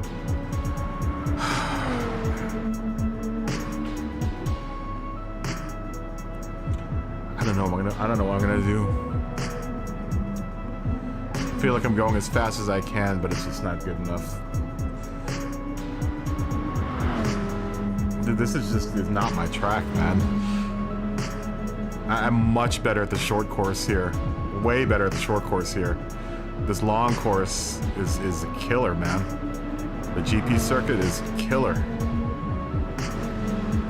The second and third turns are just a nightmare, man.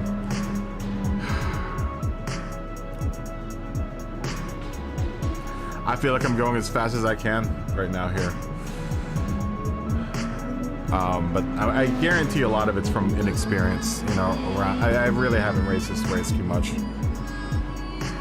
And like I said, the last 2 days have really been the only 2 days that I've been able to like really spend concentrating on getting better here. Actually, the first day that we did this, I was glitch free and I had time to get acquainted with the track. But I really missed out on the last like 3 days of not being able to, like 2 or 3 days of not being able to stream and really practice. Saturday I didn't get any practice because I spent the whole day trying to figure out what the hell was going on with my stream. And on Sunday I didn't stream at all because I was fixing the computer. And then half of yesterday was spent deciding whether or not the computer was going to go crazy on me again or not. So today really... it's been the first day that I've actually gotten to sit down and really concentrate on practicing.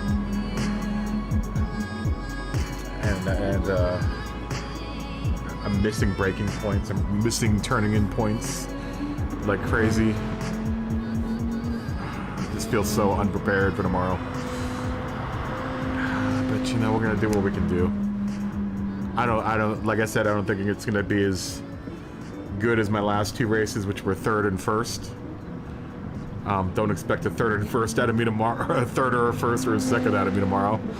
I'll be lucky if I can finish in the top 10 here tomorrow. I'll be really lucky if I finish in the top 10 tomorrow.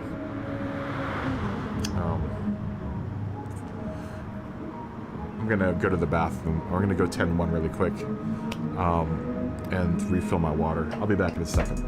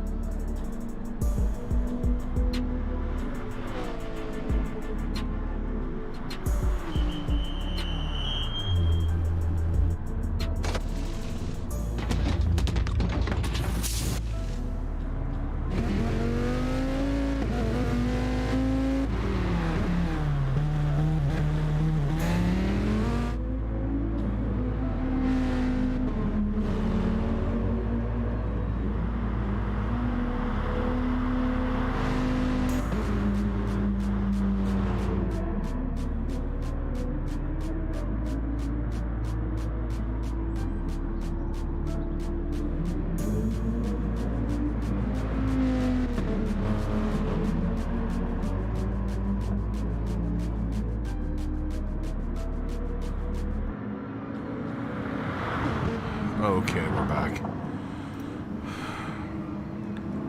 We are back. Money, you're doing really well. For not practicing, you're doing really, really good.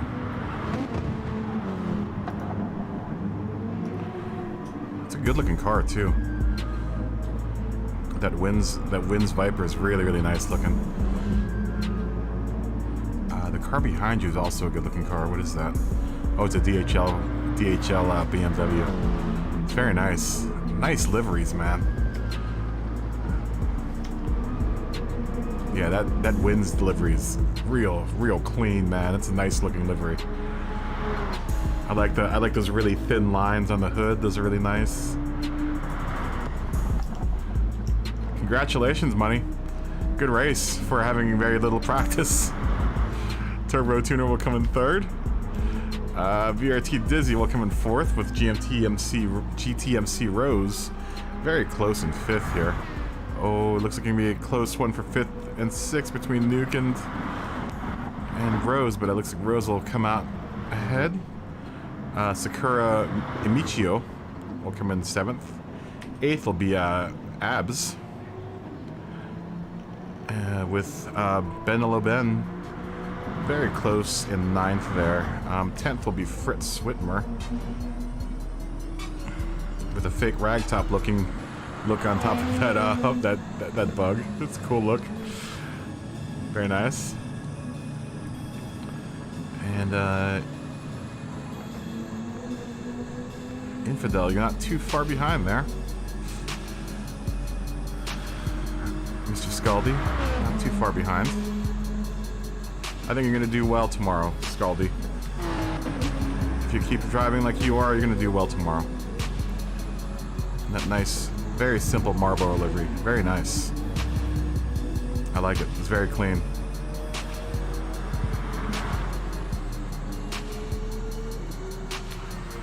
Ooh, nice e-brake. I like those e-brake turns. All right, guys. It's yeah, very nice, Money. Very nice. I suspect a lot of people were practicing the week that I took off too. I think that's why everyone's so much faster than I am, because I think maybe some people probably practiced a little bit during the week that I was technically off.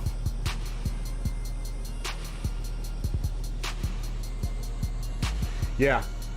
Honestly, take a splash of gas at your pit stop if you can. If you can take a splash of gas at your pit stop, you'll be all right. You can push all the way through. Let's say 10 minutes. That's 55.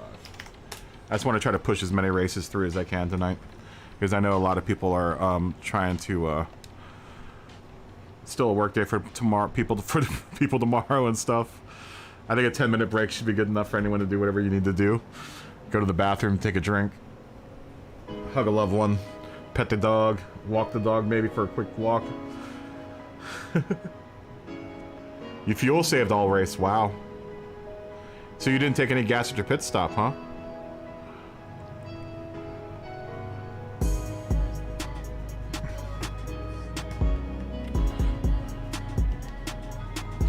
Yeah, I take a splash of gas, but I pit really early because I'm on my.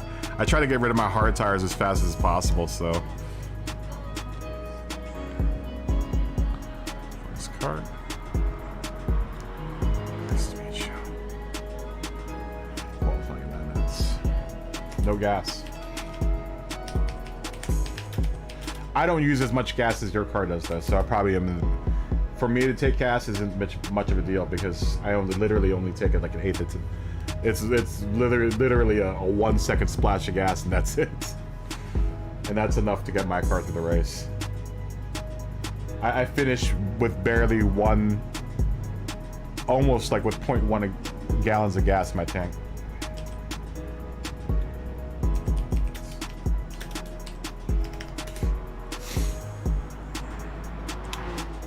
See you, Nuke.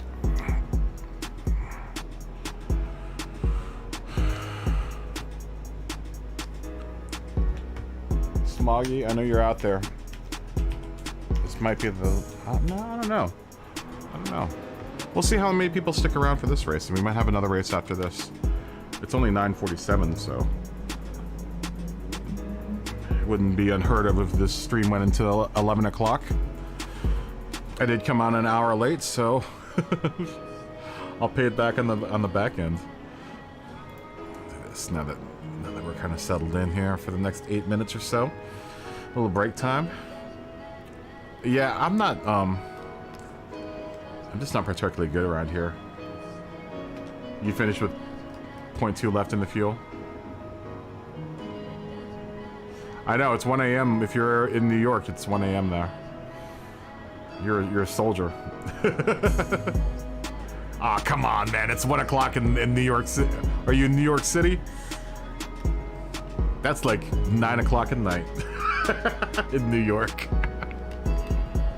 In Virginia, that's a different story. Right now, it's like 3 o'clock in the morning because you have to wake up so damn early to get to work in Northern Virginia. I think Virginia gets worse traffic than any other state in the world. Oh, you're in Brooklyn? Brooklyn, baby. I lived in Queens. I lived in Queens for a bit. Oh, you're from Knoxville. I like Knoxville. I drove through Knoxville when I moved out here from Virginia. I really like Tennessee. You know what I like? You know what part of Tennessee I really like? Chattanooga. I really love Chattanooga. I did a movie. I worked on a movie in Chattanooga, and I was there for like 2 months. And had a blast. Really love Chattanooga.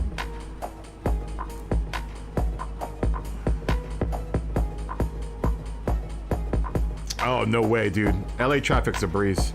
Compared to Virginia, what the thing with LA traffic is that you have so many roads that you can choose from in LA that, you know, you might not get there fast, but at least, certain routes during rush hour, it's moving forward. What's really annoying about Virginia is you have 3 main roadways that will take you the length of Virginia, and that's like, the 95 being the main corridor. There are a couple of other roads that you can kind of take, but the difference is that in Los Angeles, you go further in 1 hour than you do in Virginia. Virginia, sometimes it'll take you an hour to move like 2 miles. It can be maddening. There have been times when I've been stuck in Virginia traffic and almost feel like I've gone crazy. Especially when I was living between Virginia and New York. I would do real often trips between the 2 states. And having to roll out of New York and run into Virginia rush hour late night traffic is, oh dude, it's unbearable. It's unbearable. All right, money, have a good night. Have a good night. Peace, and good luck tomorrow. Good luck tomorrow, definitely.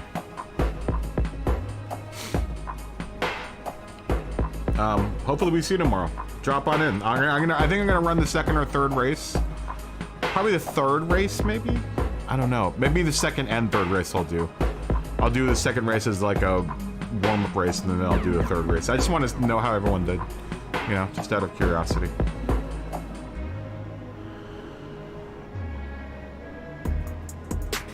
Oh, the tire. Oh, do I? No, it says medium and hard. On this, or on the other screen? On the little info screen. Maybe I did mess that up. That might have been the next race, because the next race there's no required tire. It's all medium tires, and I may have slipped that into this little program. Yeah, the one on August 4th. There's no required tire. That's gonna be all mediums. It's all mediums on Bluefield in Blue Moon Infield Speedway. 29 laps on medium tires, and I think the tire modifiers ×1 and the fuels ×2. So it's gonna be a 28 lap race, 28 lap probably sprint race, I would imagine. Maybe a fuel saver. Maybe a fuel saver. Could possibly be a fuel saver. I don't know. Let me look at it again. I'm pretty sure it's going to be a fuel saving race. I think the fuel is. Did it say the fuel is ×3? Yeah, September 4th is going to be Monza. I haven't done Monza in a while. Yeah, fuel ×2, tire ×1. So I bet you will have to save fuel to a certain degree on that race. Yeah, but the schedule doesn't look bad. I'm gonna miss Dragon Tail Gardens. I'll be back for Brands Hatch, and we'll be able to do a practice lobby for Brands Hatch. Damn it! I should make those slides go by slower. Actually, I can control that right now.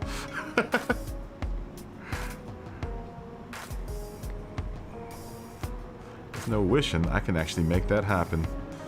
Let's make those. They go by a little too quick. Where are you? You are this.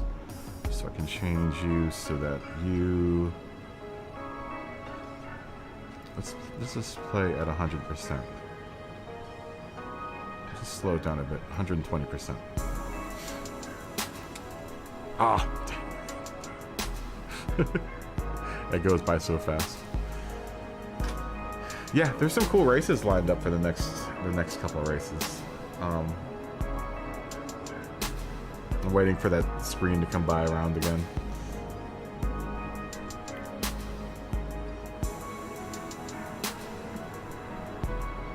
Yeah, the next race is gonna be weird. It's gonna be a weird race. At Blue Moon Speedway.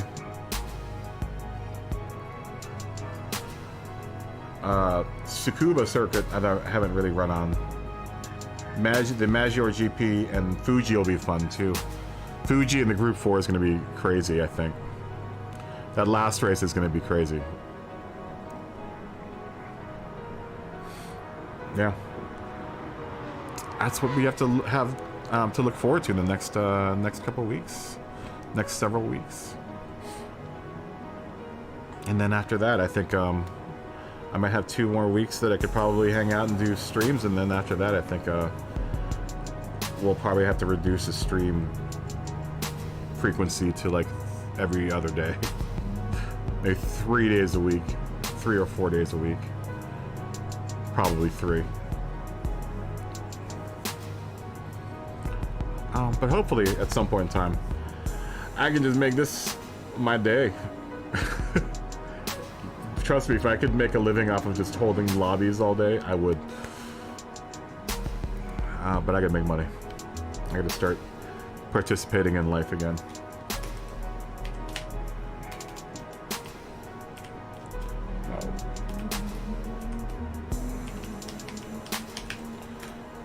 Qualifying. We are gonna keep the channel going though. Right now, the channel is my thing. Yeah, I'm gonna do another one after. Damn, Smoggy. Yeah, I'm gonna do another one after this. You could have done this one though if you had jumped in quicker. Damn it. I would have liked to race you, gotten the opportunity to race you at least twice. Because you and I are pretty. You're better than I am. You don't wreck as much as I do. But I think otherwise, I think we both drive the same. That's why I like whenever you're racing. You and Jared both. I think we're both have. We all three of us kind of have the same vibe driving. Are you in? Did you make it in? I was. Oh no! Were you out? Scaldy? Oh no! You got in. You're in, right? Yeah, you're in.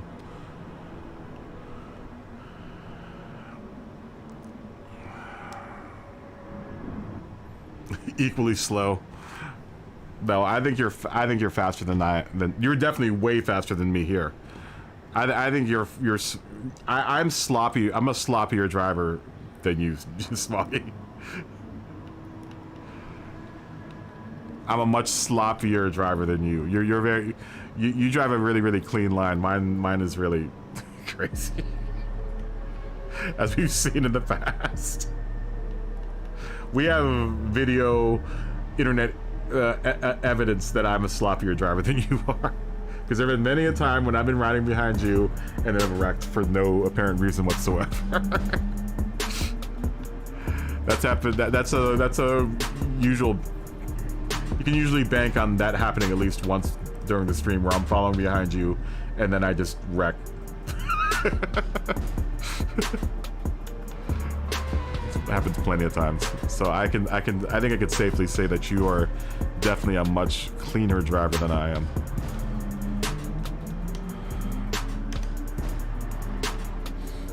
I have too much raw passion.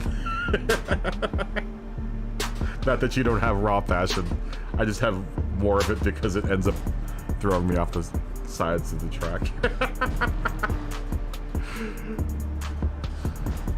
Especially here, man. Here I can't contain the speed, especially around that second corner. I'm having so many problems with that corner. This stupid turn. I am now doing this. I am now going all the way over to the left. Because I find that you can get a way better entry if you go almost to the point where, exactly where Rose went. Where your right tires are just barely on the pavement. On the left-hand side. Like, so going really wide and then coming into that turn. I've been getting way better entries doing that. I just get really scared accelerating out of that turn.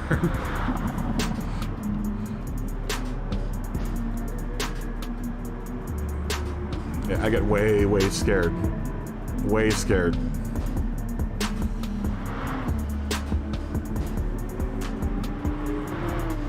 Turbo 2's got a nice looking car too.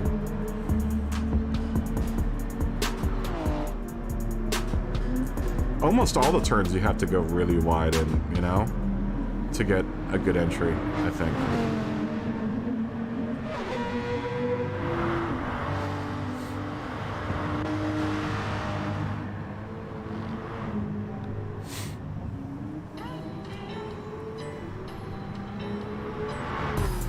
Oh yeah, it's gonna be totally key here. It's so tough here though, man, because the braking's... You have to get your braking game. Your braking game has to be on point here. Not like it doesn't have to be in any other race, but like more so here, I think. Especially for those two turns, the second and third one, your braking game has to be like on it.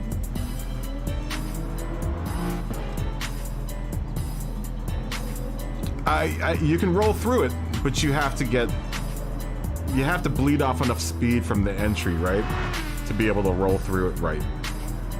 As I've tried doing that, and I'm not as good with that as I am if I bleed off a bunch of speed and then try to, you know, roll with it, roll through it. But in accelerating, getting back on the accelerator in those two turns is really iffy. You know, I think the roll through it part, I get the roll through it part. It's getting back on the accelerator is where I'm having the most problems. Because I can honestly take that second turn. I've been watching it. I've been, you know, averaging low, like mid 47s through that turn. But the point that I get on the gas has been really variable.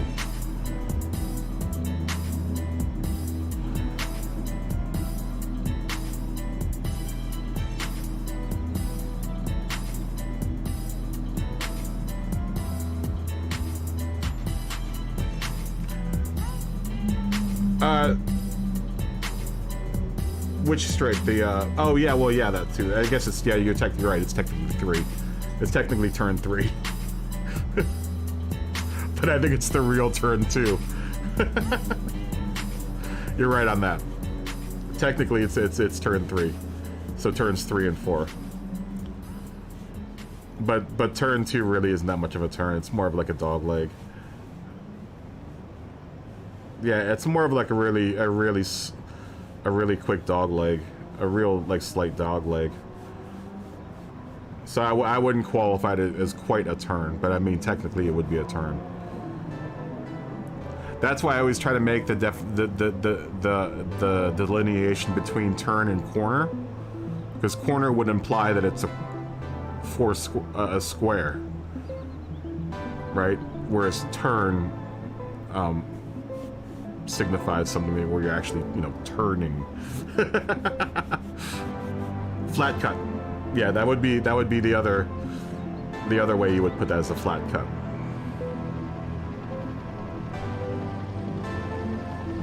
Or flat out. Definitely flat out through there. Sorry, flat out. But it is a flat turn. It's all the way downhill.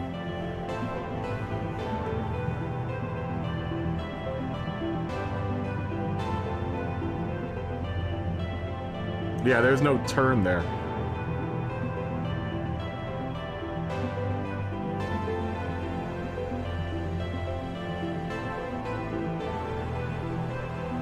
Oh, you chose to stick with the Nations Cup?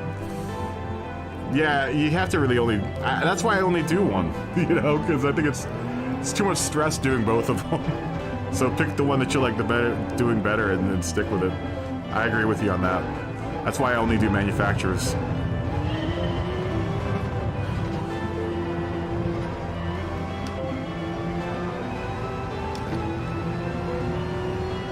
Yeah, that's why I only do this race. I want to try to do the last one.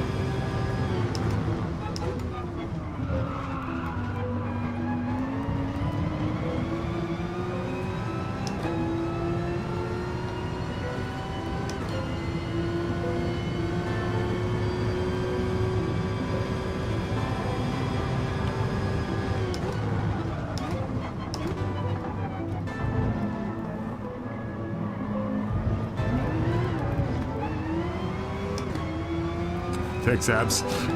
Sorry if I just got in front of you there. I needed that bump, though. Lost a lot of speed in there, but get ahead of me. You're faster.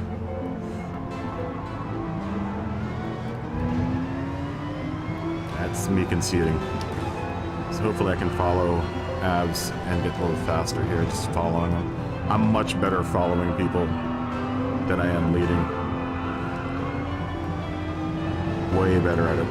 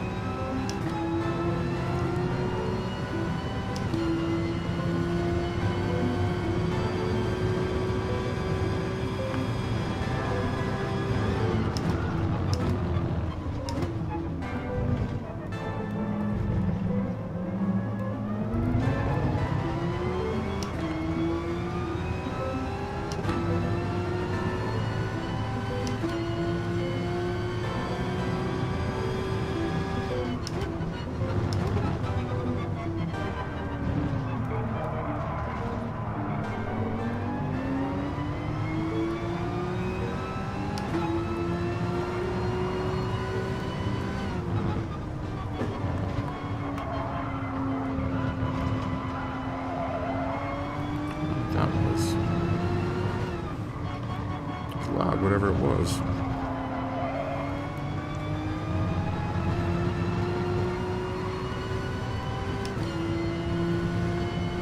Sounded like a transformer blown up outside.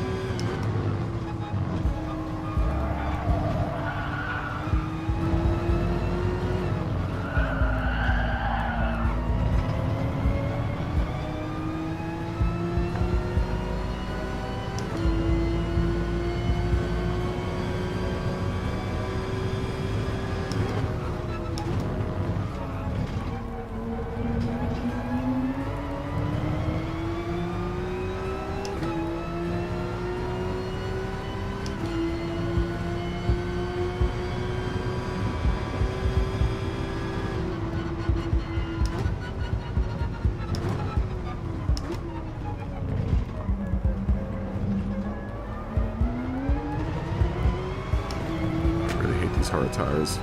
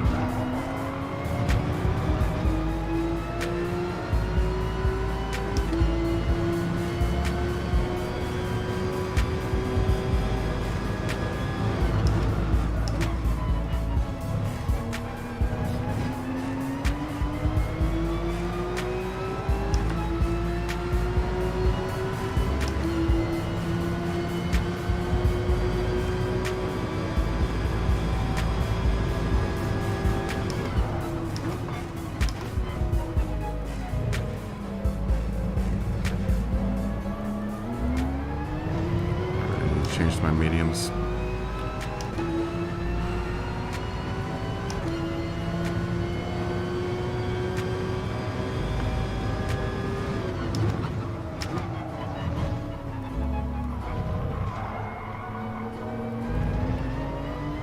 It's me surviving. I'm trying to survive on my hards here. I didn't put in any fast laps in here, but didn't go off track. We'll go ahead and go to our mediums now.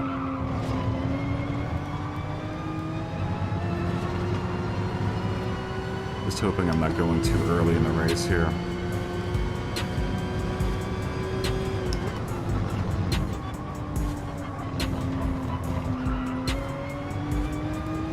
Plus turbo tuner and cantilever behind me there. Oh damn it. Super fast. This way I don't have to take that much fuel too. I mean the fuel pit is real quick. Or fuel time is real quick because I'm not fueling up as much as I need to. Or if I were to go later in the race, not making any sense right now.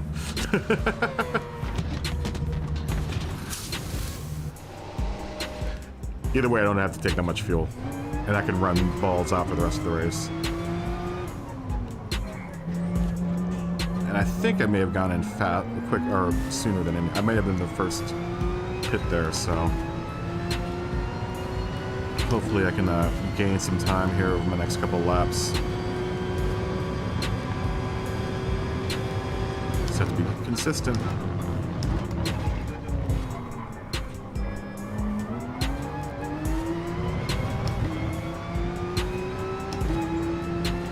Start hitting those 30s again. Be able to break 31 tonight. Hopefully we can start doing it now.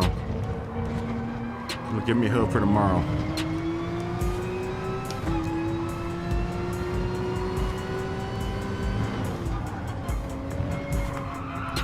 Banging some 30s would be nice.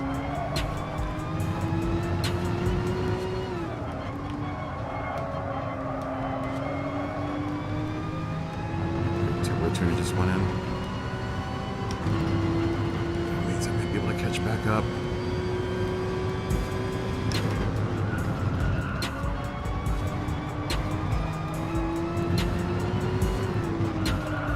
Not like that.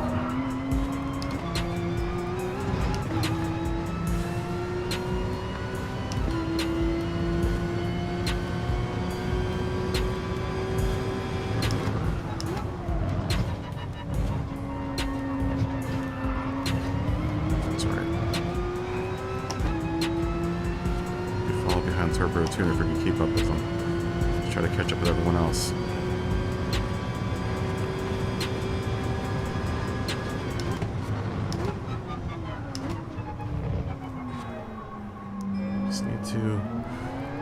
tuck in. Try to keep up, baby.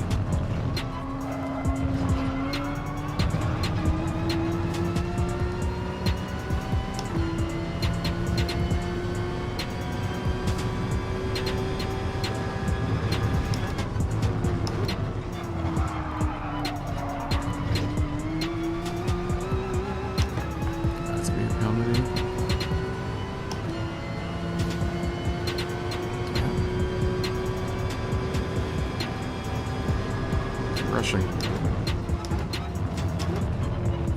Calm it down.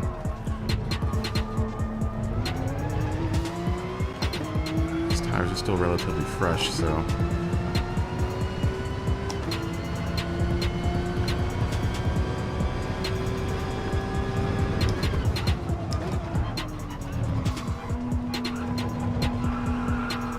Oh my god, I hate. Oh.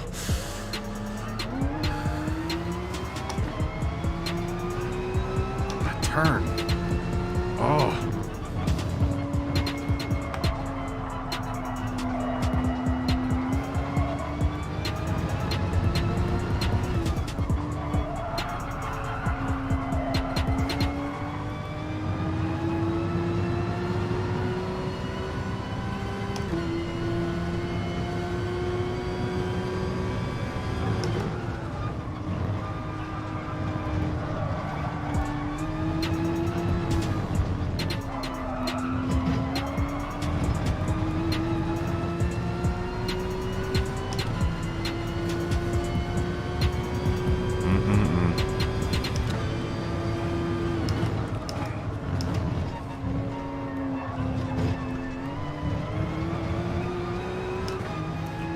Because my tires are not starting to really hook up.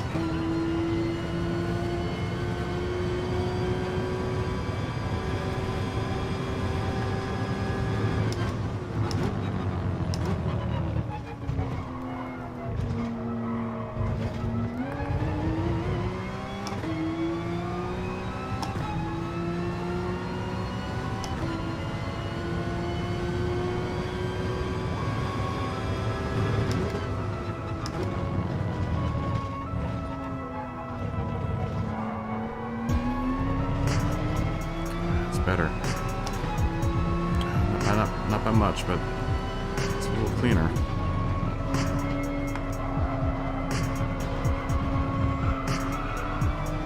Get into there.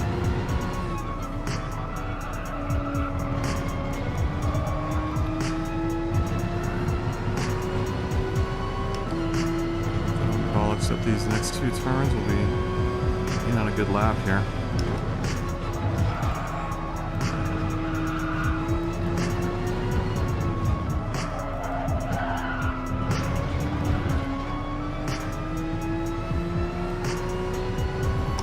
My British friends would say, bollocks.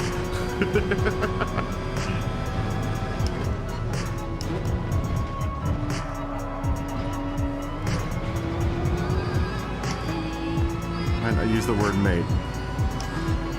I do like bollocks.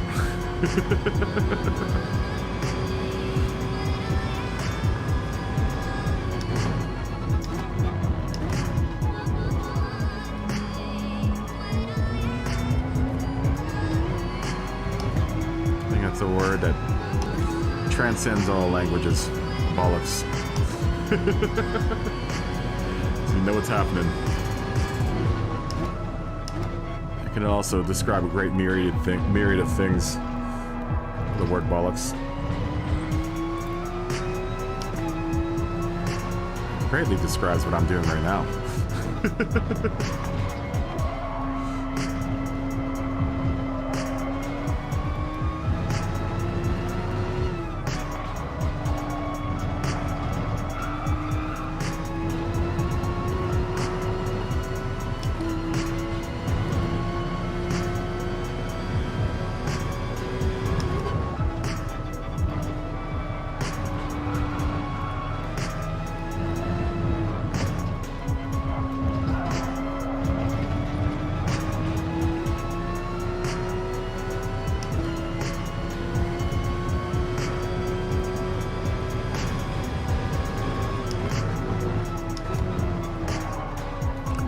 Taking that to the extreme, that idea to the extreme, going all the way to the left-hand side to make that right.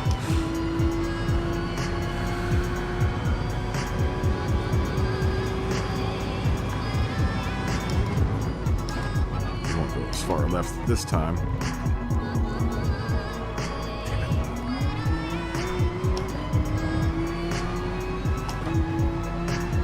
Just the accelerator again.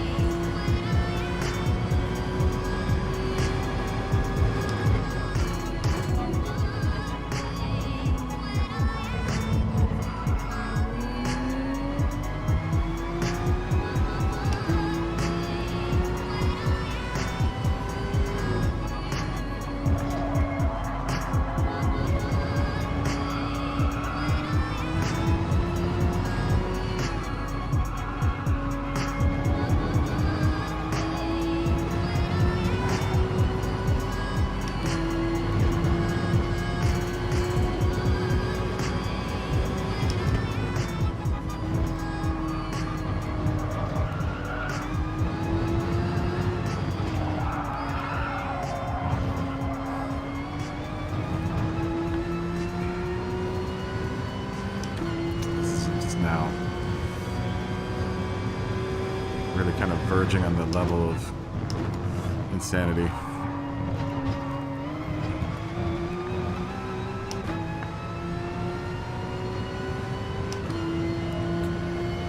Penalty magnet has come out to play. Time to gather up some penalties. Get out that penalty rake.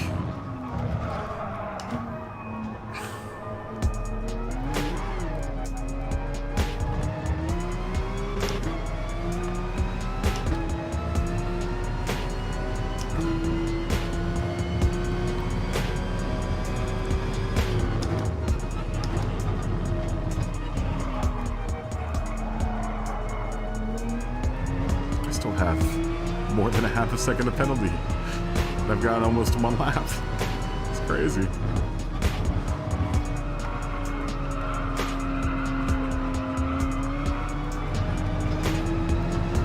Get out of there.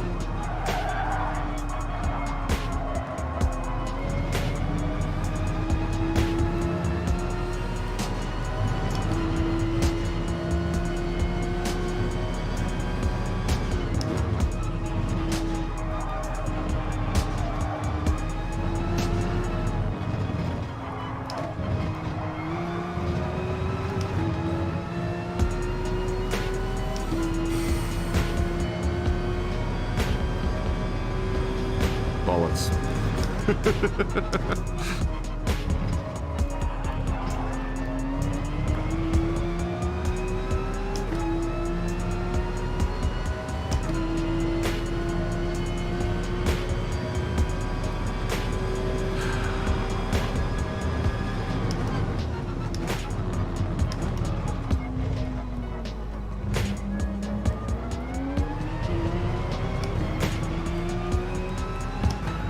Trying to make what we can of these next 7 laps.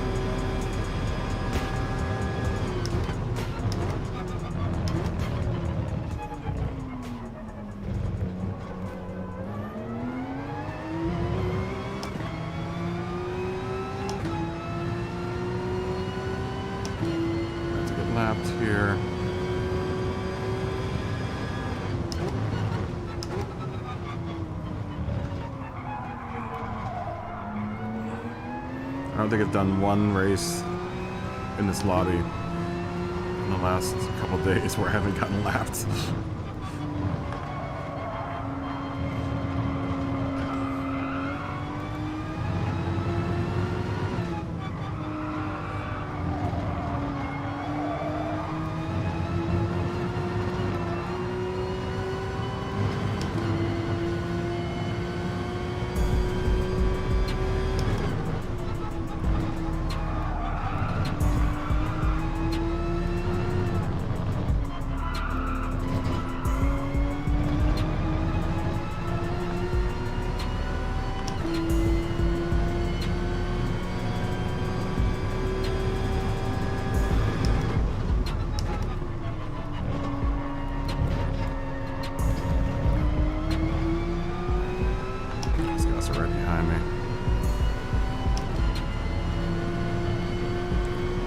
Get lapped again.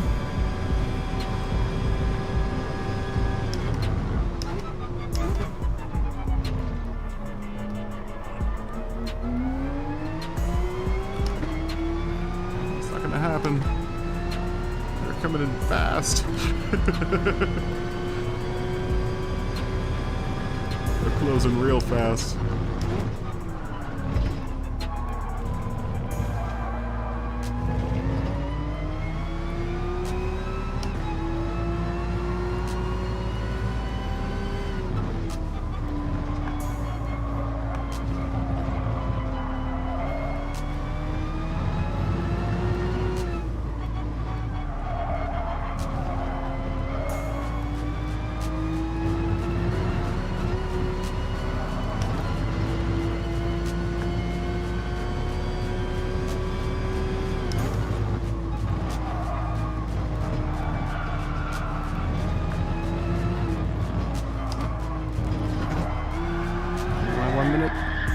Please. I'm not gonna wait for everyone to pass me. Oh, they went in the pits. Well, this might be my opportunity to break away and not get lapped.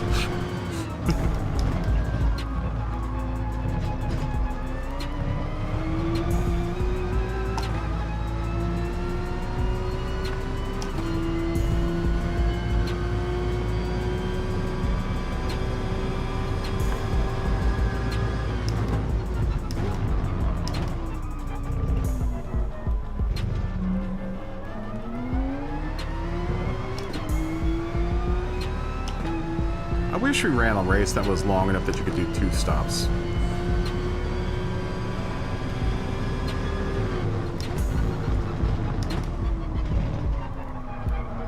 Like, I think if this race was like another 4 or 5 laps, we could get like a 2 stop in this.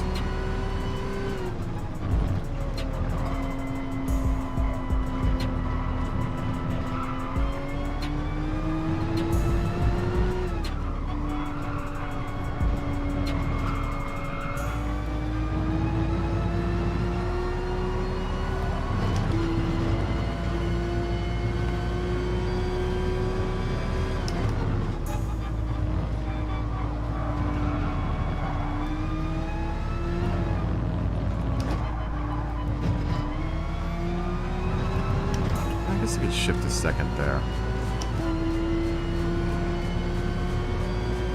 That's gonna make a difference. That means I'm going to that turn maybe too slow. Because I always try to go to that turn at the very, very bottom end of 3rd gear.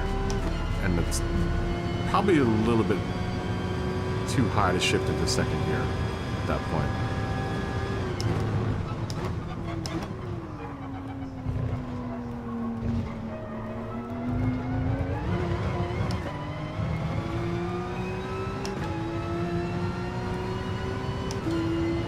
Through here.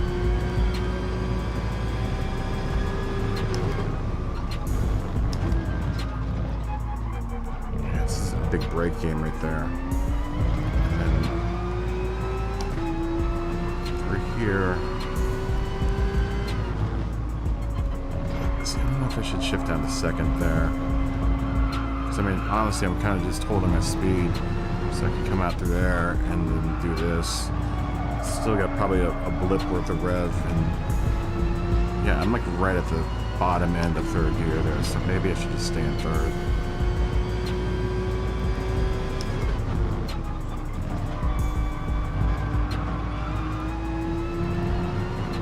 I mean, if I do this right.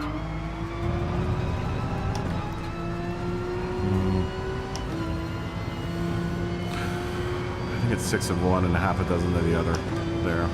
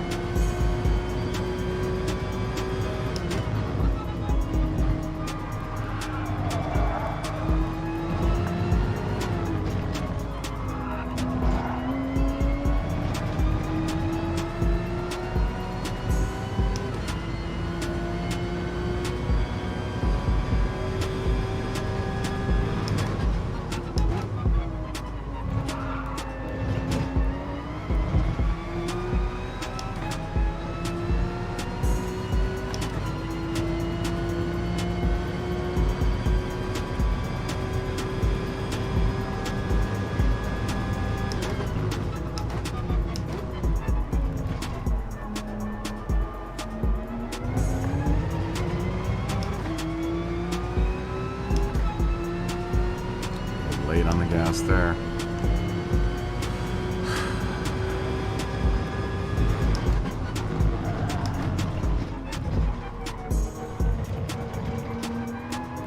Oh, come on, really? Watch out for that penalty zone. Didn't even know that one existed until now.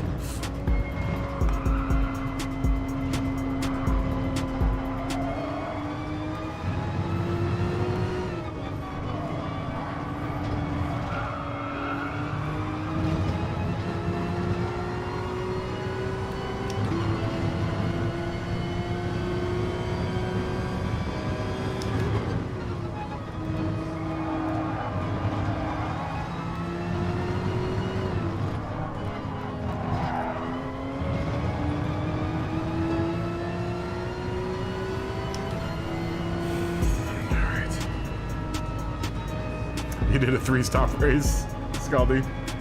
2 stops.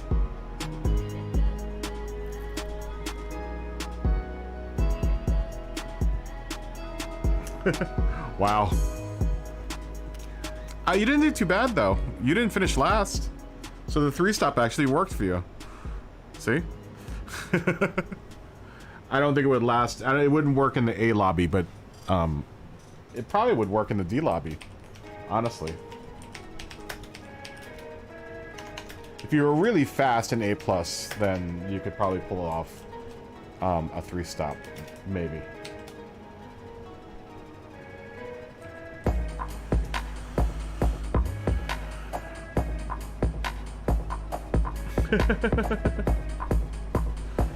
It might actually work though in D lobby. If you're gonna do this race tomorrow, it might actually work. A 3-stop or a 2-stop. Sorry.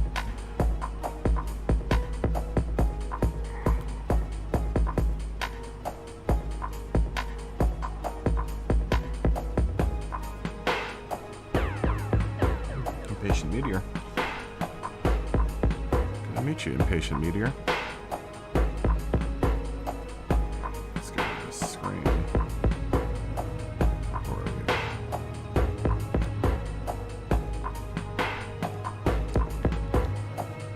are we? Good luck tomorrow.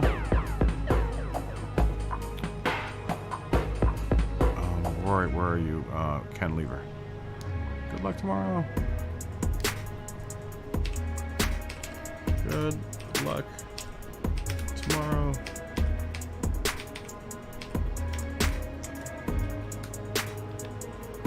VRT Gentleman and Jig Twitcher 10.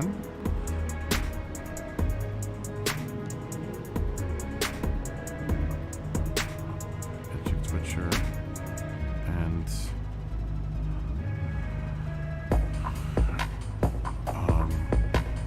God-fearing mortal. Came into the room in VRT Gentleman.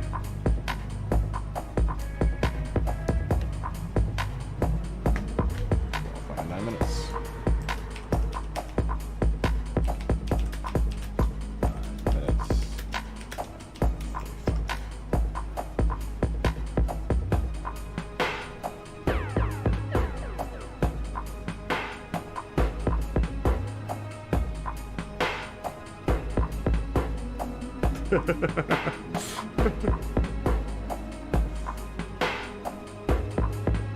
Rex. Who is Rex? I don't think he was in here, or he's in the lobby. I'm not sure who Rex was though. I didn't see Rex. I might have said hi to him, but good to see you again. It's hard trying to remember everyone's name. I've been doing this now straight for like the last 9 or 10 months, 12 months. Good luck tomorrow, Abs. Peace. And have a good day at work tomorrow, too.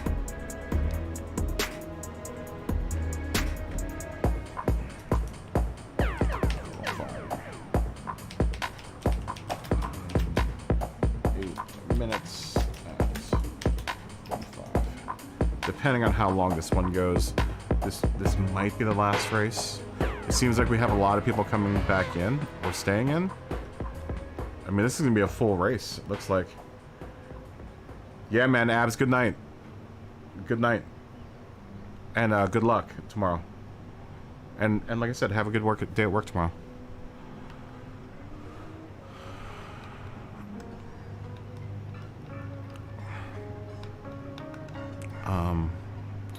We might get a full race out of this one. We'll see. We'll see. That's what I'm saying, is like Tuesday nights always really busy. Monday nights typically aren't that busy, but Tuesday nights definitely are busy. I mean, look at this room. This room is pretty much almost packed. We have room for like one more racer to join. So if you're out there and you want to join and get some last minute oh, that might be it. That might have been that. It might have. Yep, we are now at a full race. Very nice.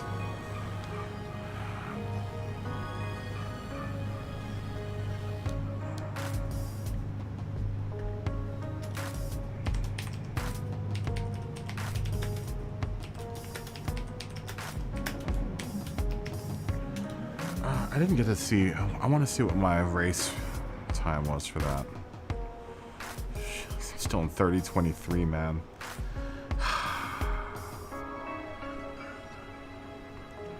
I'm so much slower than everyone else.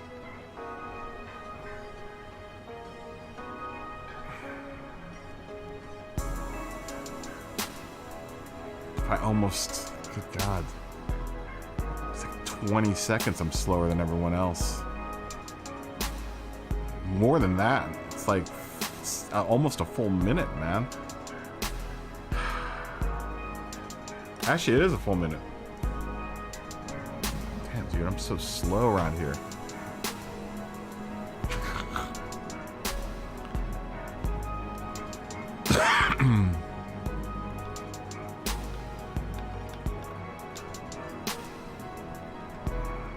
I really work on trim. At this point, I don't think I can trim it. Right now, I'm just kind of forcing the issue. I just gotta hope tomorrow is gonna be, like I said,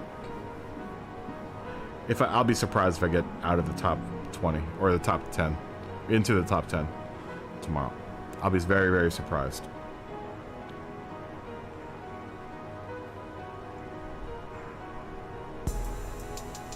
Something really, really disastrous needs to happen in order for me to end up high up. You know what I also just realized? I bet you we're getting a lot of people because it's now morning time for everyone in Germany. And the Asias are already in. You guys should be already in a couple hours. Your races should start, honestly. So I think it's what, like 3 o'clock in the afternoon? Or no, not 3, like 11 or 12 right now? Oh, I'm definitely not gonna get podium. I'm definitely not gonna hit a podium on this one. I would hope to get a podium, but that's out of the question. That is not happening tomorrow.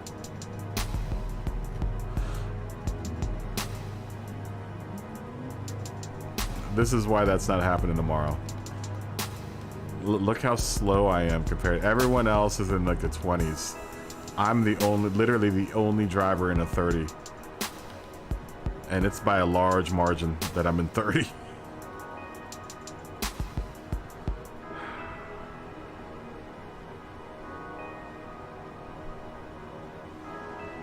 What are you gonna do?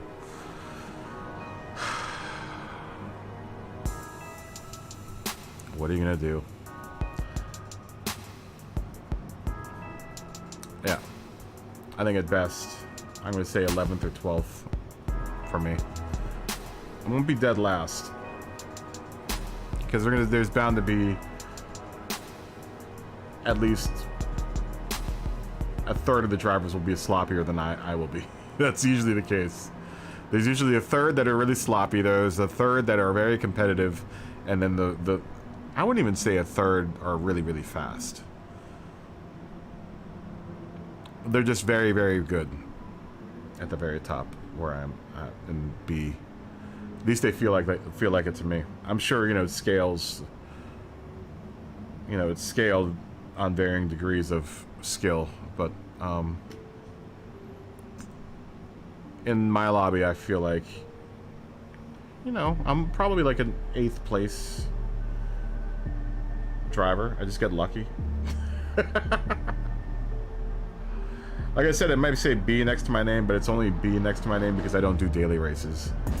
These are literally the only races I do that I collect points and driver points and stuff on. Driver rating points. But I don't do daily races.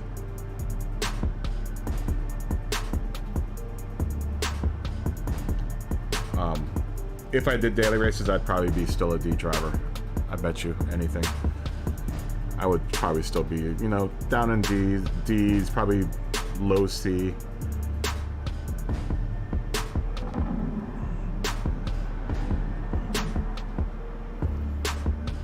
I think definitely, you know, in the daily races, there's a wider net of people that play versus like nations and manufacturers. I would say like maybe half of a full grid of 20, there are 3 or 4 people in there that are, you know, fair weather drivers that just jump in and they're just racing because it's a cool race. And then, you know, you get your more seasoned racers. That's about 8 of them. 8 people, I would imagine, and then the other 8 are people that are really into it. Out of a grid of 20, that you know, was kind of the case.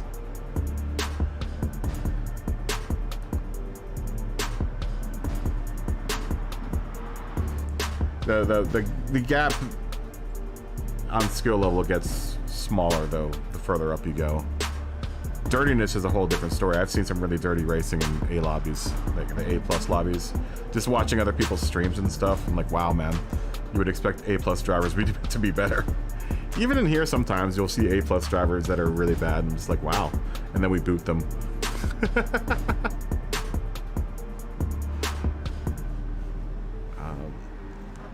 Let's tell RCD 1974 we're just about to start.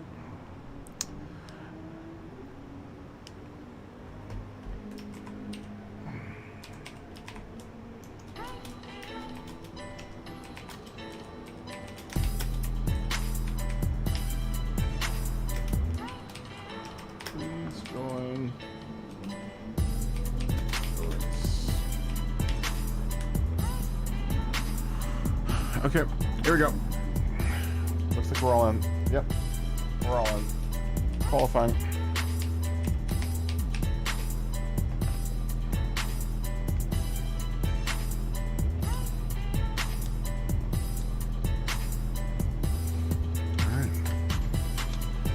Alright. Let's see how well we can do here. Maybe we'll actually qualify this time around. Smog is in here, so I want to simulate me actually running laps. Smog's a good barometer for what to expect in my lobby.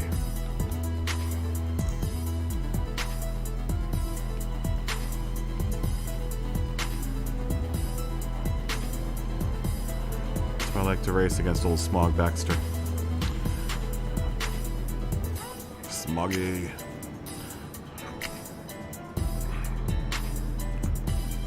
Not to mention, I like looking at that Barry Sheen livery.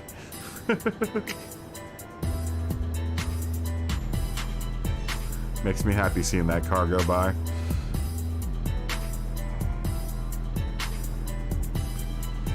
One of my favorite liveries that I've made.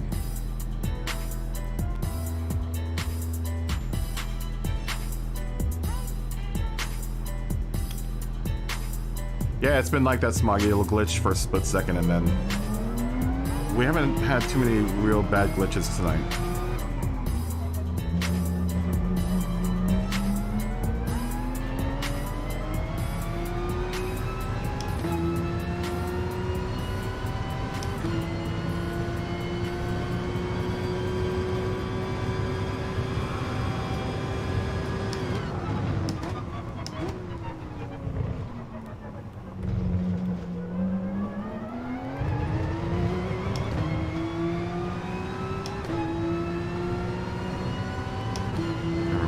Soft tire so I can drive them harder.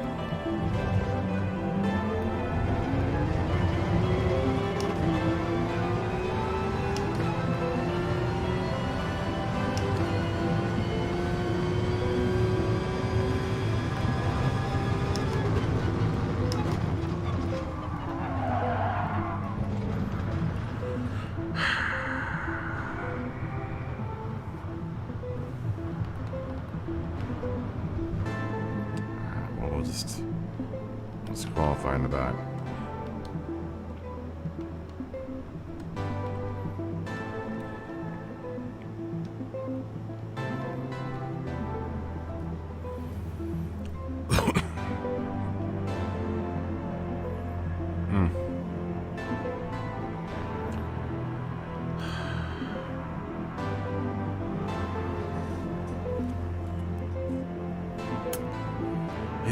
Yep.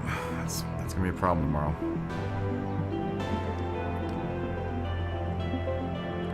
I think qualifying is gonna be a big deal for tomorrow's race. Because if you can get a breakaway in those first like several laps, you're gonna be good.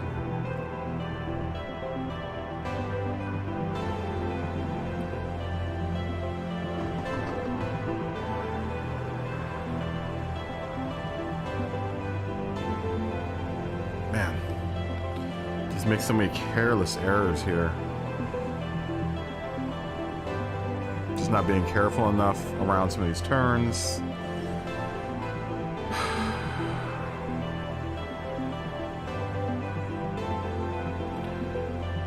Showing no respect for some of these turns. And I'm paying for it. I'm paying for it in the back end. It's really kicking my ass. No, I mean that's where I'm losing all the time. For, technically turn 3 and 4 is where I'm losing all my time.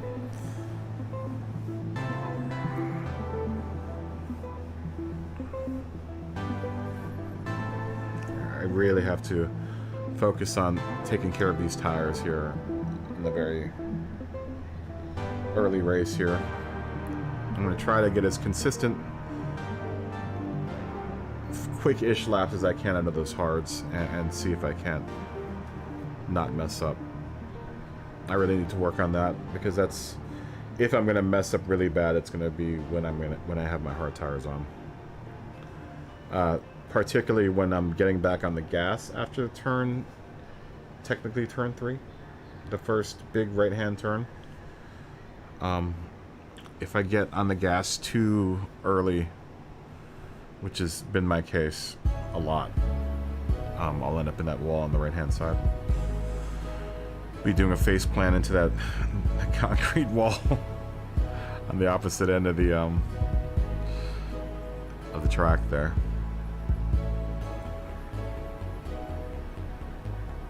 It just feels like on the hards, the car is driving on ice with oily tires, oily bald tire. Well, I guess technically they're bald anyway. They're slicks, so they're gonna be bald. But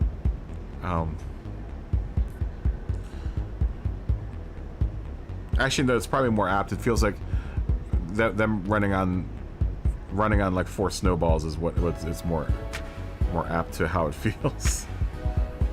That is driving on a greasy surface, because again they're super cold, so like hard to try to get any kind of grip with the tires, with the hard tires.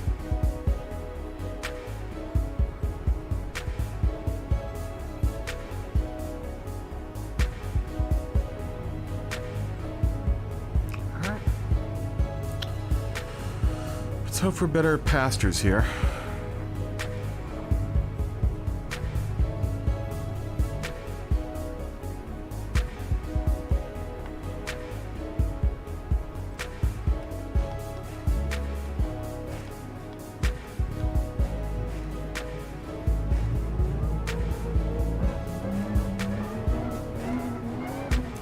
To everyone that's running the race.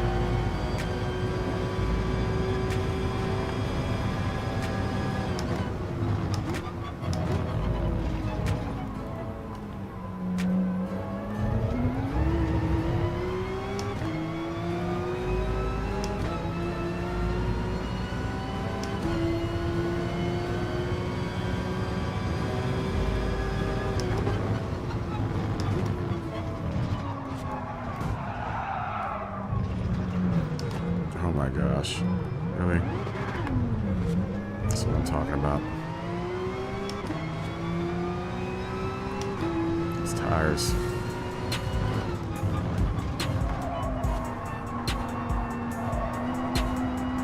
Come on. Just warm up. Give me some grip, for God's sakes.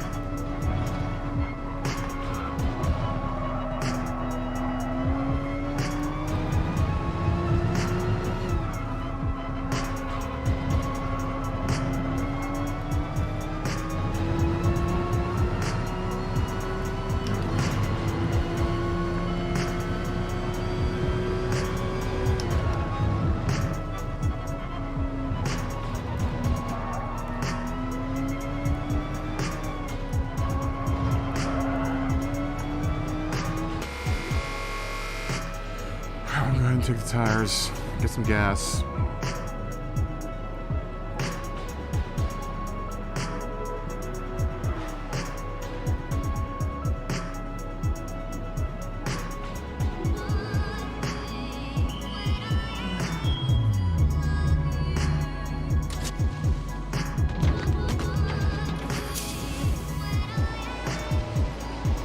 Oh, come on, go, go, go, go, go. Oh, my God.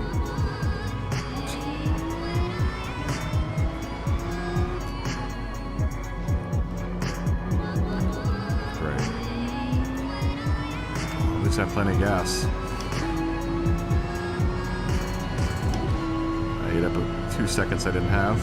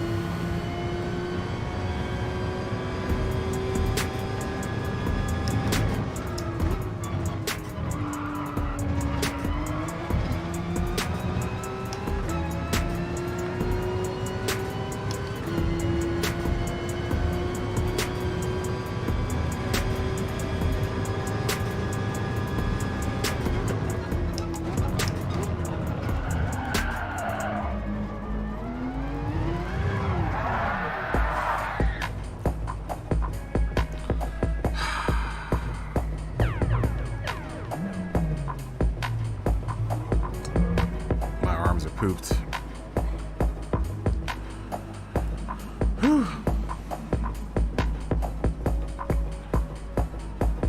Wow. Good effort there. Damn, Smoggy, you're in 4th place, dude.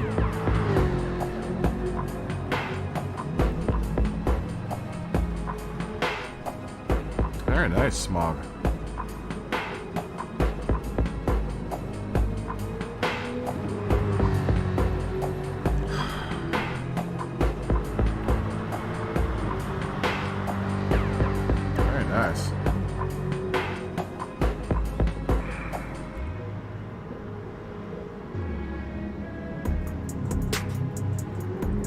Good spot too. 11 seconds behind Rose and 5 seconds ahead of Max Power Mark.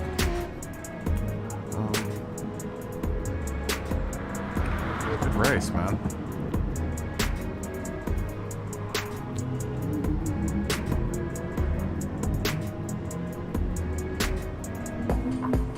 I think if I qualified better, I probably would have done better, but.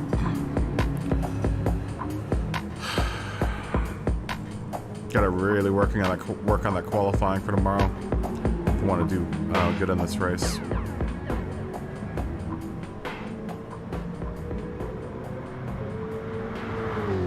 If I want to do well, should I say. If I want to do well, I need to qualify well.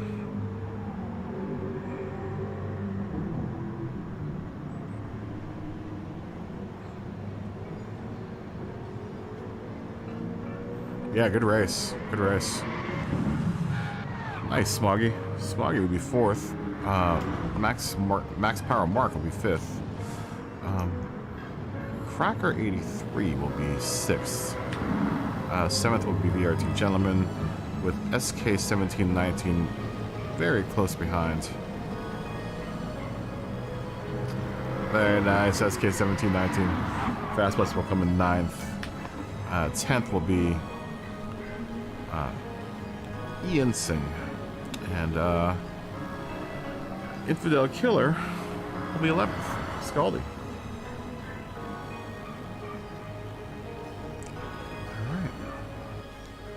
Alright. What time is it? 11:30.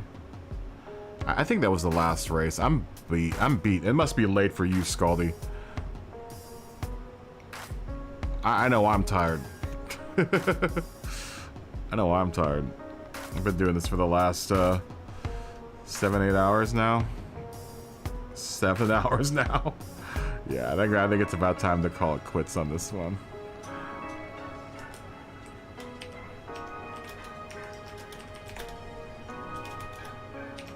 I'm tired. Cheers, Smoggy. You did really well there, man.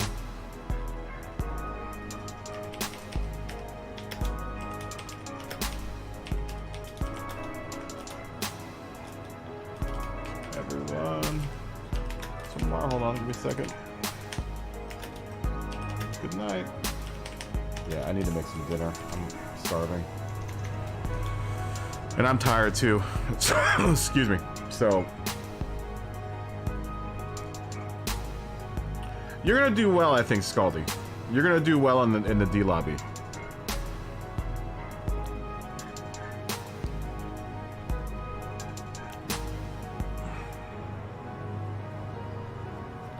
Yeah, thanks for the racing, everyone.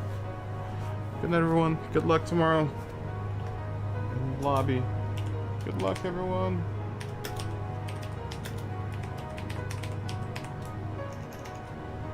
Good night.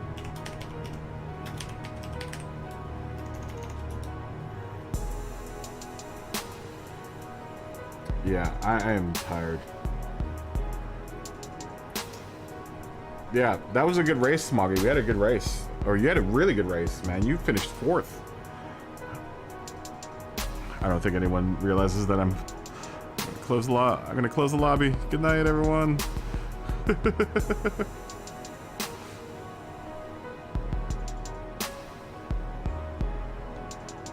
Alright, I'm gonna exit the room.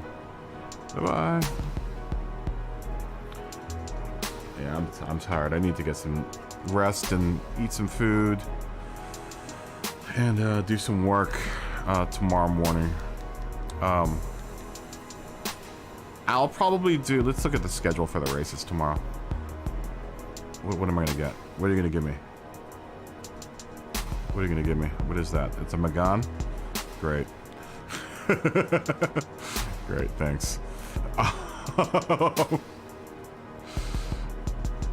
If you were to give me a free Megane, I would probably still have the same reaction in real life.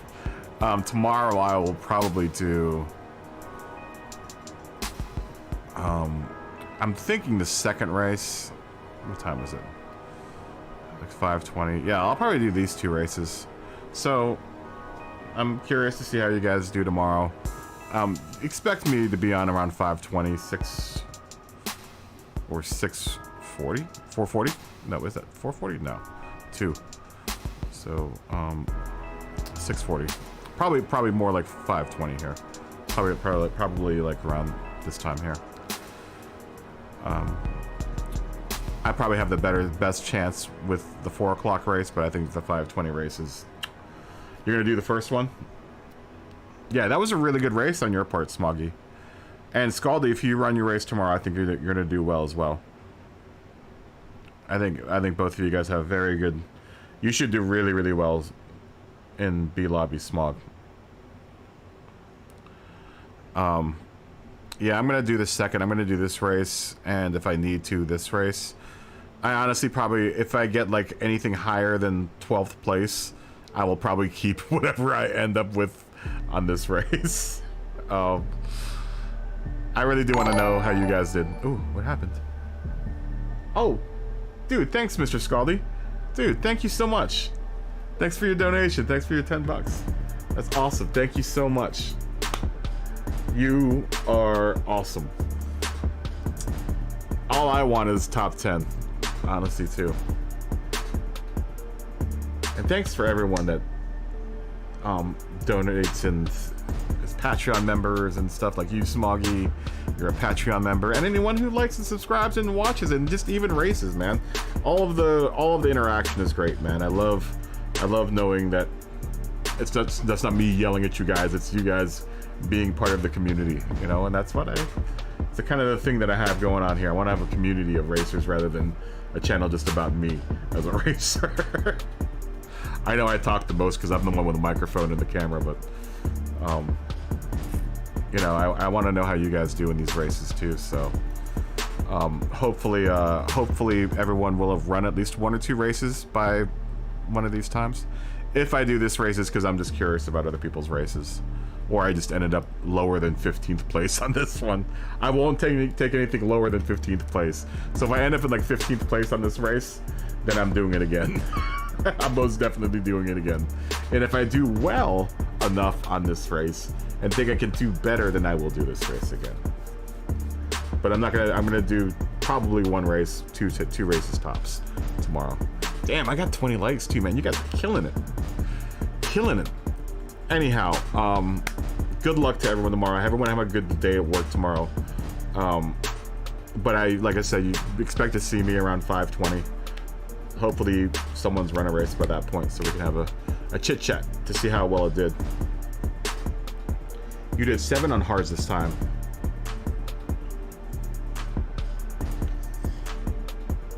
Maybe I'll do that tomorrow. Maybe I'll just run extra. Maybe that's my problem, is I'm going too early in on the hards. I just have such a hard time driving on those stupid tires, man. So maybe I'll do that tomorrow. Maybe I'll do 2 races just for the heck of it and do both of them, because I've never tried going longer on the hards. I've always gone in on like lap 5 or 6, so that'll be new for me. That might make more sense to go like 7 laps on the hards and then finish off the race with the rest on mediums. You're right there. The tires will probably be fresher at the very end. So, but yeah, I think I'm gonna call it quits for the night. Let's do this for the last shot here. You guys are super awesome. You guys are the sickest audience of all time. You guys are always the best part of my day. I'm hoping that was a good part of your day. And I was hoping that it helped you guys get better at this race, you know? I hope just being in the lobbies, you know? Yeah, it's easier to concentrate too when you run a little longer on the hards, I guess. But yeah, everyone have a good night. Have a great day at work tomorrow before I see you guys. And anyone that's running the races, good luck to everyone. If I don't see you before you run your race, because I know I have a whole bunch of guys in Europe and in the Asias that watch, so good luck to all of you guys on your race. And I'll be on at 17:20 my time tomorrow, which is 5:20 my time. I don't know what it is your guys' time, but stay healthy, stay happy, continue being amazing to each other, and I will see everyone tomorrow. Good night. Peace. Bye. Peace.